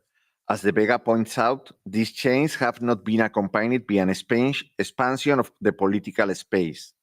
While technologies transform commercial relationships or revolutionize the way social relationships are formed, the state continues being in the point of reference and the compulsory framework where the regulatory assumptions of social life are established and where the value principles that order coexistence are democratically defined and expressed. As Arina has shown, we are in the middle of a change of the mood about technology and democracy. 25 years ago, we are in an utopian mood. Technology will save the democracy. The application of ICT, especially the internet, facilitates knowledge management, greater access to information, multiplies the possibilities for dissemination, and allows a high degree of content selection and interaction possibilities, all elements that will favor democracy. The democratization of information, along with the possibilities for interaction, will shape a new public sphere that will build a stronger concept of citizenship. Cyber optimists often consider that the current tools of participation are insufficient and partly responsible for the lack of citizen interest in public affairs. They believe that technological change will help to break down barriers of participation and will lead to a definitive change in the democratic game. The possibility of direct participation will revitalize the citizens' interest in public affairs. Now we are in an apocalyptic mood. The more optimistic among the pessimists believe that the transference of politics to the online realm merely reflects traditional behaviors. Online politics is simply politics as usual, as Margolis and Resnick said. For them, ICT has not transformed public life, and the distance between governors and the governed is very similar to that of the past and therefore deficient. The impact of the internet on politics has not changed or revolutionized the patterns of political participation of citizens. It has simply made them more efficient and has enabled forms of dialogue or interpellation that were not possible before. The network primarily facilitates a support of information through web pages, blogs, newsletters, Secondly, it provides a means of communication between representative and represented, and fundamentally, at the beginning, through email. Thirdly, the network is a way to organize the relationships of the represent among themselves by the possibility of create networks that bring people closer with common interests at a minimal price in record time. But for all these authors, ECT by themselves don't know favor the democratization of political life. ECT will only mean a change of forms, but will not vary the challenge or objective of politics, causing our symbolic revolution of political life. On the other side, the more pessimist are the collateral problems that ECTs themselves entail, which Faria summarized as the ease of the fragmentation of political discussions, the incentive to polarization of interest in debates, the dispersion of expression that contributes to the formation of other type of elitism of the attention of the audience on the internet, the decrease in the capacity for reflection in the face of unlimited access to information, and the lack of political efficacy of the channels of digital participation. In summary, according to these authors, technology, far from improving the state of democracy, will aggravate inequities, the complexity of ICT and its barrier to access and usability will increase difference between people, social class, race, or even gender, and will increase the possibilities for the government to control the action of citizens. Right now, the artificial intelligence is gaining increasing prominence, opening up a field of opportunities in areas such as scientific research or business. It can also help societies to organize themselves more efficiently and provide better service to their citizens without rolling out undesirable situations where the rule of law is replaced by the rule of the algorithm, threatening human rights and freedom and weakening democratic process. There is no denying about artificial intelligence because of its potential in the future. It's one of the most important technologies affecting our democratic institutions. That is in continuously evolution, which makes its analysis more difficult.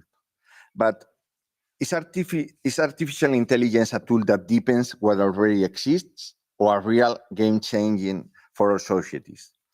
Among those who defend this second position of technocratic orientation, there is a talk of the advent of a new democracy, algorithmic democracy, called to consecrate the objectivity and neutrality of an AI that should be free of bias, a sort of a political democracy which in the name of science will always adopt the correct decision according to criteria fixed in advance, although it's not known by them. And where social legitimacy will cease to be a determining element.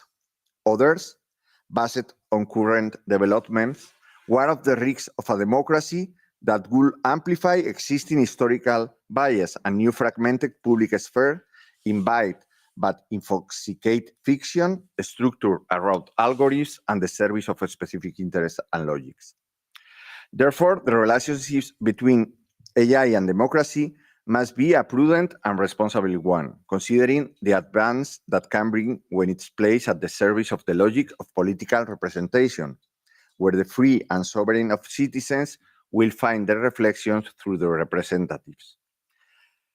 As the Parliamentary Assembly of the Council of Europe points out, the definition of political objectives cannot be left to algorithms, but must remain in the hands of human beings who enjoy democratic legitimacy and assume political and legal responsibility. Any instruments that come to replace this will or may alter their decision-making process must be detected, signaled, and generally rejected. In addition, AI can affect the exercise of fundamental rights, such as privacy, data protection, equality, and non-discrimination, effective judicial protection, or the right to vote, pillars on which democracy is built, which bring us back to the obligation to be vigilant through the impact assessment, and in any case, to risk prevention and mitigation to the extent that the legal requirements for the design, develop, and use of the AI system must be proportional to the nature of the risk they pose to human rights, democracy, and the rule of law. Thank you very much.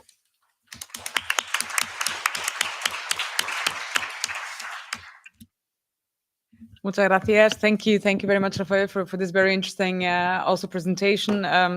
I had to think when I was listening to you that I think one of the things that has changed in terms of also the interaction with the citizens or the electorate, as we politicians like to call you, it's like the short-termness of things.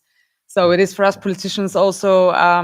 It has turned into a problem, I think, that we think in a very short term about things, because the reactions are so quick and immediate that sometimes you're kind of, as a politician, as a policymaker, pushed into taking into account too much the short termness of things instead of really looking into midterm and long term, because the electoral cycle also is what it is. So this is a complex thing also to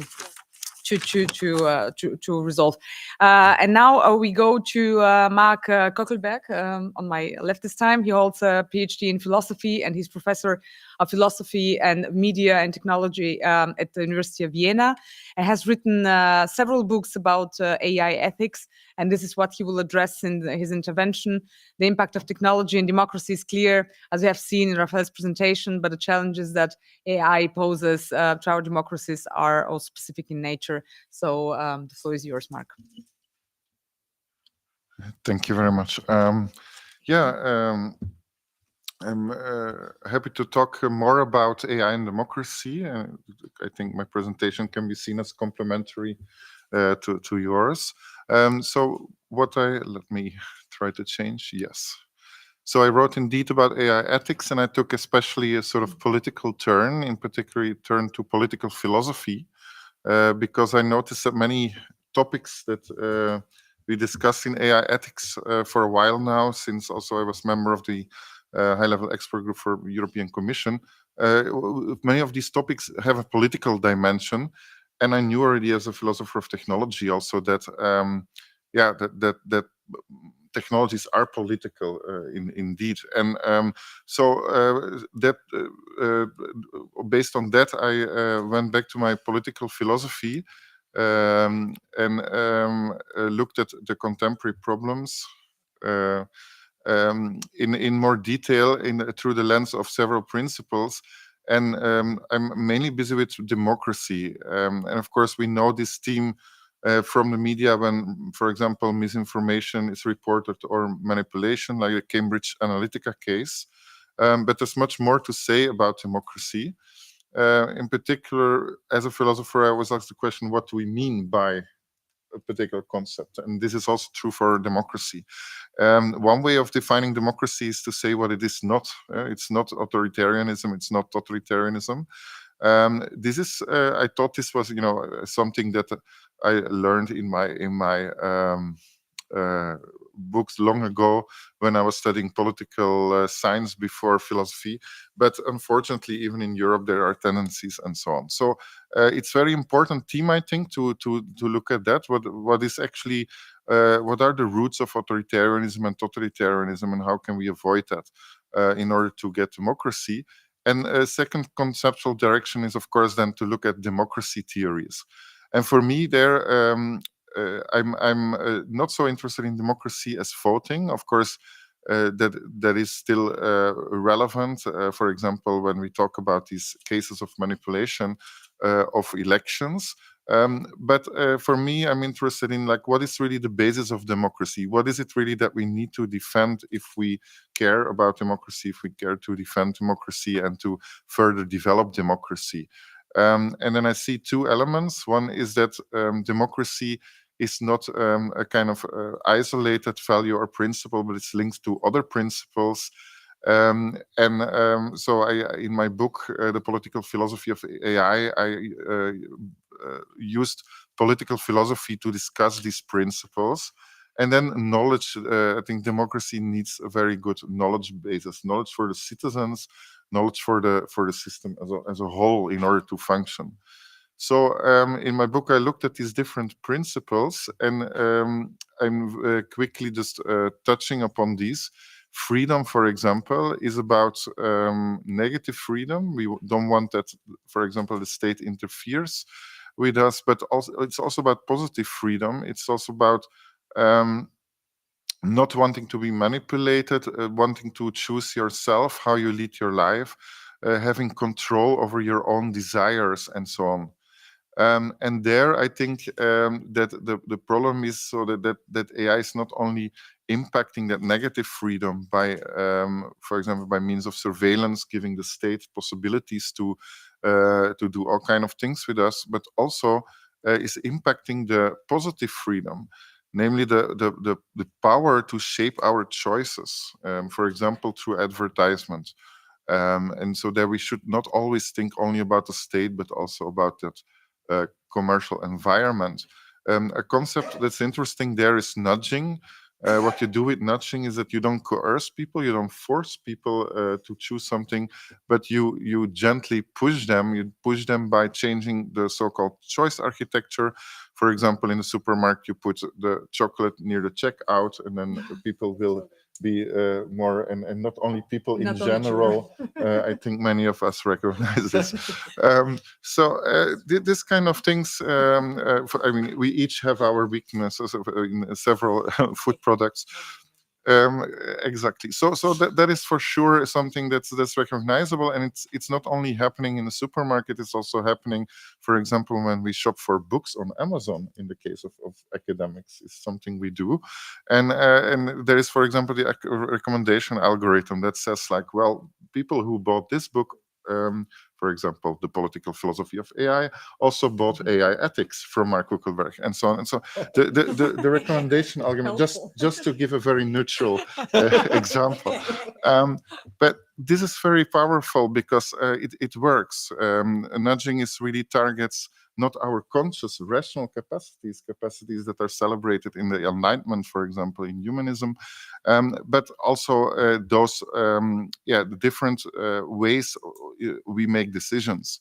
And I don't say it's necessarily something evil, but we need to think about is to what extent do we want to allow this? To what extent do we want to give free rein to these very powerful techniques of influencing behavior?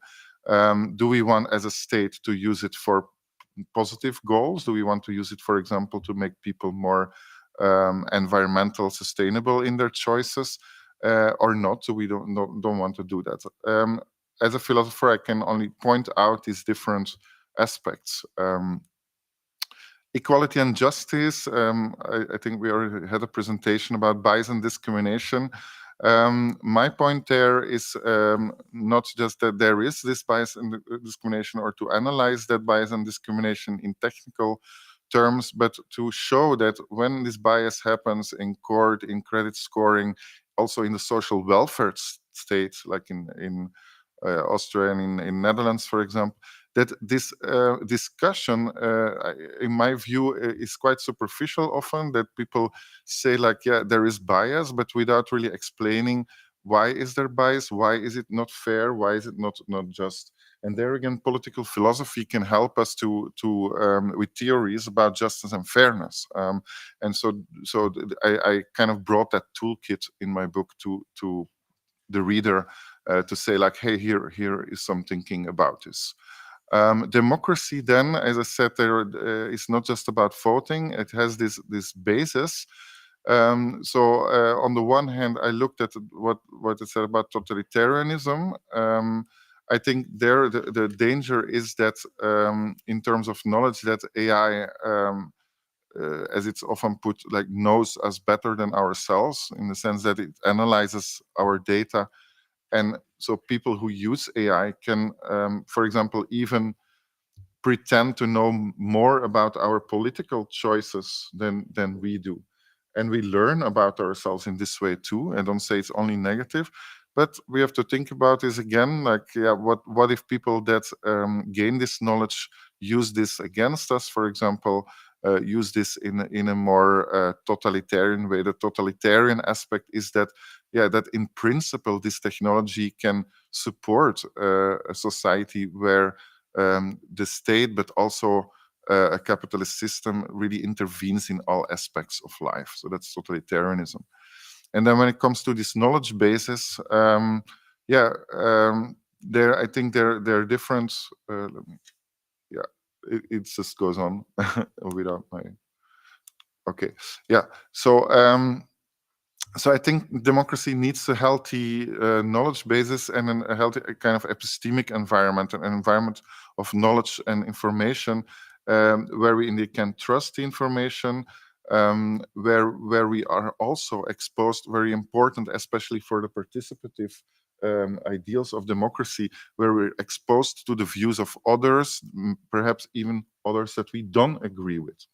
And this is very difficult in the current, especially the internet environment as transformed by social media, where we tend to meet always like opinions that we like, or we meet other opinions, but we immediately do something against them, but without really listening to the other. Yeah, and so in the more participative, deliberative ideals of democracy, it's so important to listen to what the other has to say. So to what extent is that possible? So that's not just about fake news or something. It's also about what kind of citizens are we enabling through these environments, and what kind of citizenship, what kind of democracy, therefore. So I think that's important. I conceptualize that in terms of epistemic agency. The Enlightenment, the idea for Kant was always to think for yourself. But there's not only the idea of thinking for yourself, but also the idea of, again, listening to the other, of empathy, also like putting your own beliefs up to criticism. This is very important, and something that many people are not willing to do, especially if they're not educated to do so. So education is very important in democracy. And then I look like, okay, how do these technologies impact that? Of course, manipulation of beliefs, for example, in elections is a problem, but also what's called epistemic bubbles, that you only talk to people who agree with you, and that other voices are excluded. And then also worry a bit about like statistical, through AI, that we're so much exposed to statistical information, which gives correlations, but doesn't say anything about causation. So the worry a little bit that like there's less scientific information with information about causality, and more information about correlations, which can be very, not relevant or misleading. More in that paper, but I want to end with some remarks about power. So one other way to look at this is power, and that's about big power, or what I call big power, so big tech, state power. So their democracy, of course, questions the concentration of power, but we should also look at these very specific manipulation technologies, for example, and then we're talking about small power. It's about how our relation to ourselves and the other are affected. And then we have phenomena such as quantified citizens, where we start seeing ourselves as data producers. So in order to do something about all that, I think we need AI for democracy. I think there was already some ideas in the previous talk also about algorithmic democracy. I think that's a very important area also for research, but also I think for policymakers to look at like how can this be supported.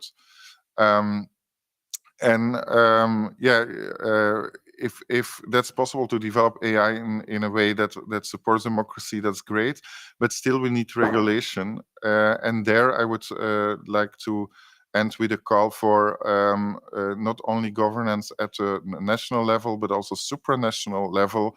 We're here in the European Parliament. This is one form of supranational governance, of course, and a very important one. And I think one that can be also that people look at all over the world, like what we are doing in Europe. But I'm also interested in like how to can this even be scaled to a bit more global level? Probably not in this form, but how can it look like? And I definitely think from a philosophical point of view that there are good arguments to say like, yeah, we really need to deal with the risks of this technology, make sure it's just, make sure it's more democratic. Yeah, at the global level, that adds some further challenges, such as making sure that we're not doing things in a more neo-colonialist way, and that we also keep that we don't completely kill innovation, and do things in a democratic way. But that's a very difficult question, right? So what does democracy mean at global level? We only know democracy so far at the level of cities and nation states. We know it a little bit at the level of, luckily, also of the European Union. But this is a big experiment still today, I would say. So let's see, for example, how this EU regulation, if the parliament really will have, what influence the parliament now has, and so on. So this is very interesting. And yeah, I can only say from a philosophical point of view that there are good arguments for more global governance of this technology, a technology that doesn't stop at borders and really needs, I think, a global approach. More about democracy in this forthcoming book, and I will let you let the next speaker do its thing. Thank you.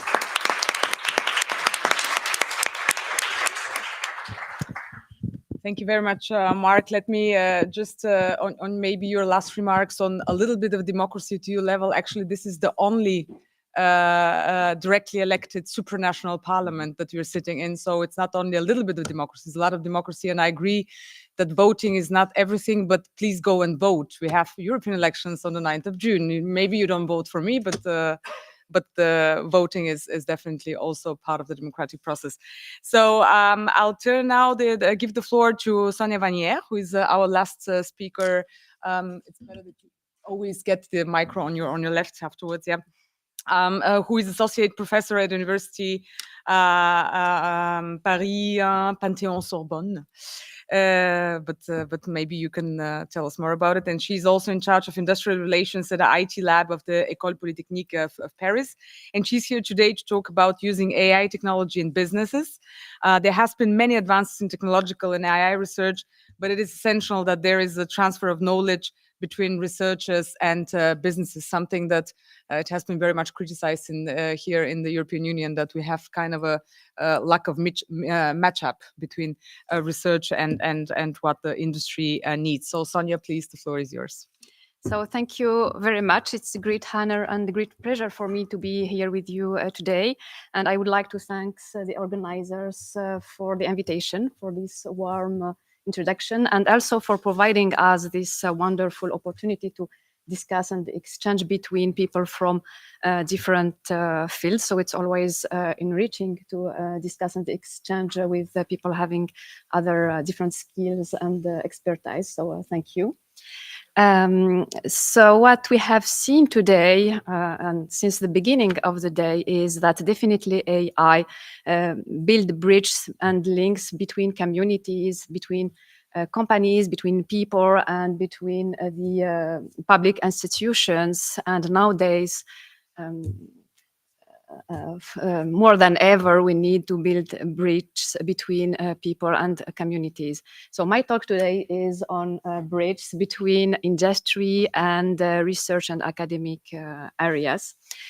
Thanks to my duties and the responsibilities on partnerships between industry and academia at the computer science department of École Polytechnique, but also for teaching on some masters at the University Paris 1 Panthéon-Sorbonne. So I have the opportunity to exchange and have many meetings with companies to build collaborations. So collaborations on research and on teaching. So for the teaching, companies help us to build teaching programs. And what I can say is that they didn't need only people who can use the PyTorch libraries or the already provided and developed tools, but they need experts who can provide new solutions So solutions that can match with their specific use cases, but also who can take care on all the problems related to the use of artificial intelligence, which were discussed during the whole day. So the problems related to the security, to the lakes of fairness, ethics, explainability, transparency, and in my opinion, so the security is the most dangerous and the really the more important things nowadays, especially for the sovereignty of European countries and European Union.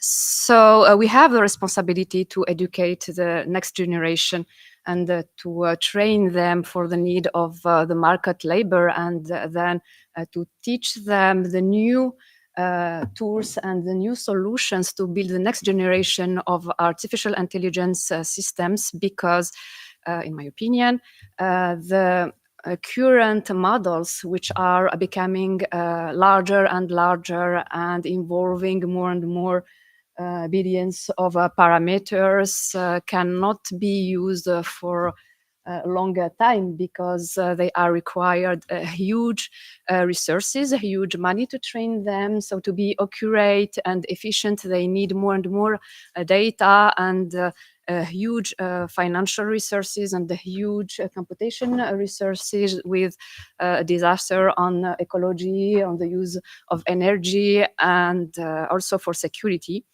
Because as we discussed today, most of the companies, especially in Europe, don't have enough resources to train by themselves their own models and their own data. So what they do, most of them, are using pre-trained models provided by other companies, and these companies are not all in the European, and they are sometimes in countries which don't respect the regulation and the human rights. So with billions of parameters, we cannot ensure the security of these systems, because inside these parameters, they can be introduced and encapsulated some malicious data or malwares, which can activate it at one time and then destroy the company, destroy our economy.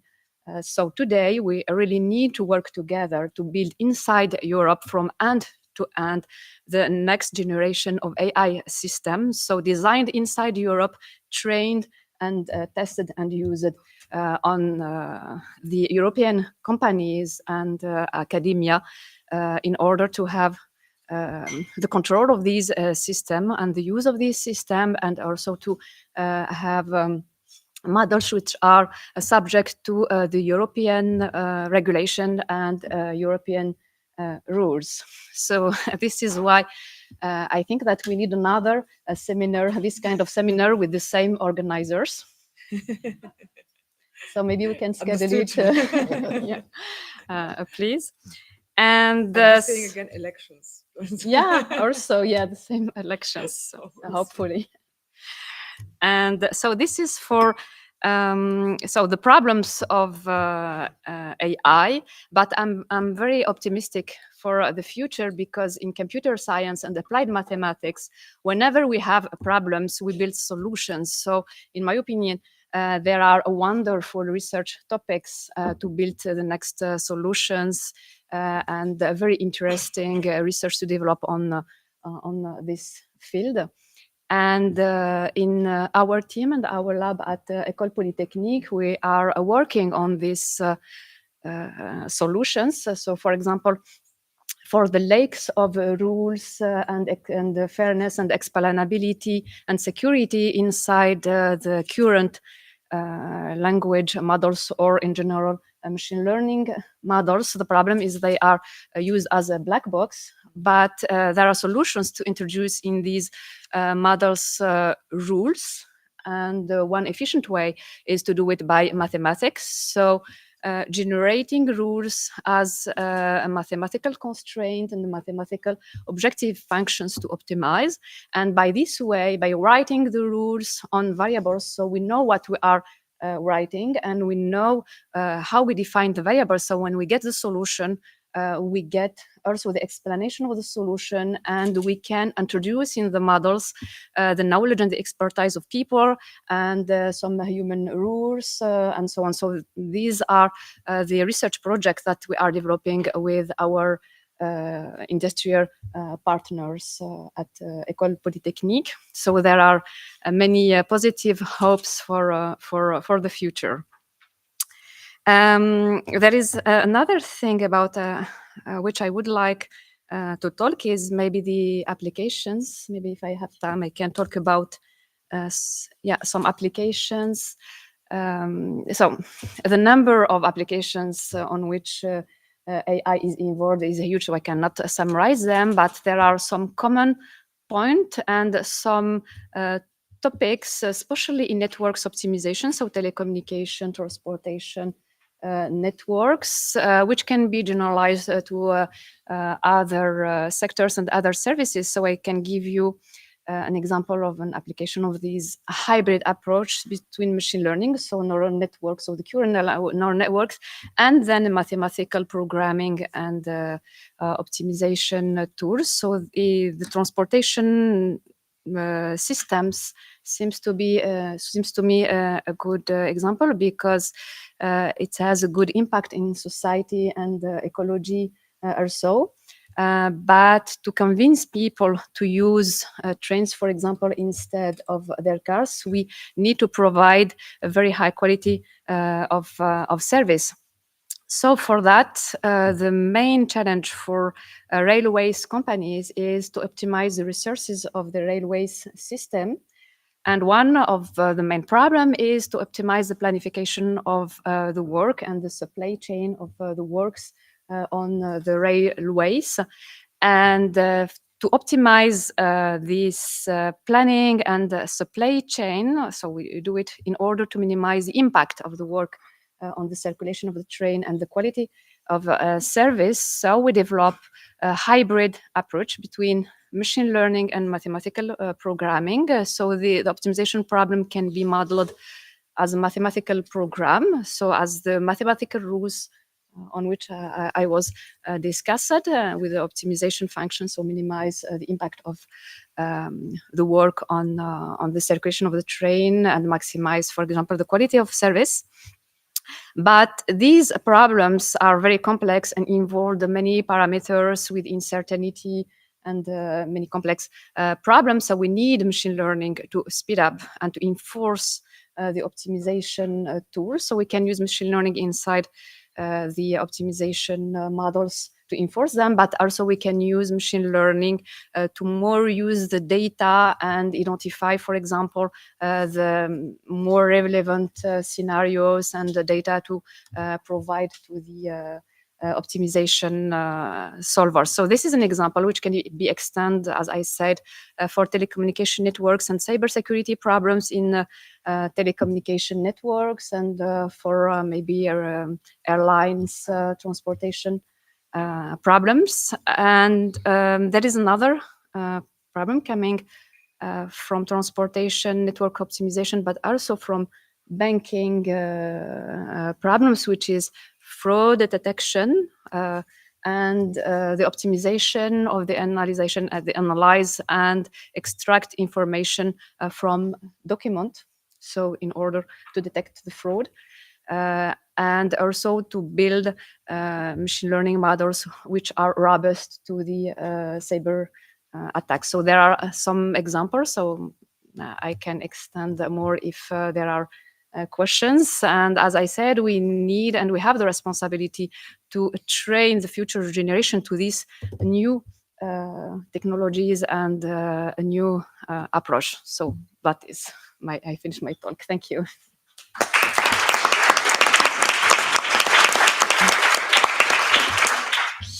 Thank you very much, Sonia. This was excellent, and I think very good to wind up with the more business perspective and a lot of applications that are out there and actually demanded by the industry in terms of AI. So this was our last talk, and we have just a little time for a Q&A session. So is there maybe a question already to one or several of our panelists?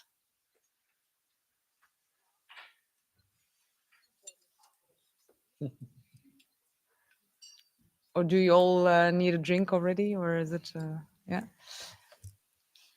No questions? Yeah, there's one question. Okay.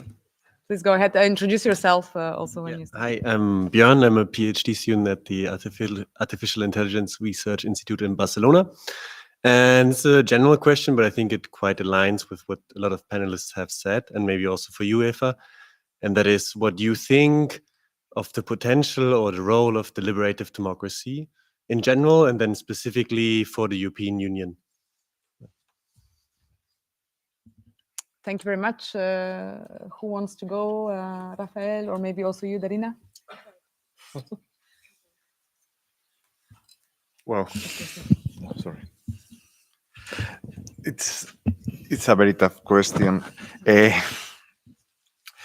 think that when you apply artificial intelligence to democracy, one of the main problems could be to try to substitute the deliberative democracy.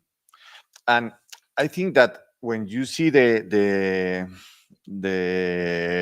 evolution of democracy, or the technology and democracy during these last 25 years, you could see that at the beginning, we are thinking that the deliberative democracy could substitute a representative democracy. But at the end, we have seen that it's direct democracy, not deliberative democracy, that is trying to substitute the model. It's more I don't know how to say in English, but it's intuitive when you are a digital native. I think it's difficult to understand representative democracy. You need more explanation that maybe 20 or 30 years ago, because in an intuitive way, I think you think that direct democracy is the best way. And then when you try to put deliberative democracy in the center, or between the direct democracy and representative democracy, I think that the big challenge is to institutionalize this model. I think I have wrote in sometimes that the big challenge of democracy right now is try to institutionalize the model of deliberative democracy, because I think that when sometimes it's easy to understand that the more genuine model of democracy, direct democracy, when you are a native digital. Also, I don't know if I don't have an informed stance on this issue. What I do think is that it has been clear here sometimes there is, in a way, very often a paternalist framing about we should inform people more about technology. We should educate them. The education is extremely important. I don't say it is not. I do think that an expert in something has something special to say about his field of or her field of expertise. Yeah, but I think that we cannot only work from this paternalistic perspective of teaching people, informing people. We have to accept that social change, or if you even, I would say, progress, has often been achieved as a product of fight, conflict, and negotiation. And I think that we should take this seriously and create spaces where these fights, these conflicts, these negotiations can take place in a reasonable way. And I think that this is important. We should not only remain on the level of expert preaching to the ignorance, to this paternalist vision of educating people. We have to, things like fairness, things like justice, things like diversity are concepts that do not have a pre-established content. And we have to create spaces where people can define these concepts, can decide what they consider important for them, and where conflict will take place. but it would be good if it took place in a non-violent way, in an inclusive way. So I wouldn't say something, I don't have an important opinion, well-informed opinion on the specific issue of deliberative democracy, but I do think that we cannot just go ahead with a paternalistic attitude. We have to create spaces where conflict and negotiation, which will include informed opinions, can take place. Yes, I could add to that we need some kind of balance between two poles. On the one hand, technocracy, indeed, like just telling people how it is. That is, of course, unacceptable.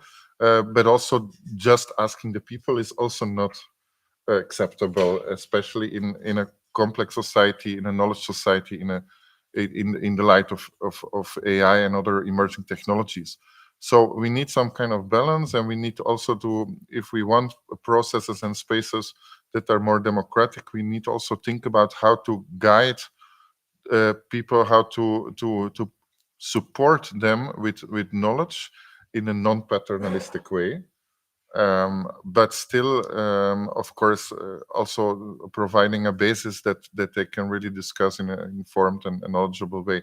So that is something that's difficult. I think I would always mention education there also as an important point that keeps being important for this, because if you start with citizens that are not knowledgeable at all, or where the education is lacking something, then it's difficult to suddenly do something about that when you put people together. So I think this needs to start already in the education. And if we have more interdisciplinary education, if we have education where people are also already discussing in school about the new technologies, for example, then this would be better. Okay. I think I haven't a solution, but what I can say is that there are mathematical proofs that with the use of social networks, and because companies make money using our data and gaining more money when we click more on pages and informations that they send to us. So it creates clusters of people thinking the same thing. So it is not good for democracy. It's profit for the extremes side. So maybe I agree with that we said before, that we need to discuss with people, especially starting for young age with children. I think the parent should discuss with their kid in the school, but also regulation for the companies, and maybe not let any company gaining money on our data and our behavior. And maybe just to add, Johan, I mean, one of the risks, of course, is that AI could at some point replace politicians. So, you know, maybe that's a way of going through. But I mean, in all seriousness, I think, and we already see some applications that make, you know, I think that the debates also quite simplistic. So at one point you think, okay, there is a lot of information or way that AI also simplifies these things, that makes them very accessible. You would think to everybody, but in a way that actually it simplifies it to a point that you think, well, the debate is actually much more complex than this. So I see also a risk there for deliberative democracy indeed. And I couldn't agree more with Rafael, who was saying, I mean, there is also more and more this sense of, well, you know, let's go back to direct democracy, because that's how things work. But this is becoming so complex. And I think a conference like this also shows, I mean, this house also is a particular one that the European Parliament, in that sense that we try to take decisions. And I was explaining yesterday when we were in the hemicycle through a lot of expert input, which is not always the case for policymakers. But we do it, and I think this is something very difficult. This balance also in the trade-off. So I see there opportunities for deliberative democracies, but I also see how it can only maybe sometimes seem that it helps, but it simplifies things to a point that it makes it artificial in that sense. So I think it was kind of implied in many of the interventions, but I was curious on after watching all the and hearing all the talks. I think that from some perspective, not saying that I'm necessarily sharing this, but from some perspective, the AI revolution can be seen as some sort of card reshuffling, right? So you are challenging power distribution in some sense as any technological change, right? This is one effect, and there is another contradictory effect that also comes from many technological change, which is reinforcing current power structures, right? So it's a dialectical relationship between both. So my question was, and this is something that we observe in plenty of technological changes, no matter it's the internet or it's the electricity revolution and so on and so on. So from your perspective, whether from philosophy, from history, from law,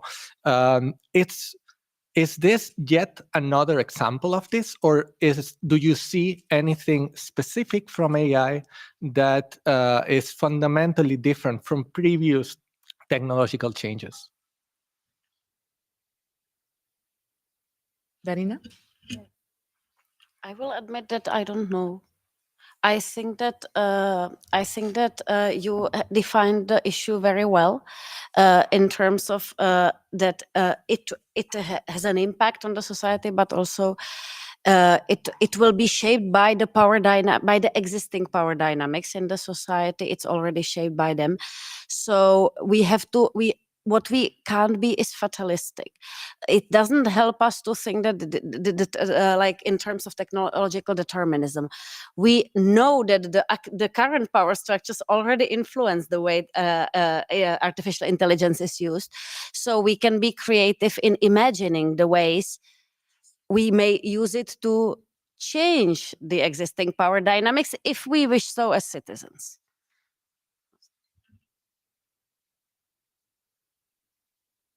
Mark, do you want to comment on this?